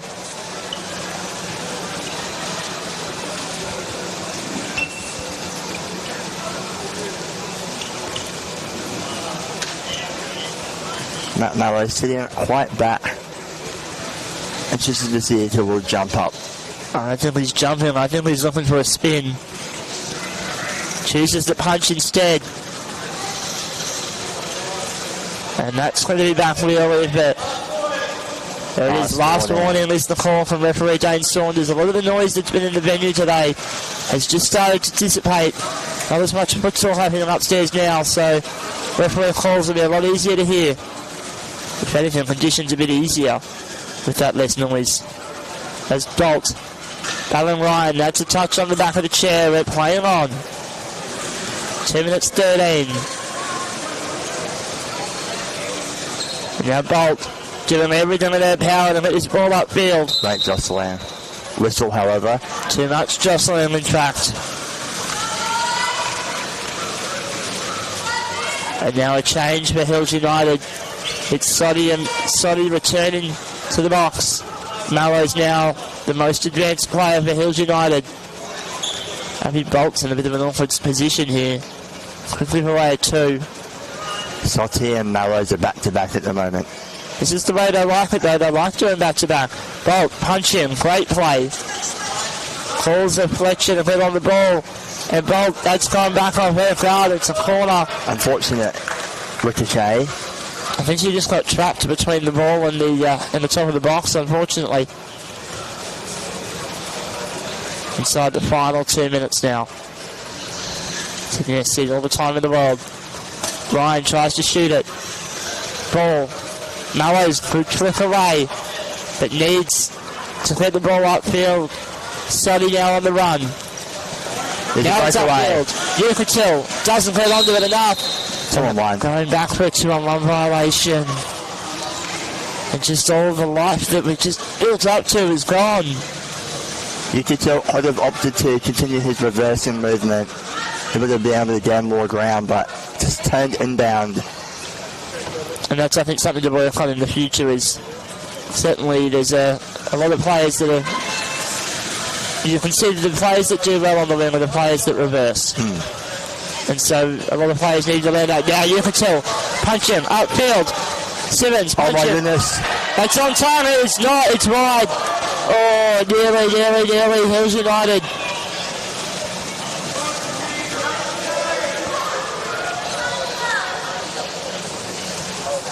Can we all take a breath?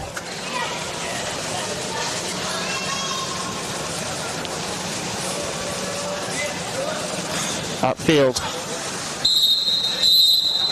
And that is the conclusion of this fifth place playoff. Sydney FC are your victors in this game. They do it by a margin of 1-0 over Hills United. And Jono, do you have any final comments on this match? I had my heart in my mouth for that last play. Goodness me, I thought Sam was going to get that equaliser. Unfortunately for Hills, it ends in heartbreak. But they didn't hold their heads up high. It was a valiant effort. And I think both teams have to be happy with their tournament. Yes, they're not in the finals, but they've played some fantastic football. But that'll be all we do for this one. We're coming back after in a little bit. We'll come back for this, the third place playoff. But until then, farewell. Bye for now.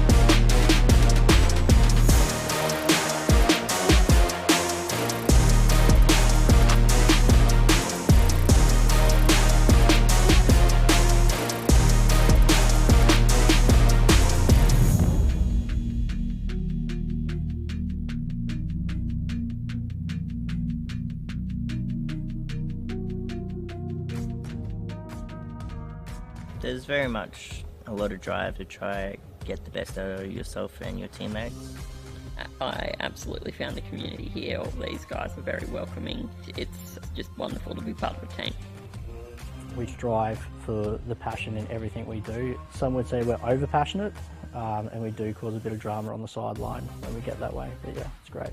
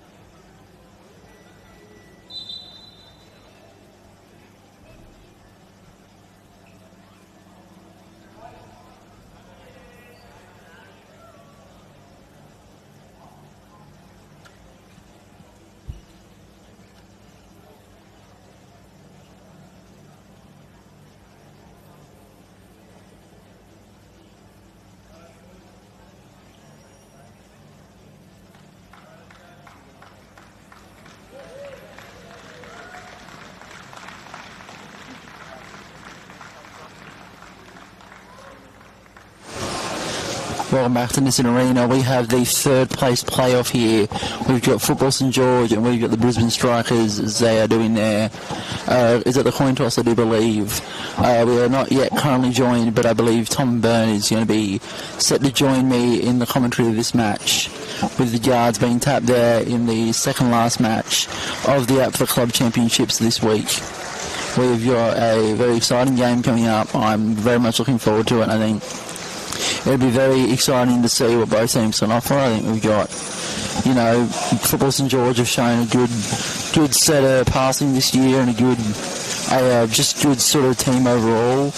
And then Brisbane Strikers have definitely been quite persistent, especially when I played against them. I felt that they were just never stopping, and I think it'll be a very interesting game for both teams. As the final good lucks are given out by teams, we head to the coin toss now. Tom Byrne's about to join me. He's just about to get his headphones on. We'll be about another 10 seconds and you'll be able to hear his lovely voice.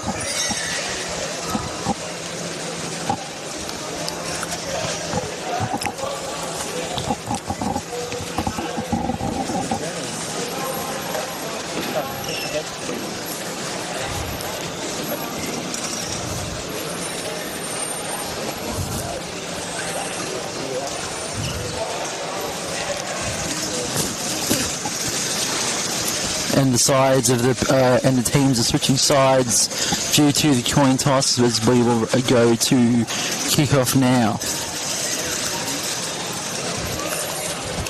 Right, testing, righto. We can hear you, Tom. You can hear me. I apologise for being a little bit late. We're playing the adjunct game of where is the only wheelchair bathroom that's not in use currently. McCarthy goes himself early. It's a very fun game, isn't it, Tom? That it is, and for those who have been in the venue all day, the rains have arrived. It is absolutely chucking it down outside here at Nissan Arena. So we are very grateful that we are indoors right now, because I would not like to see Powerchair football in the rain, Jackson. No, I feel like it would end in multiple chairs breaking down, and it would not be very fun for anyone, really. I think a few players may also find that it's not particularly pleasant, as that ball comes off of Kevin Pretorius. Brisbane Strikers, Football St George. I don't know how much of the pre-game ramble you've done this thus far, but I'll try and cover off everything I normally do.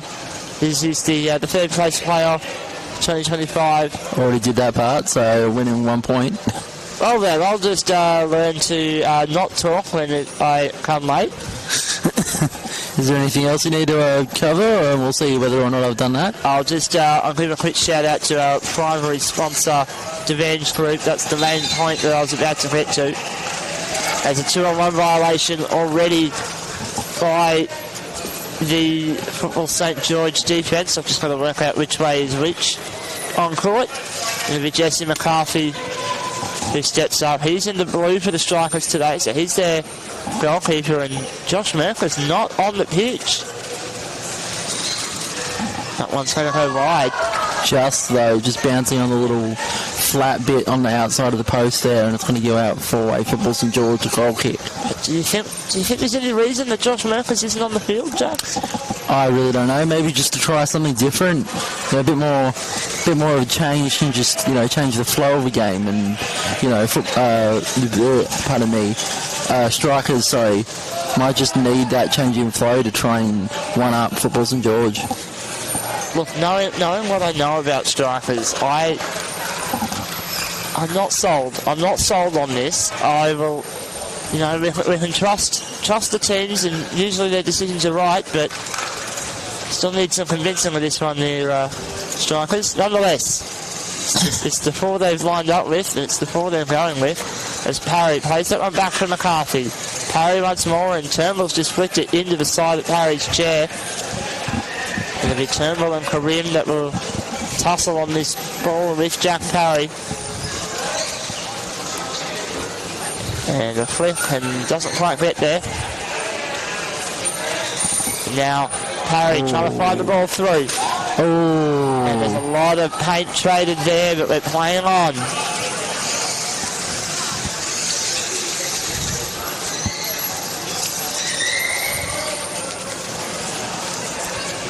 yes, we mentioned this arena's roof, but the rest of the venue's pretty nice as well. We thank them for having us all this week, and whilst we can't stay here all the time, we are very grateful that they allow us to play such wonderful Powerchair football in their venue. And we can't wait to be back here in the near future. So that ball goes out of play. Strikers had another throw in. As we are 3.5 minutes into this third place playoff.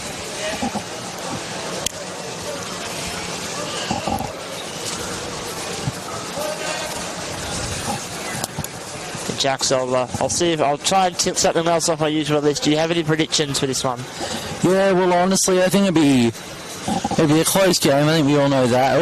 As the ball is cleared by Abdullah Karim. But from what I've seen and from what I've played this week, I do think that Strikers might just be able to edge this one out. I'm going to go for a 1-0 Strikers win. It's Football St George. They've got their Marquis and Brad Bates. They've got Chris Casares and Craig Philby, who have joined them from Victoria, that do play with them regularly as well.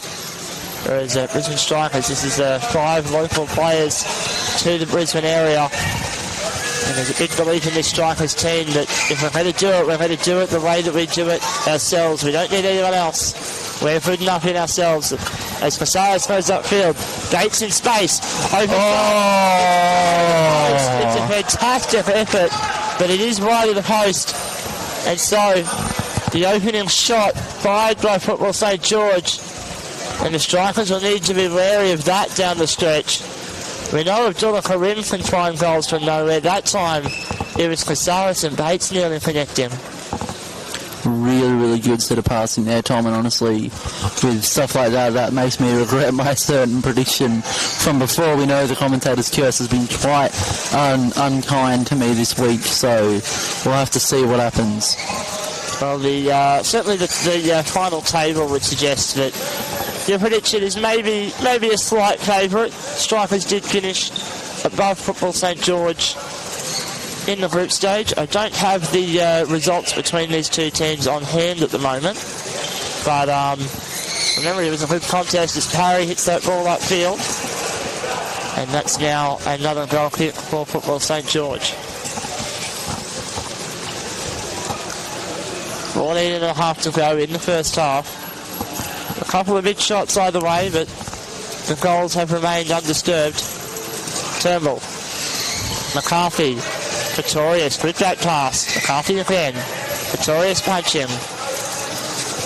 McCarthy finding Parry out wide. Probably needed to try and find a bit more like that. Jack. That's the way. And that's out of play now. I was hearing that a lot when I played Brisbane Strikers the other day. Jack. Can you give us a bit of backstory to that, if you know? Yes, so it's been around a while now, calling Jack Parry Jack. It's a pretty simple reference. There's a couple of Jacks in the Queensland League for quite some time, and the easiest way to separate them was flipping one named Jack and the other Jack, and because Jack was when he arrived with us, he was very young. Of course. I think there was originally a reference to The Incredibles. I see. I thought it was something to do with that, and I'm glad that it is. And the name has stuck. I mean, I've been here for 6 years in the Queensland League, and certainly the name predates that by a couple of years. So. And speaking of, Jack in fact keeps it in.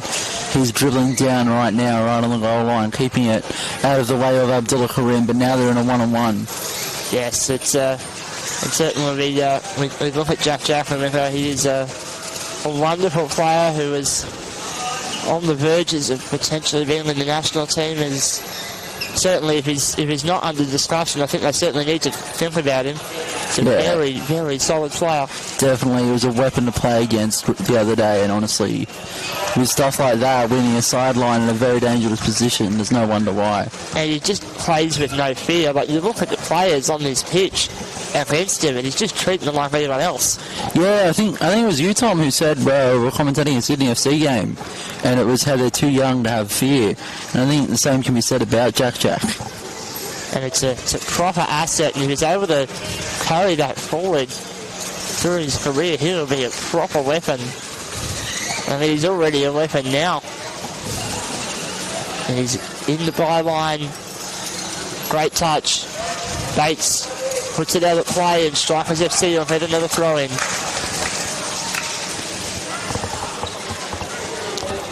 And you can hear Kevin Pretorius' voice coming through the microphone.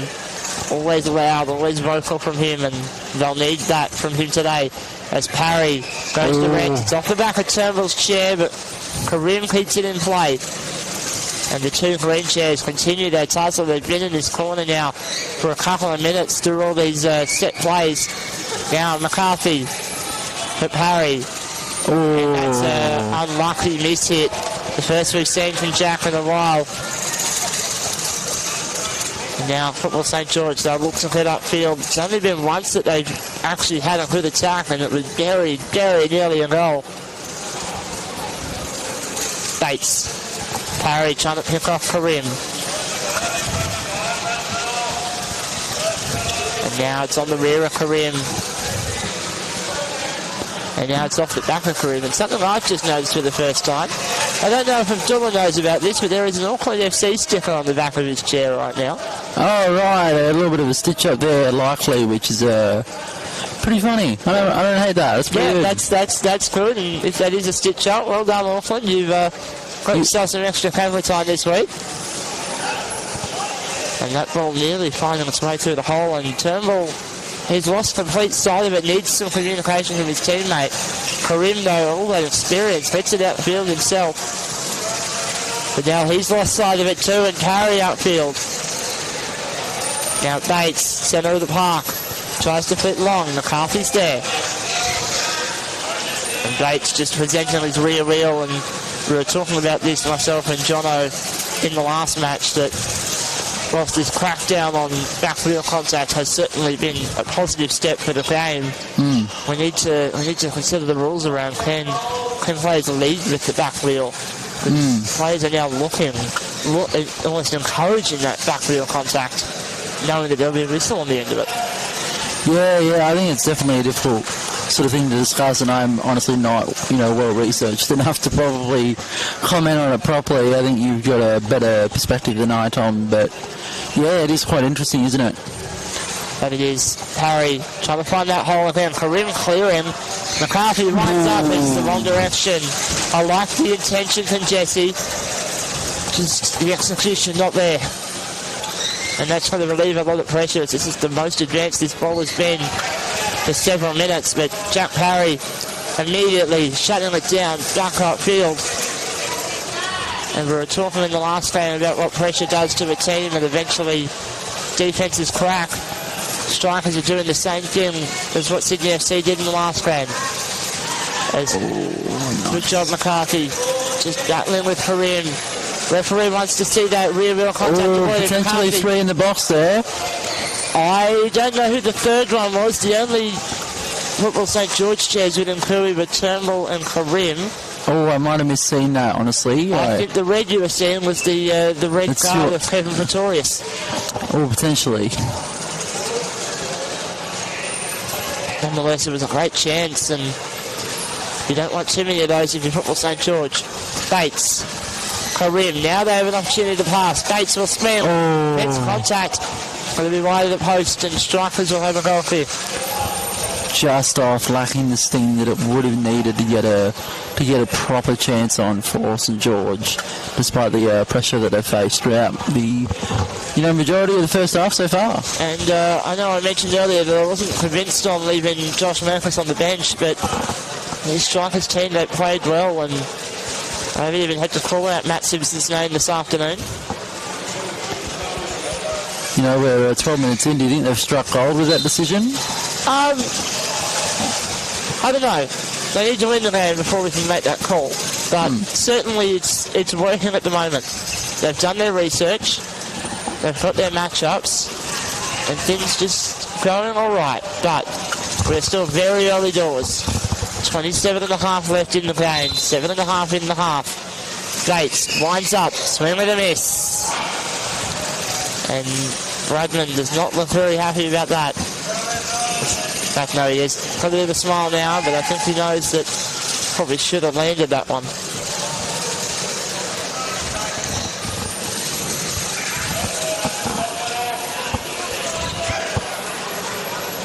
But Jesse McCarthy wanted to take it, but change has been made with a Jack Parry. The only option down the rim, goes for it. Bates is off the back of his chair, and Strikers fed it out of the red zone pretty easily. The ball bouncing off our favourite table, Tom, and it's going to be a sort of hit in the middle of the park here for the Brisbane Strikers. Yes, the table. Certainly Mark Green is involved in this game too, so let's see if he ends up squashed over there again. I'm told he didn't get crushed, although I think our call made a lot of people think he may have had taken a whack. Karim. Great ball up. Victorious. Good passing, and look at the play from the Strikers. They are up and about. They may not have won the semi, but they are here for this bronze medal match. McCarthy can't keep that in though, and pressure relieved. Just unlucky there for Brisbane. That was a really good set of passing there, really, really fast, really, really accurate, but just unable to get that final product. And Victoria's no-nonsense football from him, out of the play. But the trouble is, you just let them run that same play. There was a time earlier in the week when Lions played Adelaide in a similar situation, they just booted it out. As Bates shoots, I think that's on the wrong side of the post. It is. It was very close, wasn't it, Tom? It was very close, and the referees have agreed with our assessment up here in the box. And Tom, I don't know if you've ever commentated with me this year, but I have a question that I like to ask.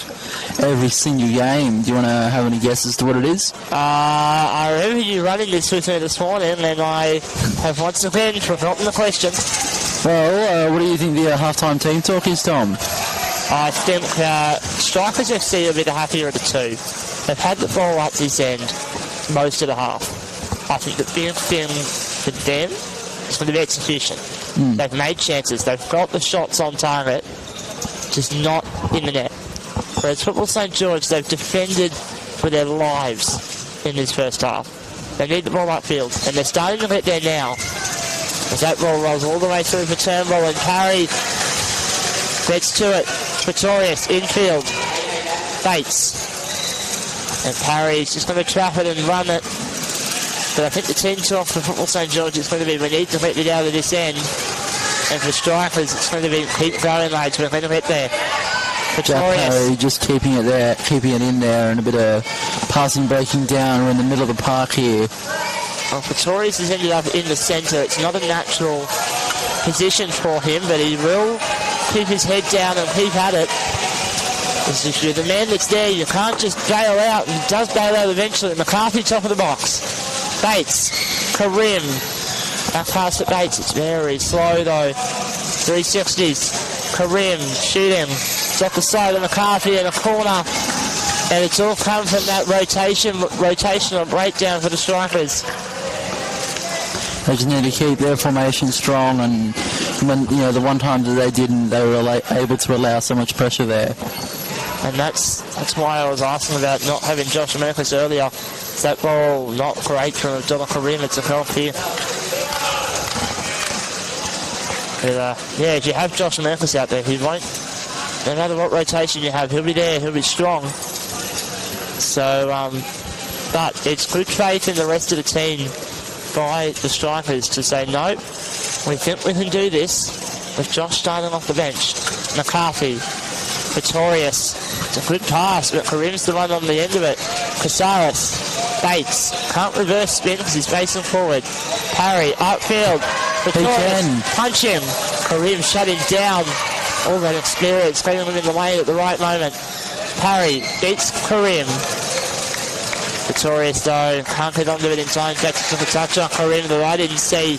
Yeah, there was a very, very slight nip, and it's over in the corner now, but it's only going to go out for a Football St George ball in their defensive third. And that's unlucky for Kevin.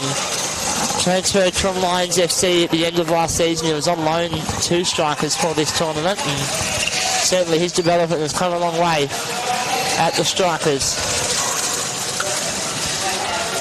And now all 4 Strikers are up. They're in the diamond-ish formation, although Matt Simpson creating contact in the box, and I think a 2-on-1 violation if it's not contact. I think they all got a bit lost there, trying to play 4 up.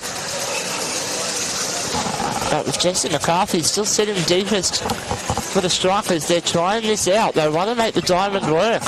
It's a very risky idea, isn't it, Tom, the 4-up theory, isn't it? It is, but they're giving it a go. Karim, no options behind, has to look in front. Casares, Parry, good coverage. Now can run. Karim is there. And the two green chairs will tussle. And Parry just puts it out of play. Not to discourage your commentary there, Tom, but you have used that exact line earlier in this match. And I'm going to use it again 7 more times just because you called it out. Awesome, I love it. And that one takes a touch off Bates. McCarthy slows it down. Now he runs around the box. That's a back wheel. Calls are careful, so we're playing on. Karim presents in the back wheel, flipping. Casares shoots, and McCarthy, pretty easy stop there. In fact, we're going to have a discussion with McCarthy about that back wheel. And there's a lot of words being spoken, a big discussion.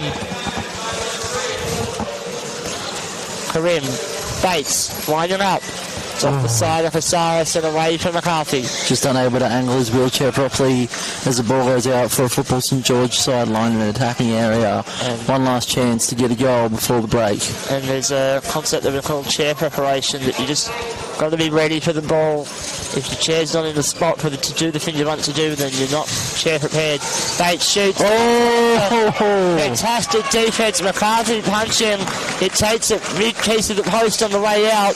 And I did see a big smile on McCarthy's face. He likes that save. But I think that's a lot of pressure. Karim shooting. McCarthy a bit involved. Just a wonderful theatric save there from McCarthy, and now it's another sideline for football St George. They'll be looking to get one in just before the break. A little Karim to take. Now Jack Parry's sitting very deep on the line. Through. Bates has found the hole, and just as we were talking about the Strikers' defence, it's all gone wrong. A gap between the middle and my prediction that I made at the start of this match is already wrong. So for those of you who consider the commentator's curse, you are correct. I will never have a correct prediction in the commentary box. You should probably stop trying to predict things then, Jackson. Nonetheless, I will never win the lottery. There's a few seconds left in this first half. So tied, but there is no more seconds left in the first half. And so a late goal for football St George to, I believe it was Bradman Bates. We'll see them 1-0 up, and we will catch you after the break.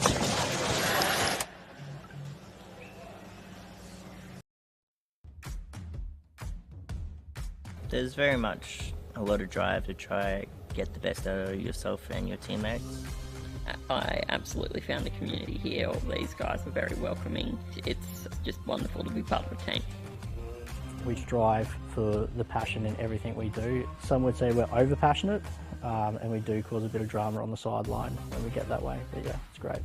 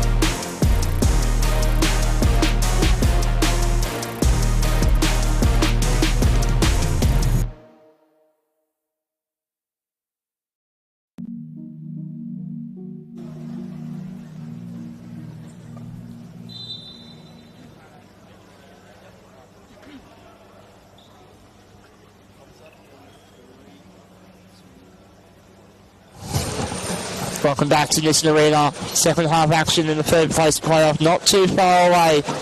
Strikers coming on the court. Football St George also about to come on the court. My name remains Tom Byrne. It has been all week and it will be for the foreseeable future. I'm still joined by Jax Taylor. Yes, and my name will be the same for the rest of this week too, funnily enough, so can't wait to get back into this action. And things that are changing. Strikers FC have gone to the bench. Josh Merkus, the captain for the Strikers, been part of the Australian national team for many years. He comes on the wing. And it'll be Matt Simpson, who will depart for now. So talk to me, Tom, what do you think, this substitution brings to the Strikers?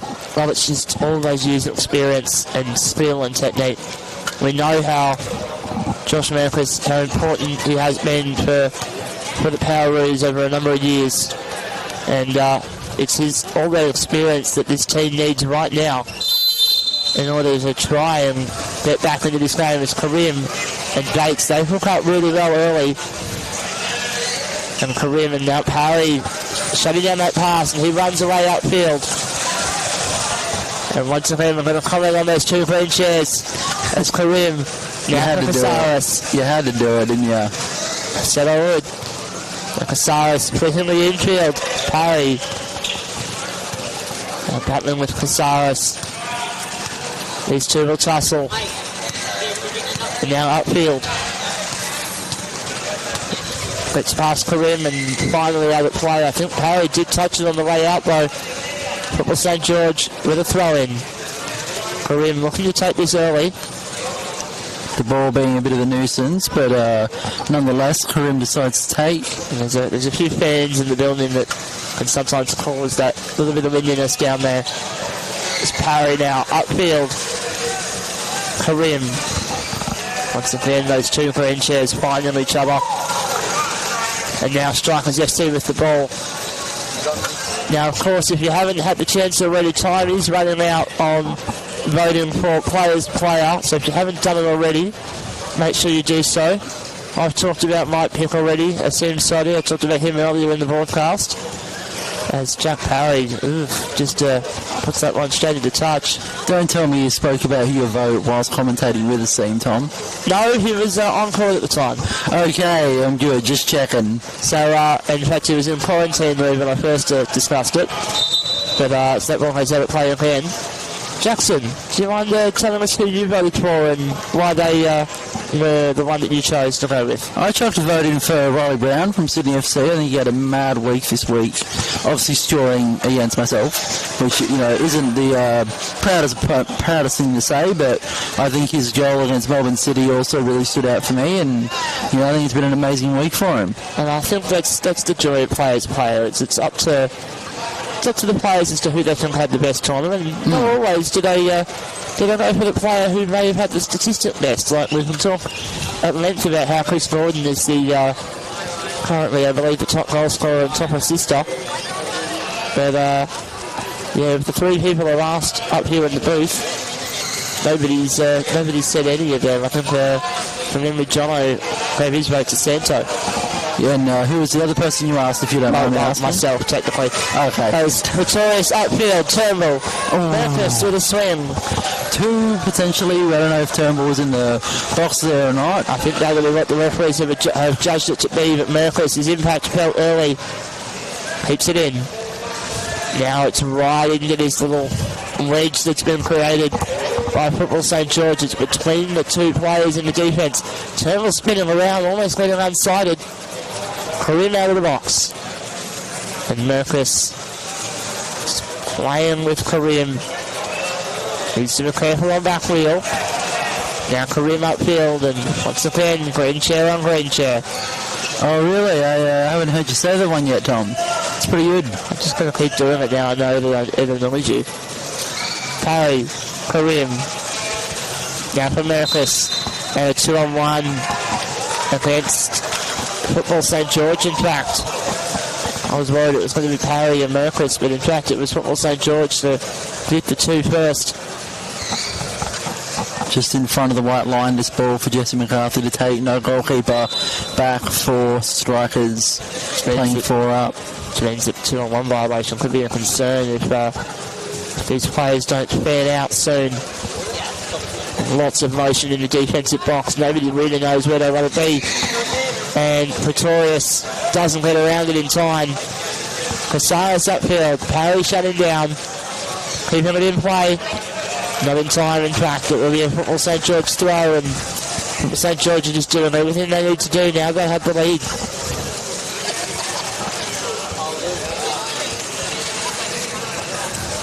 Bates. It's off the back of Parry's chair, and now we're into the defensive half for the strikers. Come on, strikers!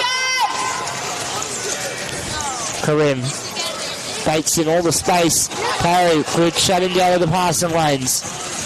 Now Merkis. The two big-name Australian players will tussle on the left wing. Keeps it in play, goes Josh Merkis. And now Parry. Casares puts it wide. And it's out of play. Strikers ball once more, and crowd starting to build ahead of the grand final and kicking off in less than an hour. And so there's plenty of noise from all sides that you might be able to hear through our stadium microphones. Karim flicked away. Parry. Casares and Parry will battle. Wide ball for Merkis. Back passing for Parry. Forward to Merkis once more. Punching.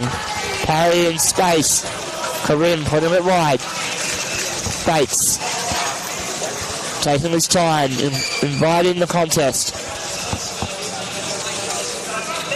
And now still waiting, and that's going to roll away. Strikers win the ball once more. And of course, Brisbane Strikers, the hometown team here from Brisbane. So I would imagine that they may have a slight crowd advantage with the locals. And that crowd advantage can mean so much, can't it, Tom? Just getting that support behind you as you play.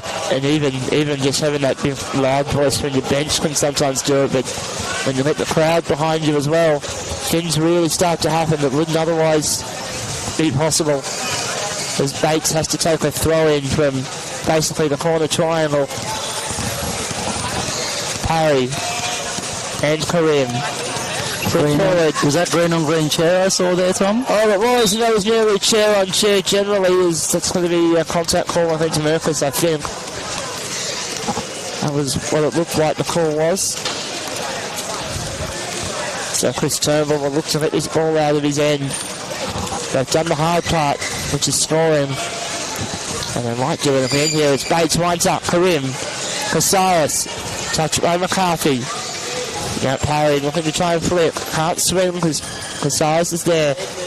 Just hands the ball to Parry, and now upfield. And these two, we've also mentioned the green chairs that have been together. They really have been in an incredible contest. Karim and Parry. And we're going to see another bout of it as Parry puts it upfield. The striker's moving away another 2-on-1, and just that communication starting to slip. Thanks to Devan's Group, our major partner, for making this tournament possible. Karim. Casares. Now with Parry upfield.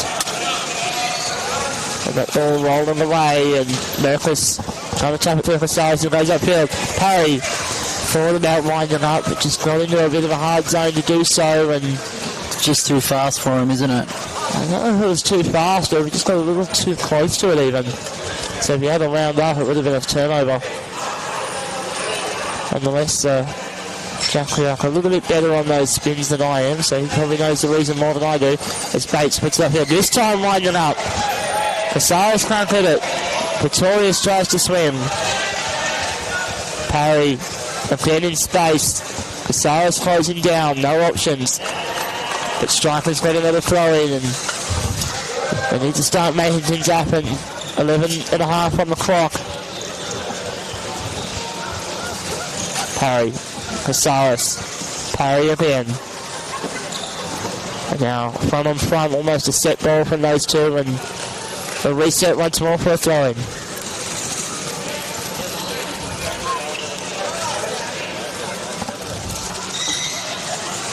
Parry this time looking for Memphis. Casares splitting. Parry upfield, and there's the turnover. And you can hear the groan from Jax Taylor. Just an unlucky kid, isn't it, Tom? That's all it is. Yeah, just not quite the right angle to do what he wanted to, and a turnover, and that's all that hard work is gone. Very smart kid, isn't he, Jack? Just watching him orchestrate this Strikers team. And it's a real coming of age for him. You know, it's previously been all about Josh Merkis and then the addition of Jesse McCarthy a few years ago, but now Jack has finally stood up and he's the focal point of this attack. How old is he, if you don't mind me asking? I'm pretty sure he's year 12 this year. Yeah, right. So still young kid. Wow. Yeah. Crazy. Now that ball upfield. Battling with Casares. There's still a tussle. There's a big exchange of paint. And it's going to be a striker's ball, and this will be a direct free kick. I start to question at what point will Jack stop being or Jesse stop being the set piece taker, and when will Josh step up? And in fact, my question has been answered immediately. It's right now. Pretoria's the option at the far post. You're a prophet, Tom. So, always trust what I say, Jax. Yeah, I'll try my best. It's now Parry. Merkis to the middle. Parry shooting. An equaliser for Brisbane Strikers. A cheeky little hit from Jack Parry there, just hitting it to the near post, surprising the St George defence, and it is 1-1, mirroring the scoreline between these two teams earlier on in the week. And that has raised the roof here at Nissan Arena. We hope it doesn't raise it too much because I believe it is still fairly wet outside. But, game on, folks. And that certainly would have raised the spirits of Jack himself with a large spin hit there. He'll be looking to apply pressure in the last 8 and a bit minutes we have left in this game. And this is what we want to see from Powerchair football. We want to see both teams on the board and tight contests just like this. And we hope that we might even see this afternoon in the grand final. Bates, Karim now starting to lift. Casares, shot. Oh, here's there, good save. And you mentioned that grand final, Tom. You know, you're commentating it yourself. I want to get your opinion. What is the scoreline, you reckon, of that game? I think I had the question put to me whilst I was in the line for the bathroom before, and I think you look at Melbourne City and you go, these should be the players that sweep this tournament. They have thus far, but they've not done it with the same confidence that you think they should have. So I think this is a very tight game, and if anything, I think we might be in for the long haul. I think we're going to need at least for 50 minutes. Maybe 1-1 as at the end of extra time, and then we'll go to pens from there. You don't see us having as we get a bit of action here with a deflection from the defence of the Strikers. Back to what I was saying, you don't see and as entertaining of a game as the 4-3 between the finalists. I think both teams will try and lock down their defences as Gates opening up, shooting, and Parry's there. But Football St George have suddenly found all this space. Someone called NASA, that ball has gone to space. And Tom using the same analogy he did earlier. Good job, Tom. Yeah, we're all about recycling these days with the current climate crisis, so I'm very happy to recycle my content. That was really good. Now we're going to have a set ball because of the high ball. But yeah, Football St George, they've been finding a lot of space ever since that goal from Strikers. Strikers can't dip their defensive efforts. So if they do, then Football St George will find another goal as Karim lets that run away for Bates, but Parry just staying hooked to that ball. And now Football St George with a throw-in. 6.5 to go. Now I don't have notes as to whether or not this game has extra time. Well, you said 50 minutes before, so I would presume so. Well, I was referring to the grand final. Oh, right, of course. Which was, I believe, was what your question was. Oh, yeah. I presume that both these games do. Very esteemed commentators here. Well, esteemed commentators and esteemed organisers who really should know the answer to this one already. But again, we're just going to play on and work it out from here as Bates is in a mile of space, opens up. Oh, and it's in! It's a top in by Chris Casares. But I've said, Football St George don't put them space. And look what happens when they get space. And it's that long ball then just from Bates, just setting up for the open net for Casares to tap in. We've got, 5.5 minutes left, and Football St George lead the Brisbane Strikers 2-1. And immediately a change here as Jesse McCarthy has come up to, I presume, play centre. Pep Pretorius is now back as the centre back. And all that hard work that Strikers did to open the net up and get their goal is undone in a matter of maybe 4 minutes. It's McCarthy now. His chair should be a little bit fresher since he's been in the back for a while, so certainly he's able to call on something in reserve. And a 2-on-1 violation, Football St George. And immediately this game, big chances now for the Strikers. It can be so deflating, can't it, Tom, when you get that equalising goal and then just minutes later it's that draw is taken away from you. So it'll be really interesting to see whether or not the Strikers will be able to bounce back from that. And they have to. This is do or die stuff now. Parry shooting, it's off of Karim and he lets it roll past and Bates puts it back in. Okay, no, we're going back for the throw-in.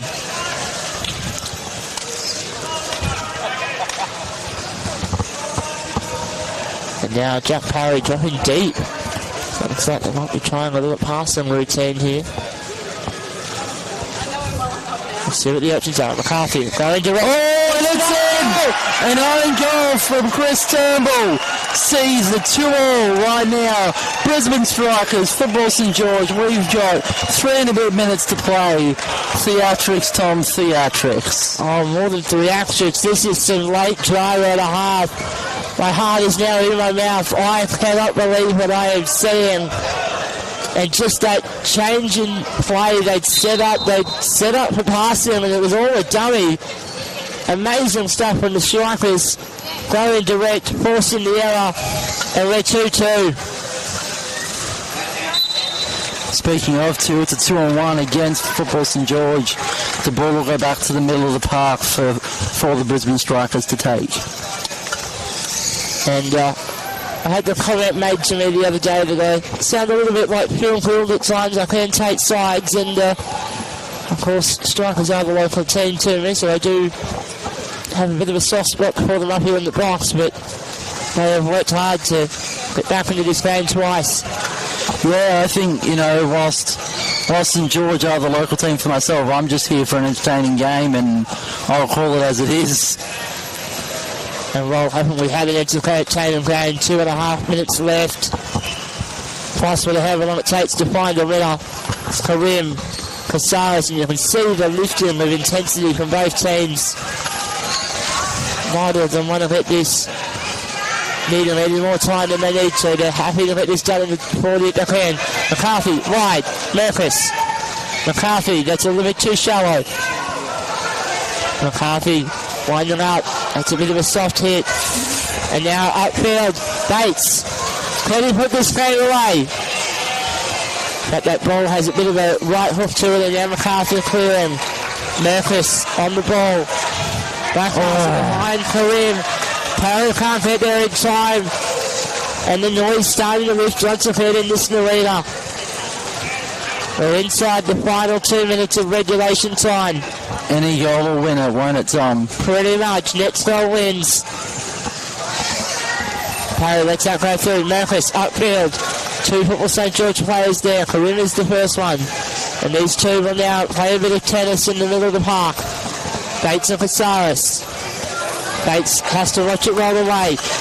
Strikers with a throw away. Can they steal it at the depth? What a game it's been, Tom. Out of breath, and I'm just the one talking. I mean, you've talked a little bit less than me. You can, yeah. Now strikers taking their time. If it stays at their end, we're at least letting into pens. Bates. Guarded and being attacked by Memphis. Jack Parry being very loud now with his calls. Bates upfield. McCarthy showing his rear level Bates. Both players using their rears, and Karim has to let it go, otherwise it's a 2-on-1. McCarthy can't quite spin in time. Showing his rear once more. Now Memphis feeding in. The other causing a collision. And we haven't mentioned it this week, but Abdullah Karim, his chair control, truly astounding for someone who tries with his big toe. It's very, very impressive from him, isn't it? He's taking the sideline now, surely one of the last chances of this game. As Parry outfield, it's got a miss to the left-hand side. And we'll see a goalkeeper for Football St George, but every touch from every player just seems to be going towards one of the two nets. Now the silence comes across the room as the pressure builds. Clock winding down. Karim. Parry opens up. Goal kick once more. In fact, that is all the time we have. We cannot finish it in the regulation 40. And we'll wait to see as to whether or not this is a shootout or extra time. We're going back to the benches. We will, we might see if we might stay online. Jax, what are your thoughts on the first 40? Oh, it was very intense, wasn't it? It was a very good third place playoff. Obviously, both teams showing why they deserve to be here. And I think it'll be very exciting, you know, no matter what, whether we're seeing an extra 10 minutes or whether it's a shootout, I'm unsure. But whatever the outcome, it'll be very interesting to see what progresses. And Tom, I've hit you with this question once already this game, but as another team talk is happening, another question is in due form. What is the team talk for both of these sides right now? I think you've got to find a way to both keep the intensity but also stay calm. Once you get to these situations where you've been out there now 40 minutes and we're going beyond what we're normally doing, it's you can start to lose focus and weird things can happen. And the big thing to do now is no mistakes. Good work, Luke. If you avoid the mistakes, things will go well. And it looks like we might be setting up for an extra 5 each way. Not 100% sure yet. It is being explained to the players, and they're the most important ones to know what is happening right now. Just going to have a little bit of taking a look at Jack Parry's chairs. I think the drive stiff knob is the term I'll use for it. May have been a little bit loose, and so it's bashed back into position. Looks like both teams are setting up to continue playing, so we're going for 5 each way. And Tom, in this sort of figuring out that there is an extra 10, are we seeing a winner in the next 10, or is penalties set to happen, you reckon? I think we'll see goals. I just don't know if we'll see goals that lead to a result, so I think maybe one more each way in this next 10 minutes. Yeah, alright, 3-3, that'd be fun, wouldn't it? Certainly would. It'd be, I mean, we've already been on a wild ride in the first 40, and it might be the wild ride might be continuing for the next 10. Of course, if there is a goal, this is not golden goal that you may have seen in other sports, so a goal early on does not end this game. Oh, speaking of a goal early on, it's Casares sneaking through the Strikers' defence, and within 30-something seconds, Football St George lead 3-2 over the Brisbane Strikers. And we apologise for the mildly coarse language there, but this game has been truly probably the most intense of the week. Save maybe only for the 4-3 Classic involving Melbourne and Newcastle, which we'll see a repeat of later on today. But Strikers now, third time they've been staring down the barrel of defeat. They have 9 minutes to find an equaliser. They'll have 4 minutes in this period, then we'll change ends and go the other way. As Parry battling with Bates, wins the throw in. And now big noises, a lot of hands on the nearest touchline from our camera that I'm sure you can hear through our microphones. I can hear them loud and clear through my headset. Pretorius now upfield. Bates running and taking his time. The pressure's off Football St George. They've got the lead once more. They just have to hold it. And will it be third time's the charm for the team in grey today?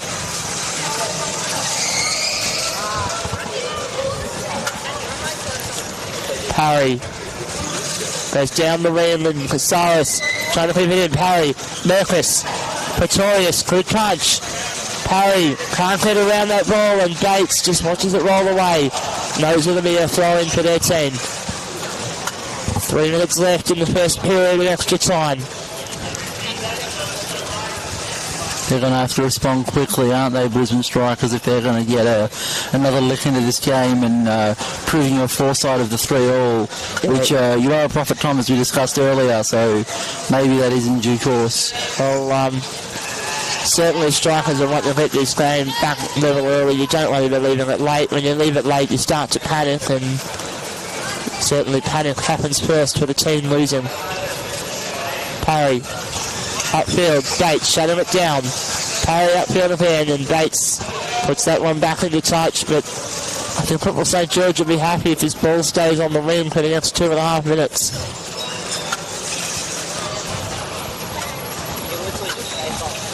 Jack Parry to take in the middle of the park here. Pretorius in open space if he can find the way to hit the ball upfield. Parry looking for Pretorius. Karim shutting down, but Pretorius shields the ball. It's going to be a throw for Football St George, however. And Football St George, they are slowing things right down, which is what you have to do in order to manage these sorts of situations. Karim, Casares, Bates, open space. Parry, intercepting. Bit of green on green share action here. Beat you to that one, Tom. Sorry for that. I had to do it to annoy you. Well, Jacks, you are now flocking the technique, so you may as well move on. Oh, I see how it is. Now Karim. Just spinning around the ball, cycling everyone out, down the rim. Casares out at play, hands the Strikers the ball. 45 seconds, probably, right now, 1 minute on the clock. Clock remains rolling. Parry, Pretorius, it's a back pass, but it works out. Upfield to Merkus. Reversing, Casares shielding. And Turnbull watches it roll away, and it's a goal kick. Less than a minute to go in the first period of extra time. Football St George 3, Strikers FC 2.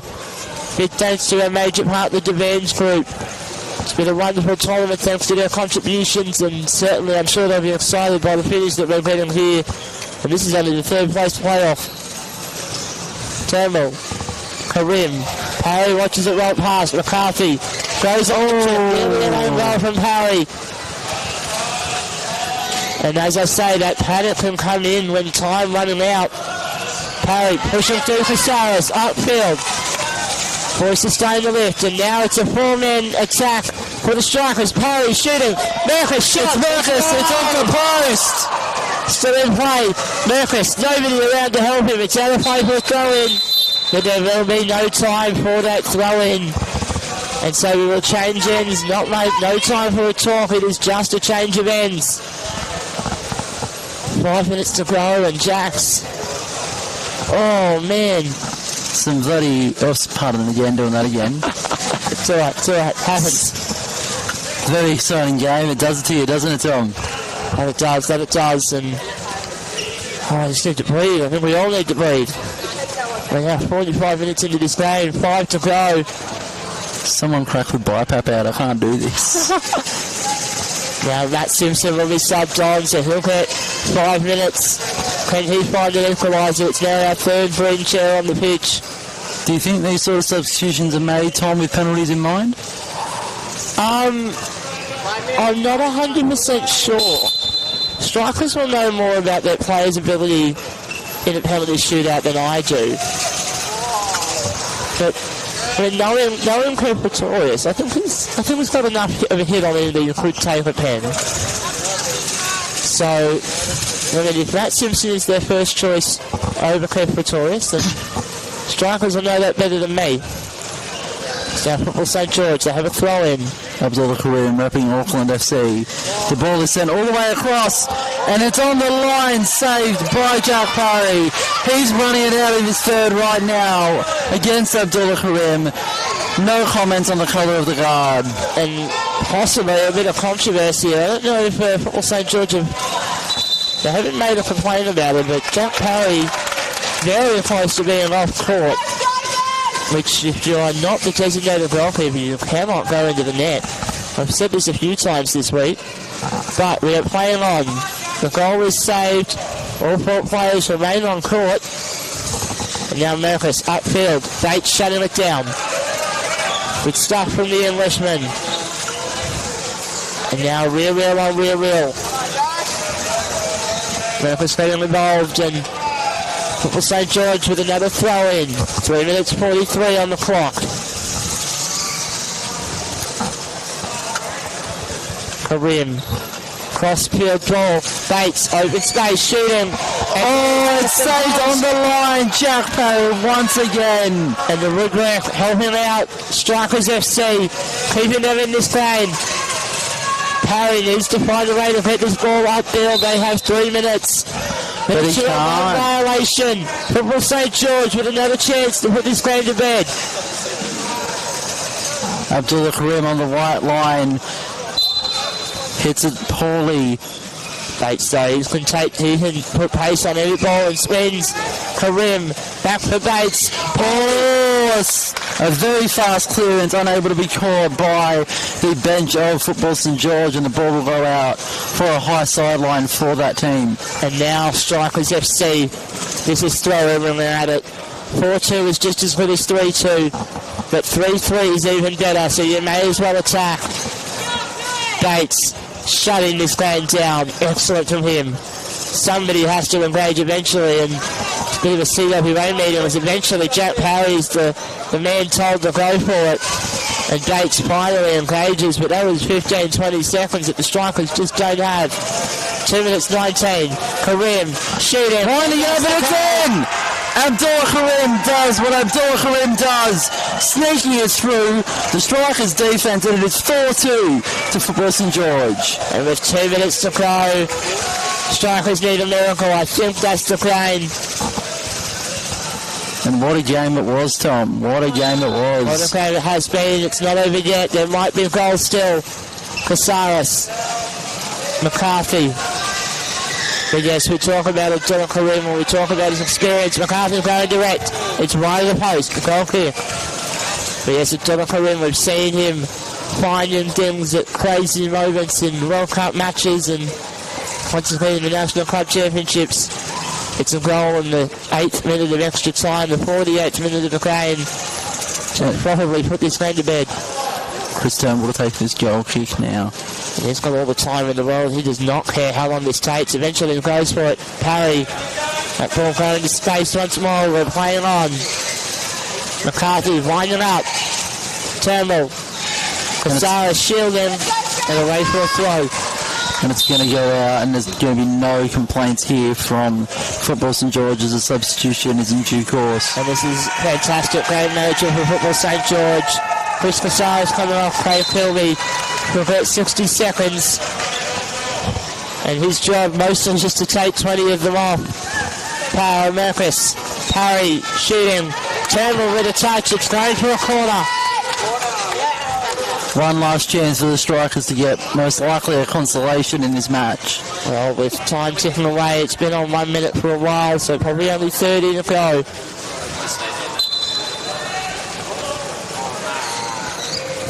Ball getting set on the corner. Sometimes though, even if it's not perfect, just got to take it. No time to race. McCarthy. It's taken. It's Jack Parry off the line. No Sent back to Jack Parry, but it's unable to be met. And that's full time. 4-2. Football St George beating Brisbane Strikers. And celebrations now for Football St George. They wrap up a third place finish. They led 3 times in this game, and it was the third time the charm for the team that finished the group stage in 4th. Lost their semi-final against Melbourne this morning, but they avenge their demons and they take third. Brisbane Strikers should be very happy with their performance in that game, though, equalising twice. And, well, some might say unlucky not to come away with at least cleaning it to the shootout, but taking it to extra time takes guts and determination. Wouldn't you agree, Jackson? Oh, definitely. They did so well to get it that far, and what a game it was. And Tom, I'd love to thank you so much for everything and being able to commentate this week. This is my last match, so Tom, good luck for the final, and I will enjoy the game, and I hope you enjoy commentating it. I certainly will enjoy it, Jackson. It's been an absolute pleasure to have you up here all week, and I'm sure I'll see you up here in coming club championships. And of course, thank you for being up here with me. Thank you for all the viewers for being with us throughout the day. We've still got one more game to go, the grand final. We'll catch you after the break.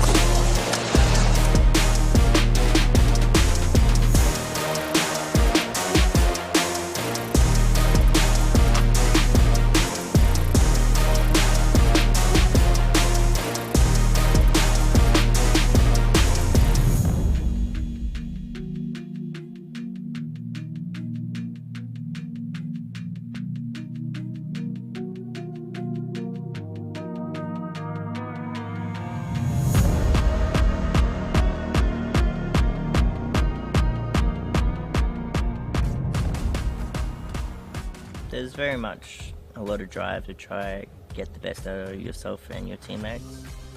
I absolutely found the community here. All these guys are very welcoming. It's just wonderful to be part of a team.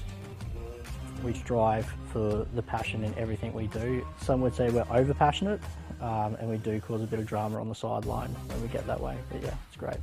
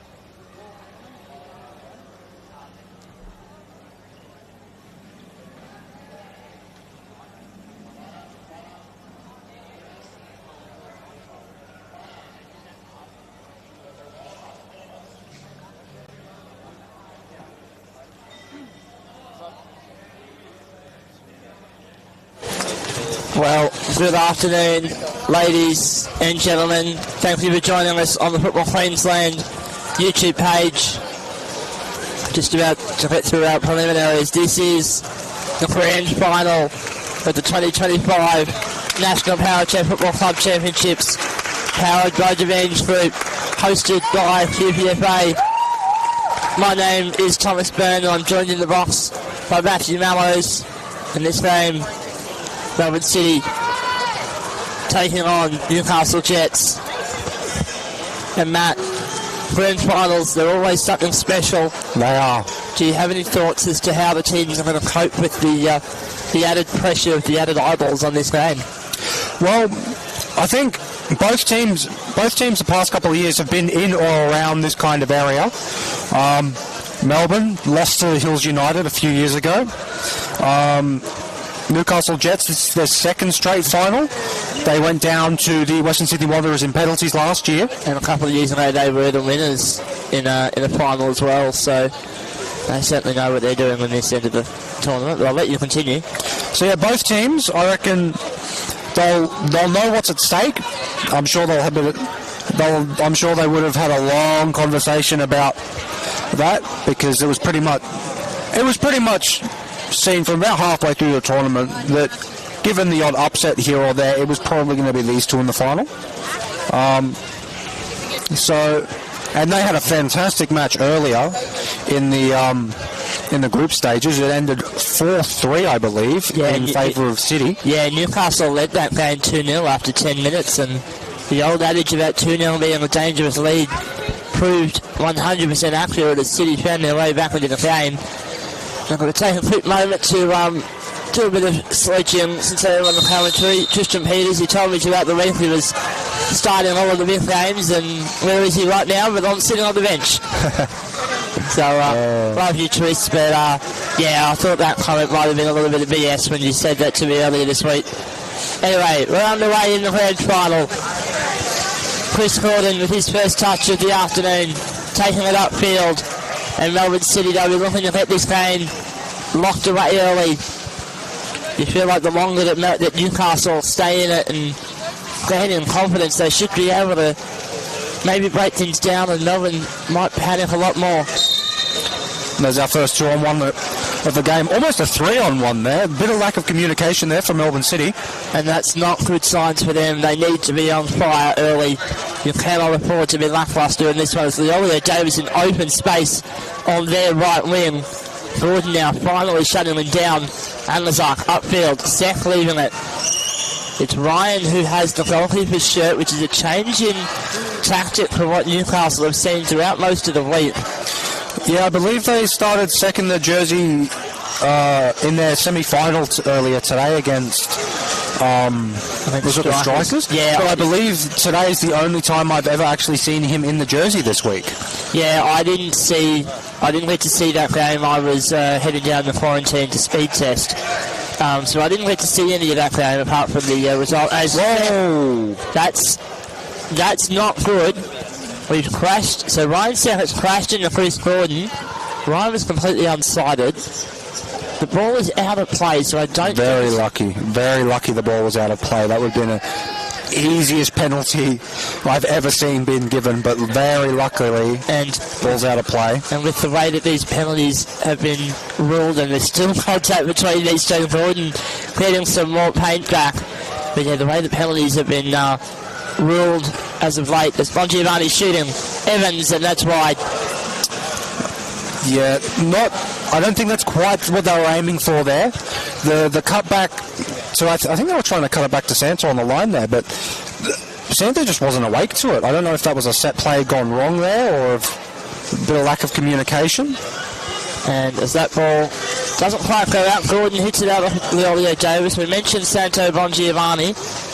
He has, I know he's received one vote in the players-player voting, which I believe might still be open. I haven't heard anything to say it's been shut, but he got the vote from John O'Neill earlier in the day, and yeah, he's been fantastic this tournament. Oh, he's taken the shot and it's gone wide. I know that Jack's... Oh, this is Test. He did tell me who it was. I asked him on stream. and I've promptly forgotten, sorry about that to Jax. I voted for Asim Soddy. And Matt, do you have anyone that you want to call out for being your vote? Well, I think that Cooper Pellini for Auckland has been absolutely outstanding this week. So you got my vote, Cooper, if you're listening. And what about Cooper's play this week was the reason that you got your vote? His composure, his vision, his ability to just kind of almost... He's kind of that X factor for Auckland. You know, he can tip the game on its head at any notice. You really got to keep an eye on him. Yeah, that award will be announced at the end of this match. So we encourage all players, coaches, family, anyone involved, head downstairs after this game for the trophy presentation. As Gordon winds up, Bongiovanni with a shot. Good stop by Shannon Amazar. Well covered there from the Newcastle defence. It is, and Gordon just... No fear from him, playing like some of the youngsters we've seen this week. He's really lifted now for this final. And Hastis coming in and getting involved, being that third man, and now he's able to clear it away. Beats Evans. Now Gordon taking the touch. Hastis flipping away, but it's going to be a Melbourne City throw-in. I think Melbourne need to be a little bit careful in this final third because they're starting to really cramp up a little bit. I don't know if it's because their passes aren't quite hitting their mark, but they're really creeping in on each other, and the referee could easily be blowing some 2-on-1s here. And it's, I think, a symptom of the pull-up play and the new 2-on-1 adjudication. All that space that you used to think was open is no longer open, and so you really have to stay wide if you're going to play pull-up. As Ollie Davis into the attacking half for the first time for Newcastle. Yeah, beautiful run there from Dim. Saw that the line was wide open. He's won his team a sideline ball here. Your first little sight that Newcastle have had of this end of the pitch, most of the play has been down in their own half. Let's see if they can try and build some pressure up here, try and keep it down here for as long as they can. Well, it's been 5 minutes of solid defense from them. Davis, it's a back, it's off of Evans' chair, and then eventually Gordon has to touch it out. But a little bit of panic here in the first defensive effort for Melbourne. Yeah, good vision there from Gordon, obviously being the UK goalkeeper. He knows a thing or two about where his post is. So... just on vision as well. Leolio Davis, he knew that Evans was directly behind him, but still versus Hastis. Cross him. Leolio Davis and Lazark. Hastis, the back pass, and Lazark trying to cleave it in, can't quite do so. And now Hastis and Bongiovanni are battle in that far wing. Yeah, beautiful bit of passing from Newcastle just to keep it down here. I was under the impression that the play had almost basically broken down, but Shannon did well to just apply that pressure straight back on City, just pass it straight down the wing to Hastis there. And that's, I think, the reason why these two teams are in the grand final. They have been the best all week, and absolutely, they deserve to be here. And I think we look at the players on the bench for both teams, and especially the one that I noticed that Shannon Amazar has been given the start over Jordan Crane. A real show of support in this young player playing lately his second club championships. He was mostly a bench player last year for Newcastle, but he's been in the starting forward in this year, and I know you can comment more on his ability, Matt. But he's been absolutely outstanding this tournament. A lot of really, really nice touches out from the back. Very composed. His vision has been excellent to find those kind of passes. Bit of 2-on-1 violation there by Newcastle, but yes, it's been impressive from Shannon this week, and I imagine he does the same at the local level as well. He absolutely does.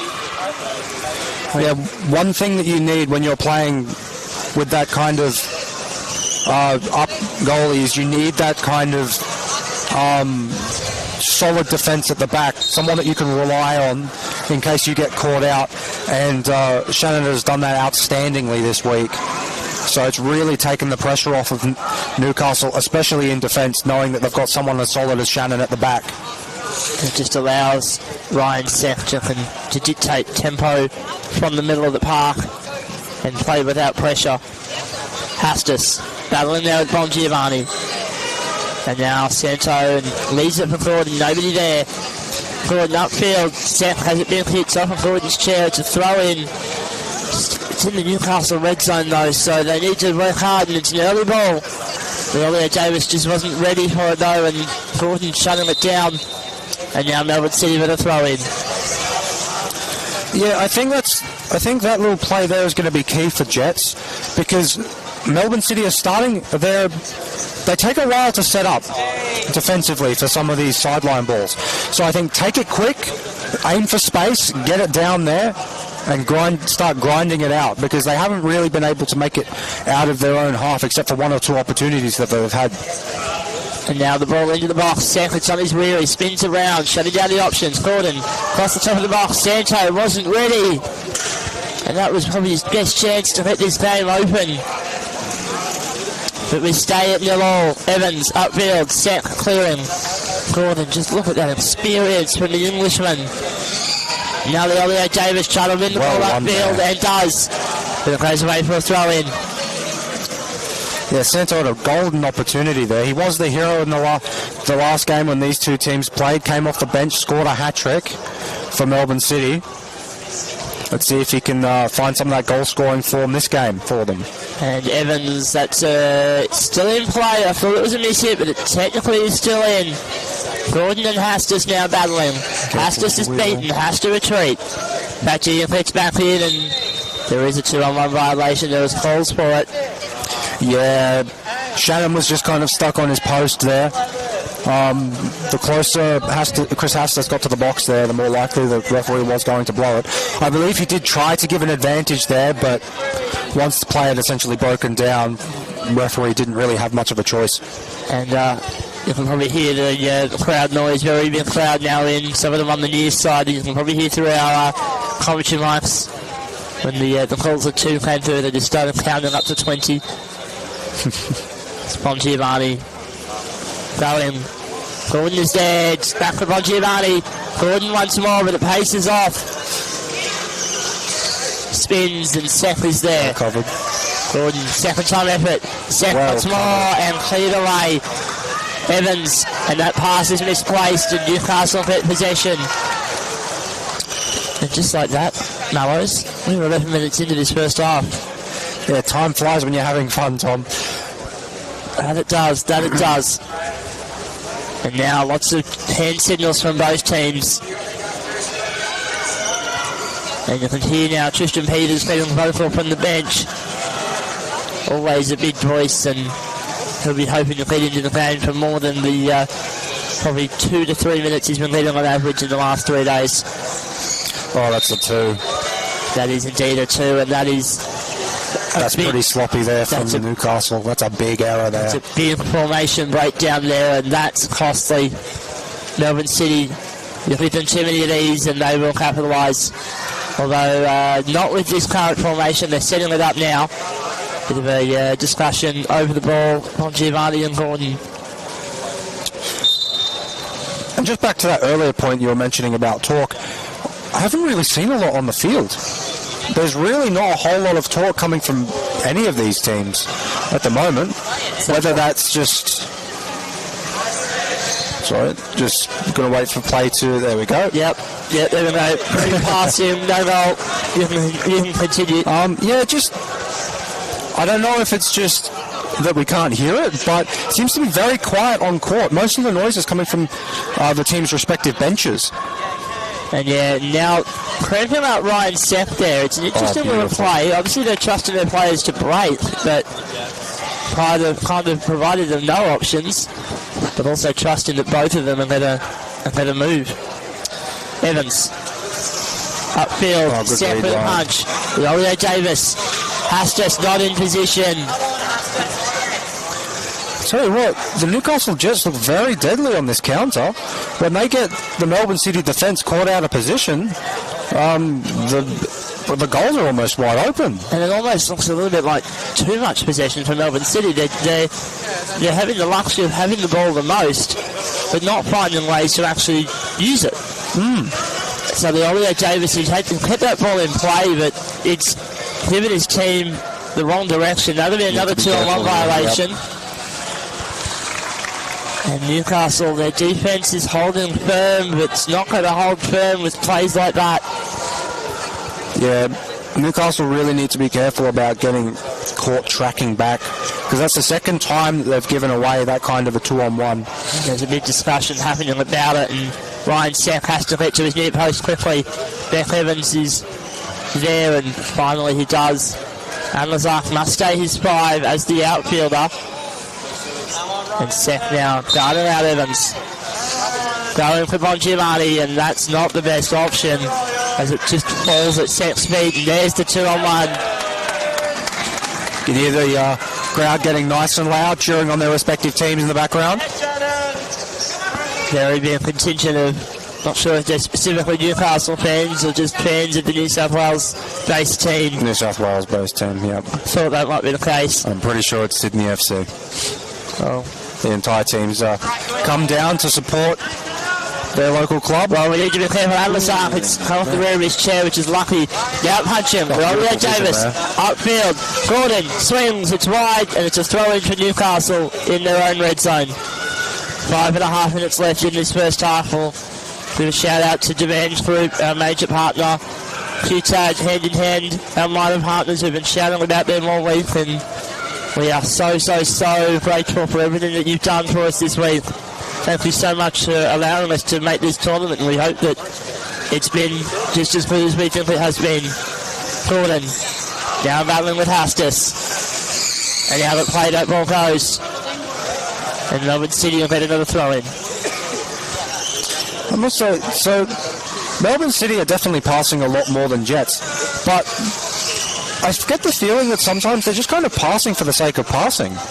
The Jets, I think, look more deadly of the two teams when they start to get their passing going. And as we see them break here down the line. If you paid attention to the other teams throughout the week, you'll note that Lions FC have actually faced this same problem when Lions were starting to pass. They passed too much, and then there'd just be no shot. And that's what's happening in Melbourne City. They're passing. The passing doesn't win games. Goals wins games. You've got to shoot it. Just got to let it fly. Most of the attempts from Melbourne City have been fairly lacklustre. They certainly have plenty of them, and they only need one to go in after all.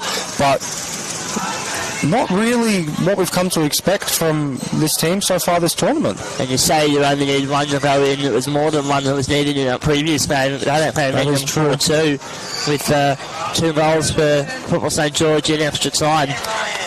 Now, Hastis. Davis with the back pass for Seth. Has to trap as Bongiovanni is there.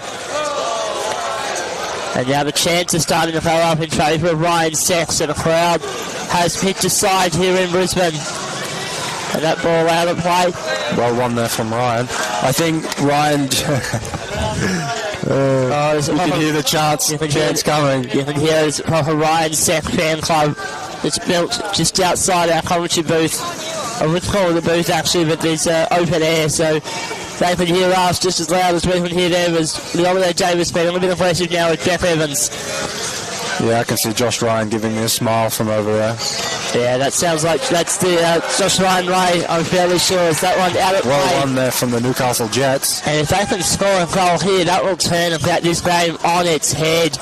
Almost daylight robbery at this point with the amount of ball that Melbourne City have had. To pinch one just before half-time here for Newcastle would be enormous going into the second half. Unfortunately, that ball from Ryan Seth upfield was misplaced, and if I could raise my hands to put if I could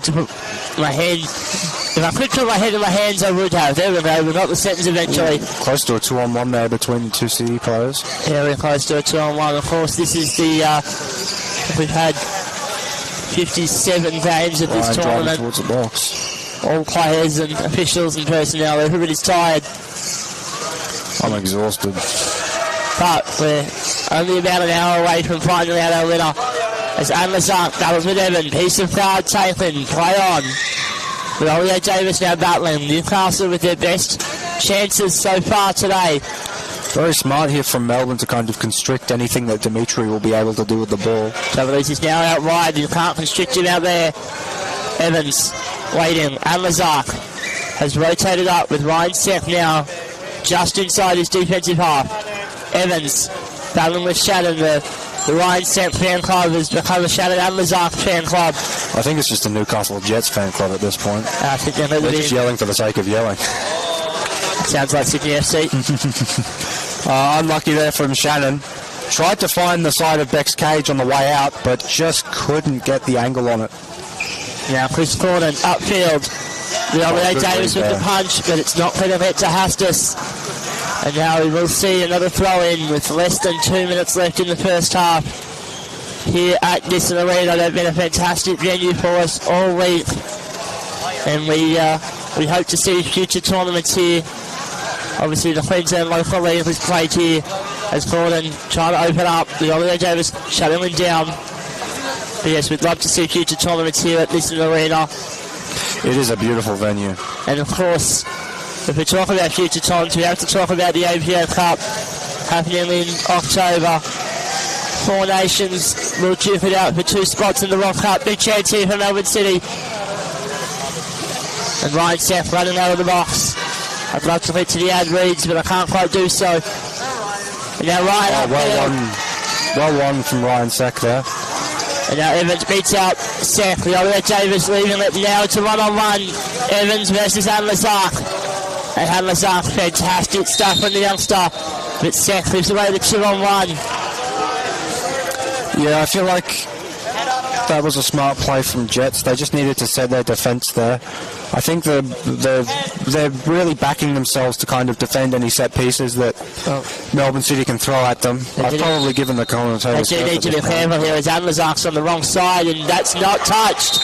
No, in fact, it is touched, and we have our opening goal in the grand final. It's Melbourne City on the board. I think they may have ruled that Shannon's touched that. Yeah, I didn't get to see it. Dave Levy, our referee for this final, will know why he thought that was a goal.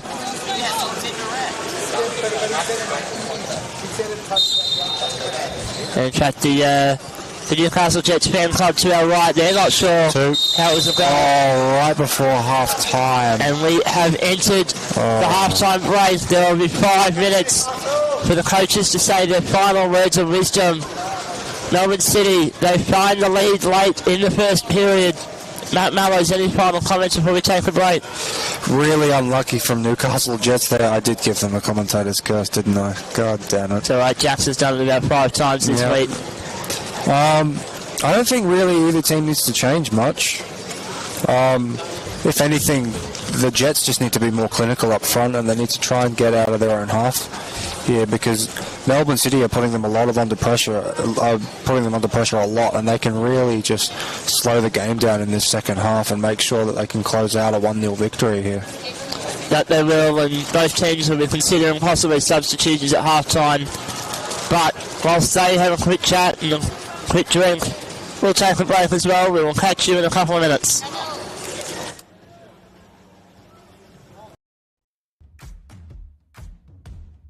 There's very much a lot of drive to try get the best out of yourself and your teammates. I absolutely found the community here. All these guys are very welcoming. It's just wonderful to be part of a team.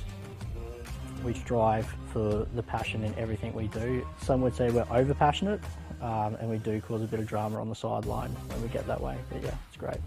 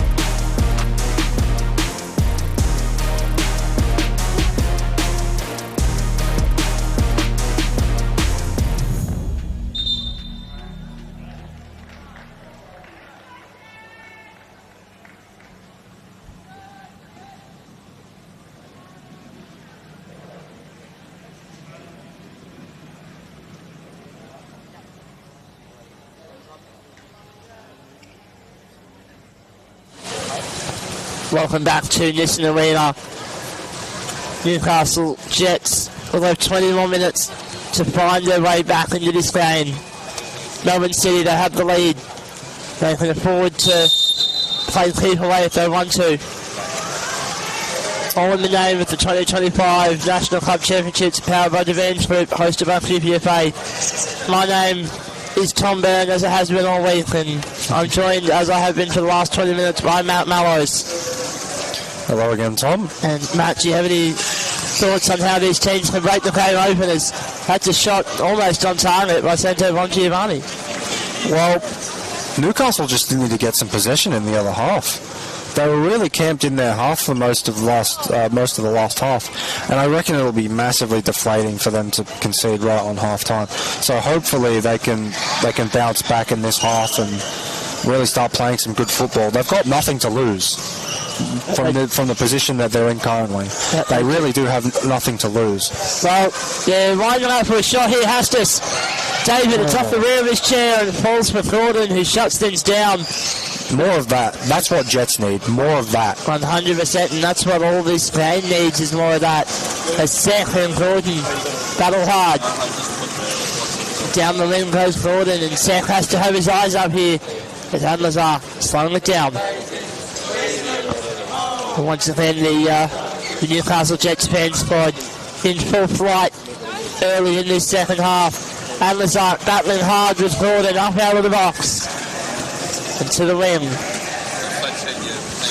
Good marking here from Newcastle just to try and cut off the flick. Will be another Melbourne City ball, however, if they can start converting chances like we know they're capable of in this game. Block it out here. Good read from Sack. Goal's open. He was unlucky not to be able to hit the proper flick away, but goal open and no goal. Will be another throw in to Newcastle. I admire Melbourne City's boldness despite being ahead on the scoreboard. They want more goals. Giovanni also wants a goal. It's going to go wide though. Yeah, they're still trying to play that high line. For better or for worse, it's working for them, but they really need to be careful not to concede one of those leak away goals that we have seen conceded in finals like this. You have to remember a goal in the World Cup final a couple of years ago for France from memory. That was for England. For England, apologies. Thank you for reminding me. Of course, neither of us were on the mic for that game, although we were on the mic during the World Cup. Once we talk about the World Cup, APO Cup, happening here in Brisbane in October. That tournament will serve as the Asian zone qualification process. And so a good performance needed by any team wanting to make the World Cup. There's talk around whether it's one spot or two for the Asian zone. I haven't had confirmation of that yet, so Seth Hastis. Well, it was one last APO. No, it was two last APO. No, we qualified automatically because we were hosts. Oh, righto. Anyway, Amazon really rolling his chair over Santo Bongiovanni, but playing on. So yeah, there was only one last time. Now Gordon trying to flip. Amazon battling hard with Gordon. Game's getting a little bit more aggressive here. As it should be in the final. Sorry to cut you off.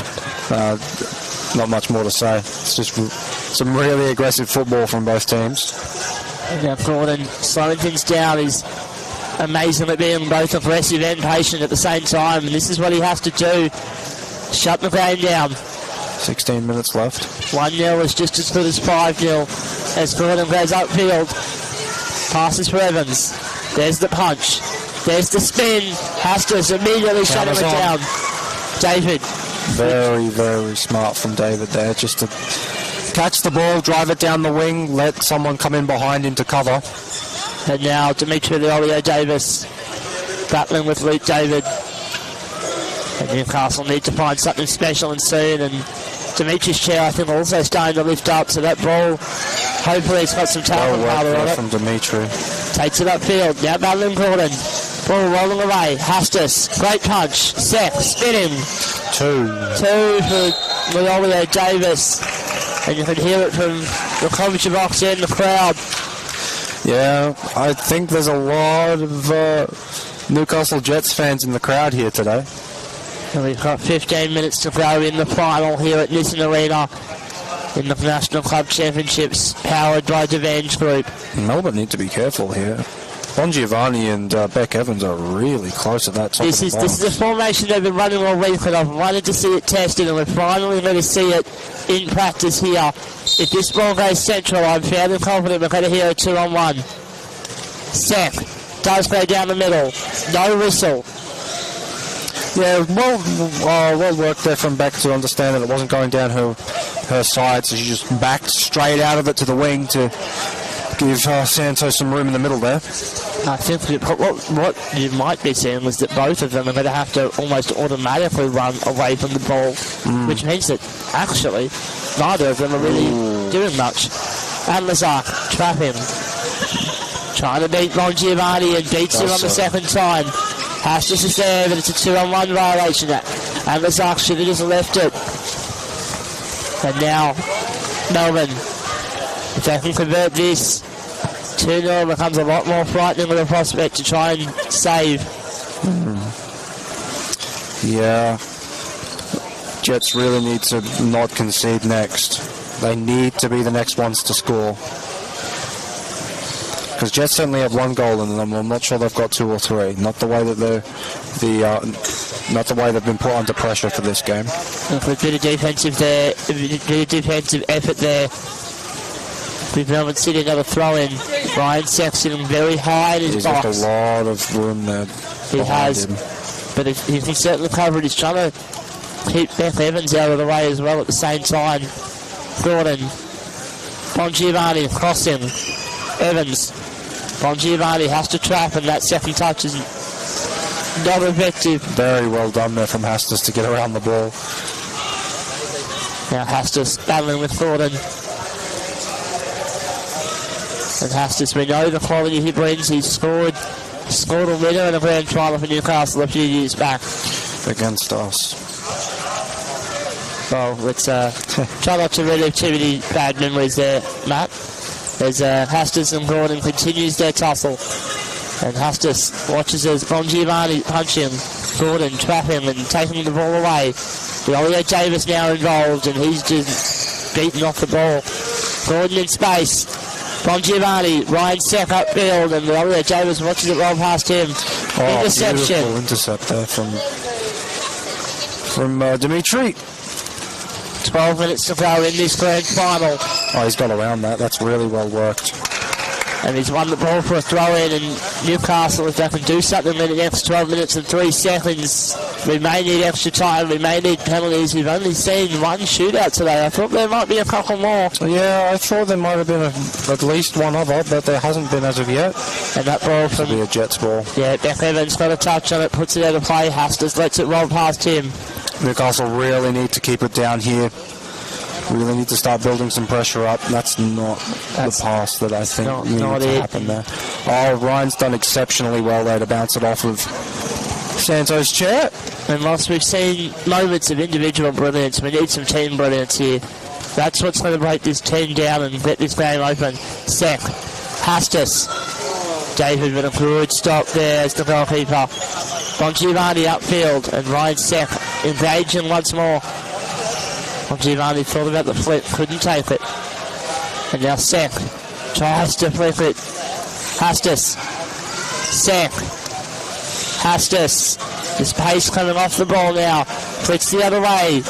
Leolio Davis can't beat Bon Giovanni, but it's going to be a throw-in.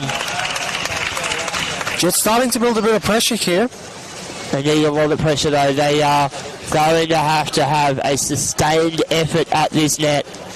You think this Melbourne City defence only beaten, I think, 5 times all week. Sek, and that's not the ball we need, and that's out of play. It was beaten 3 times by the Newcastle Jets though. So if anyone can do it, it is them. Evans for Gordon. No changes yet from either team. The 4 they've started with are the 4 that they still trust. Yeah, I imagine we're probably not going to see any substitutions. Both teams are playing really, really solid football. Gordon looking for the net himself. Amazon needs support. He's done brilliantly well to hold out that's the English goalkeeper. It's back wheel on back wheel, and now still can't make the stop. That's our second goal of the day. And Melbourne City, they're starting to run away with this trophy now. Yeah, I thought there might have been a bit of a contact on Shannon's back wheel there, but I think it was back wheel on back wheel was the problem. Who do you leave the foul against? And I've been chatting throughout the day about the rules that we've had contact on the back wheel being called, and I think we need to see some review about potentially trying to play the ball with the back wheel, because if we're going to penalise players for attacking the back wheel, then we also need to penalise players for deliberately presenting that back wheel to other players. Putting themselves in a dangerous position. 100%. As Evans now can to make it 3. Well, we are at your 2-0 dangerous score line, so... But this is a lot later in the game than it was when Newcastle had it in the group stages. Evans looking for a third. Happy to let that go up for a corner. Yeah, we're happy to have it a corner. I think now that we are 2 goals up, we might see the Tristan Peters 3 minutes of power.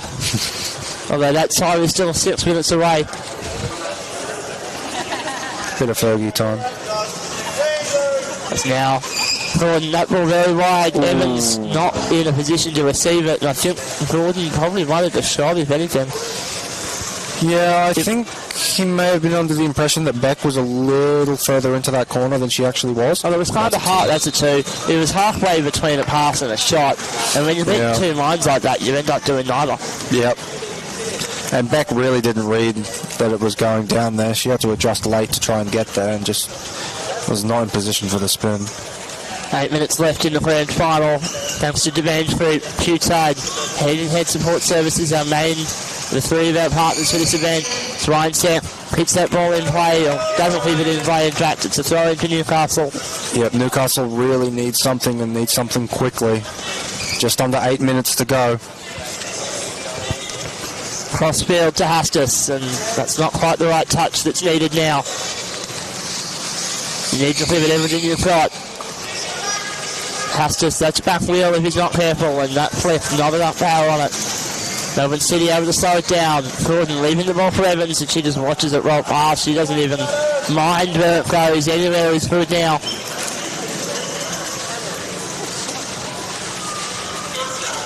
Of course, we will have our trophy presentation immediately after this game, and plenty of awards up for grabs. MVP of the tournament, Golden Guard, and Players Player among some of those trophies that will be handed out. I believe there is most clean sheets as well. We will see. I'm not 100% sure what the trophies are. I won't be getting that one, but it's always nice to hear a goalie award. Hastis shoots, it's a 2-on-1 violation, and the noise in the venue starting to come down now, as I think everyone's starting to realise the result might be starting to become beyond doubt. Yeah. And I was talking earlier about Football St George needing to start doing some CPR to keep their game alive in the semi-final, and at that point now for Newcastle, if they want to win this game, then they have to bring it back from the dead. Gordon, he does not care how long this ball stays there. He does not care. Eventually, once Lelia Davis jumps, he hits it and wins his team a throw-in. Yeah, Melbourne City can just do whatever they like with the ball in the corners now, and I think that's exactly what they're going to do. I wouldn't be surprised if Beck just sits there. Yep, there we go. She goes for the pass, and Gordon tip back for Evans. Gordon once more, he's winding up. Takes the shots. Seth there. Wide again to the centre. Now Gordon slowing it down. Looking for Evans. And Seth with a little touch, but Gordon still the first one there. Yeah, Seth needed to be careful there because Hastis was right there when he came out of that box. And fans of Ted Lasso will know the reference I'm about to reach for, but I really can't reach for because I am on live TV right now. But Chris Gordon really is here and there and everywhere. And now Seth battling over the 2 goalkeepers. I'll talk to you after the after this is over. Ramos as David now, the goalkeeper from Melbourne City, leading in on the action. He runs a piece of the score sheet. Not content with a clean sheet, he runs a goal as well. Has it been Gordon that scored both? I think it is. I'll take that one on notice. I'm not sure who it touched for the indirect. That's the only thing I'm I don't know who it's credited for either on the indirectors. Now Hastis taking it upfield. 4 minutes 49 on the clock. And this tap battling ball is not what Newcastle needs. It's space. Hastis. It's his chair, and that's a big chance blown. I think Hastis has said he didn't see it. And that's hard to see when you're facing backwards like that. Honestly, I think the shot was on there. I think it needed to be a shot from Shannon because the goalie was out of position. The near post was wide open. He's gone for the unselfish option to Hastis, but the shot was on, and right now they need shots on goal. I think though sometimes when you're going for a shot, it can just be that hard to wind up and get it perfect. Just that's a brilliant ball from Hastis. But it's got out of play. But yeah, sometimes when you're going for it and winding up, the differences between shot and pass can be that minimal that just any contact could go anywhere. And I don't know if Shannon meant to shoot or meant to pass. Only he'll know that. But certainly a ball with a lot of pace and a lot of power. As Ryan Seth now watches Chris Ford just take that ball out of play. Yeah, just under 4 minutes left here. I mean, City don't really even need to waste time. They're 2-0 up. Evans upfield, Seth. And Evans and Seth once more. Last touch off Beth Evans. Jets will have another chance. We are just over 3 minutes from home for Melbourne City to win their first National Club Championships. Seth and Lazak upfield. It's going to be wide, and they're just going to let it roll away for a goal kick. Yep, Gordon happy to let that go out for a goal kick. A little over 3 minutes to go. We'll give a shout out with time ticking away to our organising committee that made this tournament happen. A lot of work has gone into this, and as being part of it myself, I can tell you a lot of stress and a lot of time and energy into this tournament. But I think we can all say this has been a fantastic tournament, and we're very proud of the result we've put to as Amazon. That's off the post and wide for the goal kick. Yep, City just soaking up as much time as they like here. At this stage, they are going to be our 2025 club champions. And Evans, that's a fantastic touch. And that's going to be a throw-in in the red zone for Newcastle. And now Melbourne City 2.25 minutes away from the trophy. They can almost taste it. They've just got to execute and get the job done. Romeo Davis. And that's rolled straight through Amazon. David, Gordon, can he make it 3? No, Gordon's just going to take it to the corner, I think, and just waste as much time as he can. Just playing with the back of Ryan Sett's chair. The Romeo Davis now the man in the box. Experience is what's being asked for. Yeah, very smart here from the UK international goalkeeper, just to wind down time.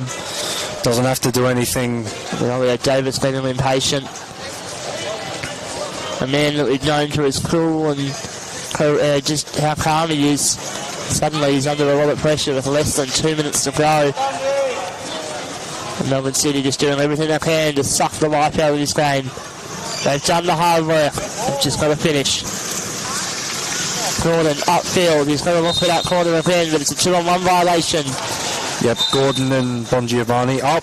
And here we are. Here it is. It's the Tristan Peters. 2 minutes of power to the moment with 90 seconds. Santo Bongiovanni. That'll be his tournament over. Tristan Peters gets a big crowd from the local fans to see their local boy enter and at least get some play time in the final. Will he touch the ball? Yes, he will. He might even get a goal here. He shoots. It's on target. That's a shot on target. Just stat padding here and he's looking for his XG per 40. You are ruthless, mate. You are ruthless. That's why they love me on the right, Matt. That's why they love me. Now the Romeo Davis puts it wide. Ryan Seth and Lazak. Hastings can spin, shoots. It's off of Beck Evans' chair, away for a throw-in. If they want any chance of levelling this game up at 2 apiece, they need to score now. I think that window... I think this is going to be the last kick of the game. I think that window is gone. Hastings, that's a shot on target. Sek, it's a miss hit. It's on target, it's a miss hit. Back pass. Hastings. They've got all 4 men up here, Newcastle. And Tristan Peters, look at the experience, look at him go. That fresh chair just running that field. And now he'll battle with Leolio Davis and presumably take the care of this match. Now he'll shepherd this ball as it goes towards Hastings. Tucks inside, running with the net. And that's a big touch of metal. Tristram's trying to get himself a card. Yeah, Tristram trying to stat pad even more there, Tristram. Really trying to leave his mark on the game here. Leolio Davis goes early, Evans picking off the ball. Ryan Sek and Evans, there can't be much time left in this one now. I'd say 15 seconds maximum. Ryan Sek, battling Beck Evans, spins around the ball and they're still battling and Sek touches it out, and that might be the last time a Newcastle player. Referee looks at his watch. That might be the last time Newcastle even touched the ball today. Ready. Melbourne City, they're nearly home. There it is. The whistle's in the mouth. And that is our 2025 National Club Championships in the books. Melbourne City, they win the final 2-0, and a huge congratulations to them. They've had 12 wins undefeated in this tournament in order to take the trophy, and it's been a magical effort from what might be the strongest team on paper ever created for this tournament. Championship, yep. And Matt Mallow's comments on the grand final and the week as a whole. Melbourne City have just been absolutely outstanding this tournament.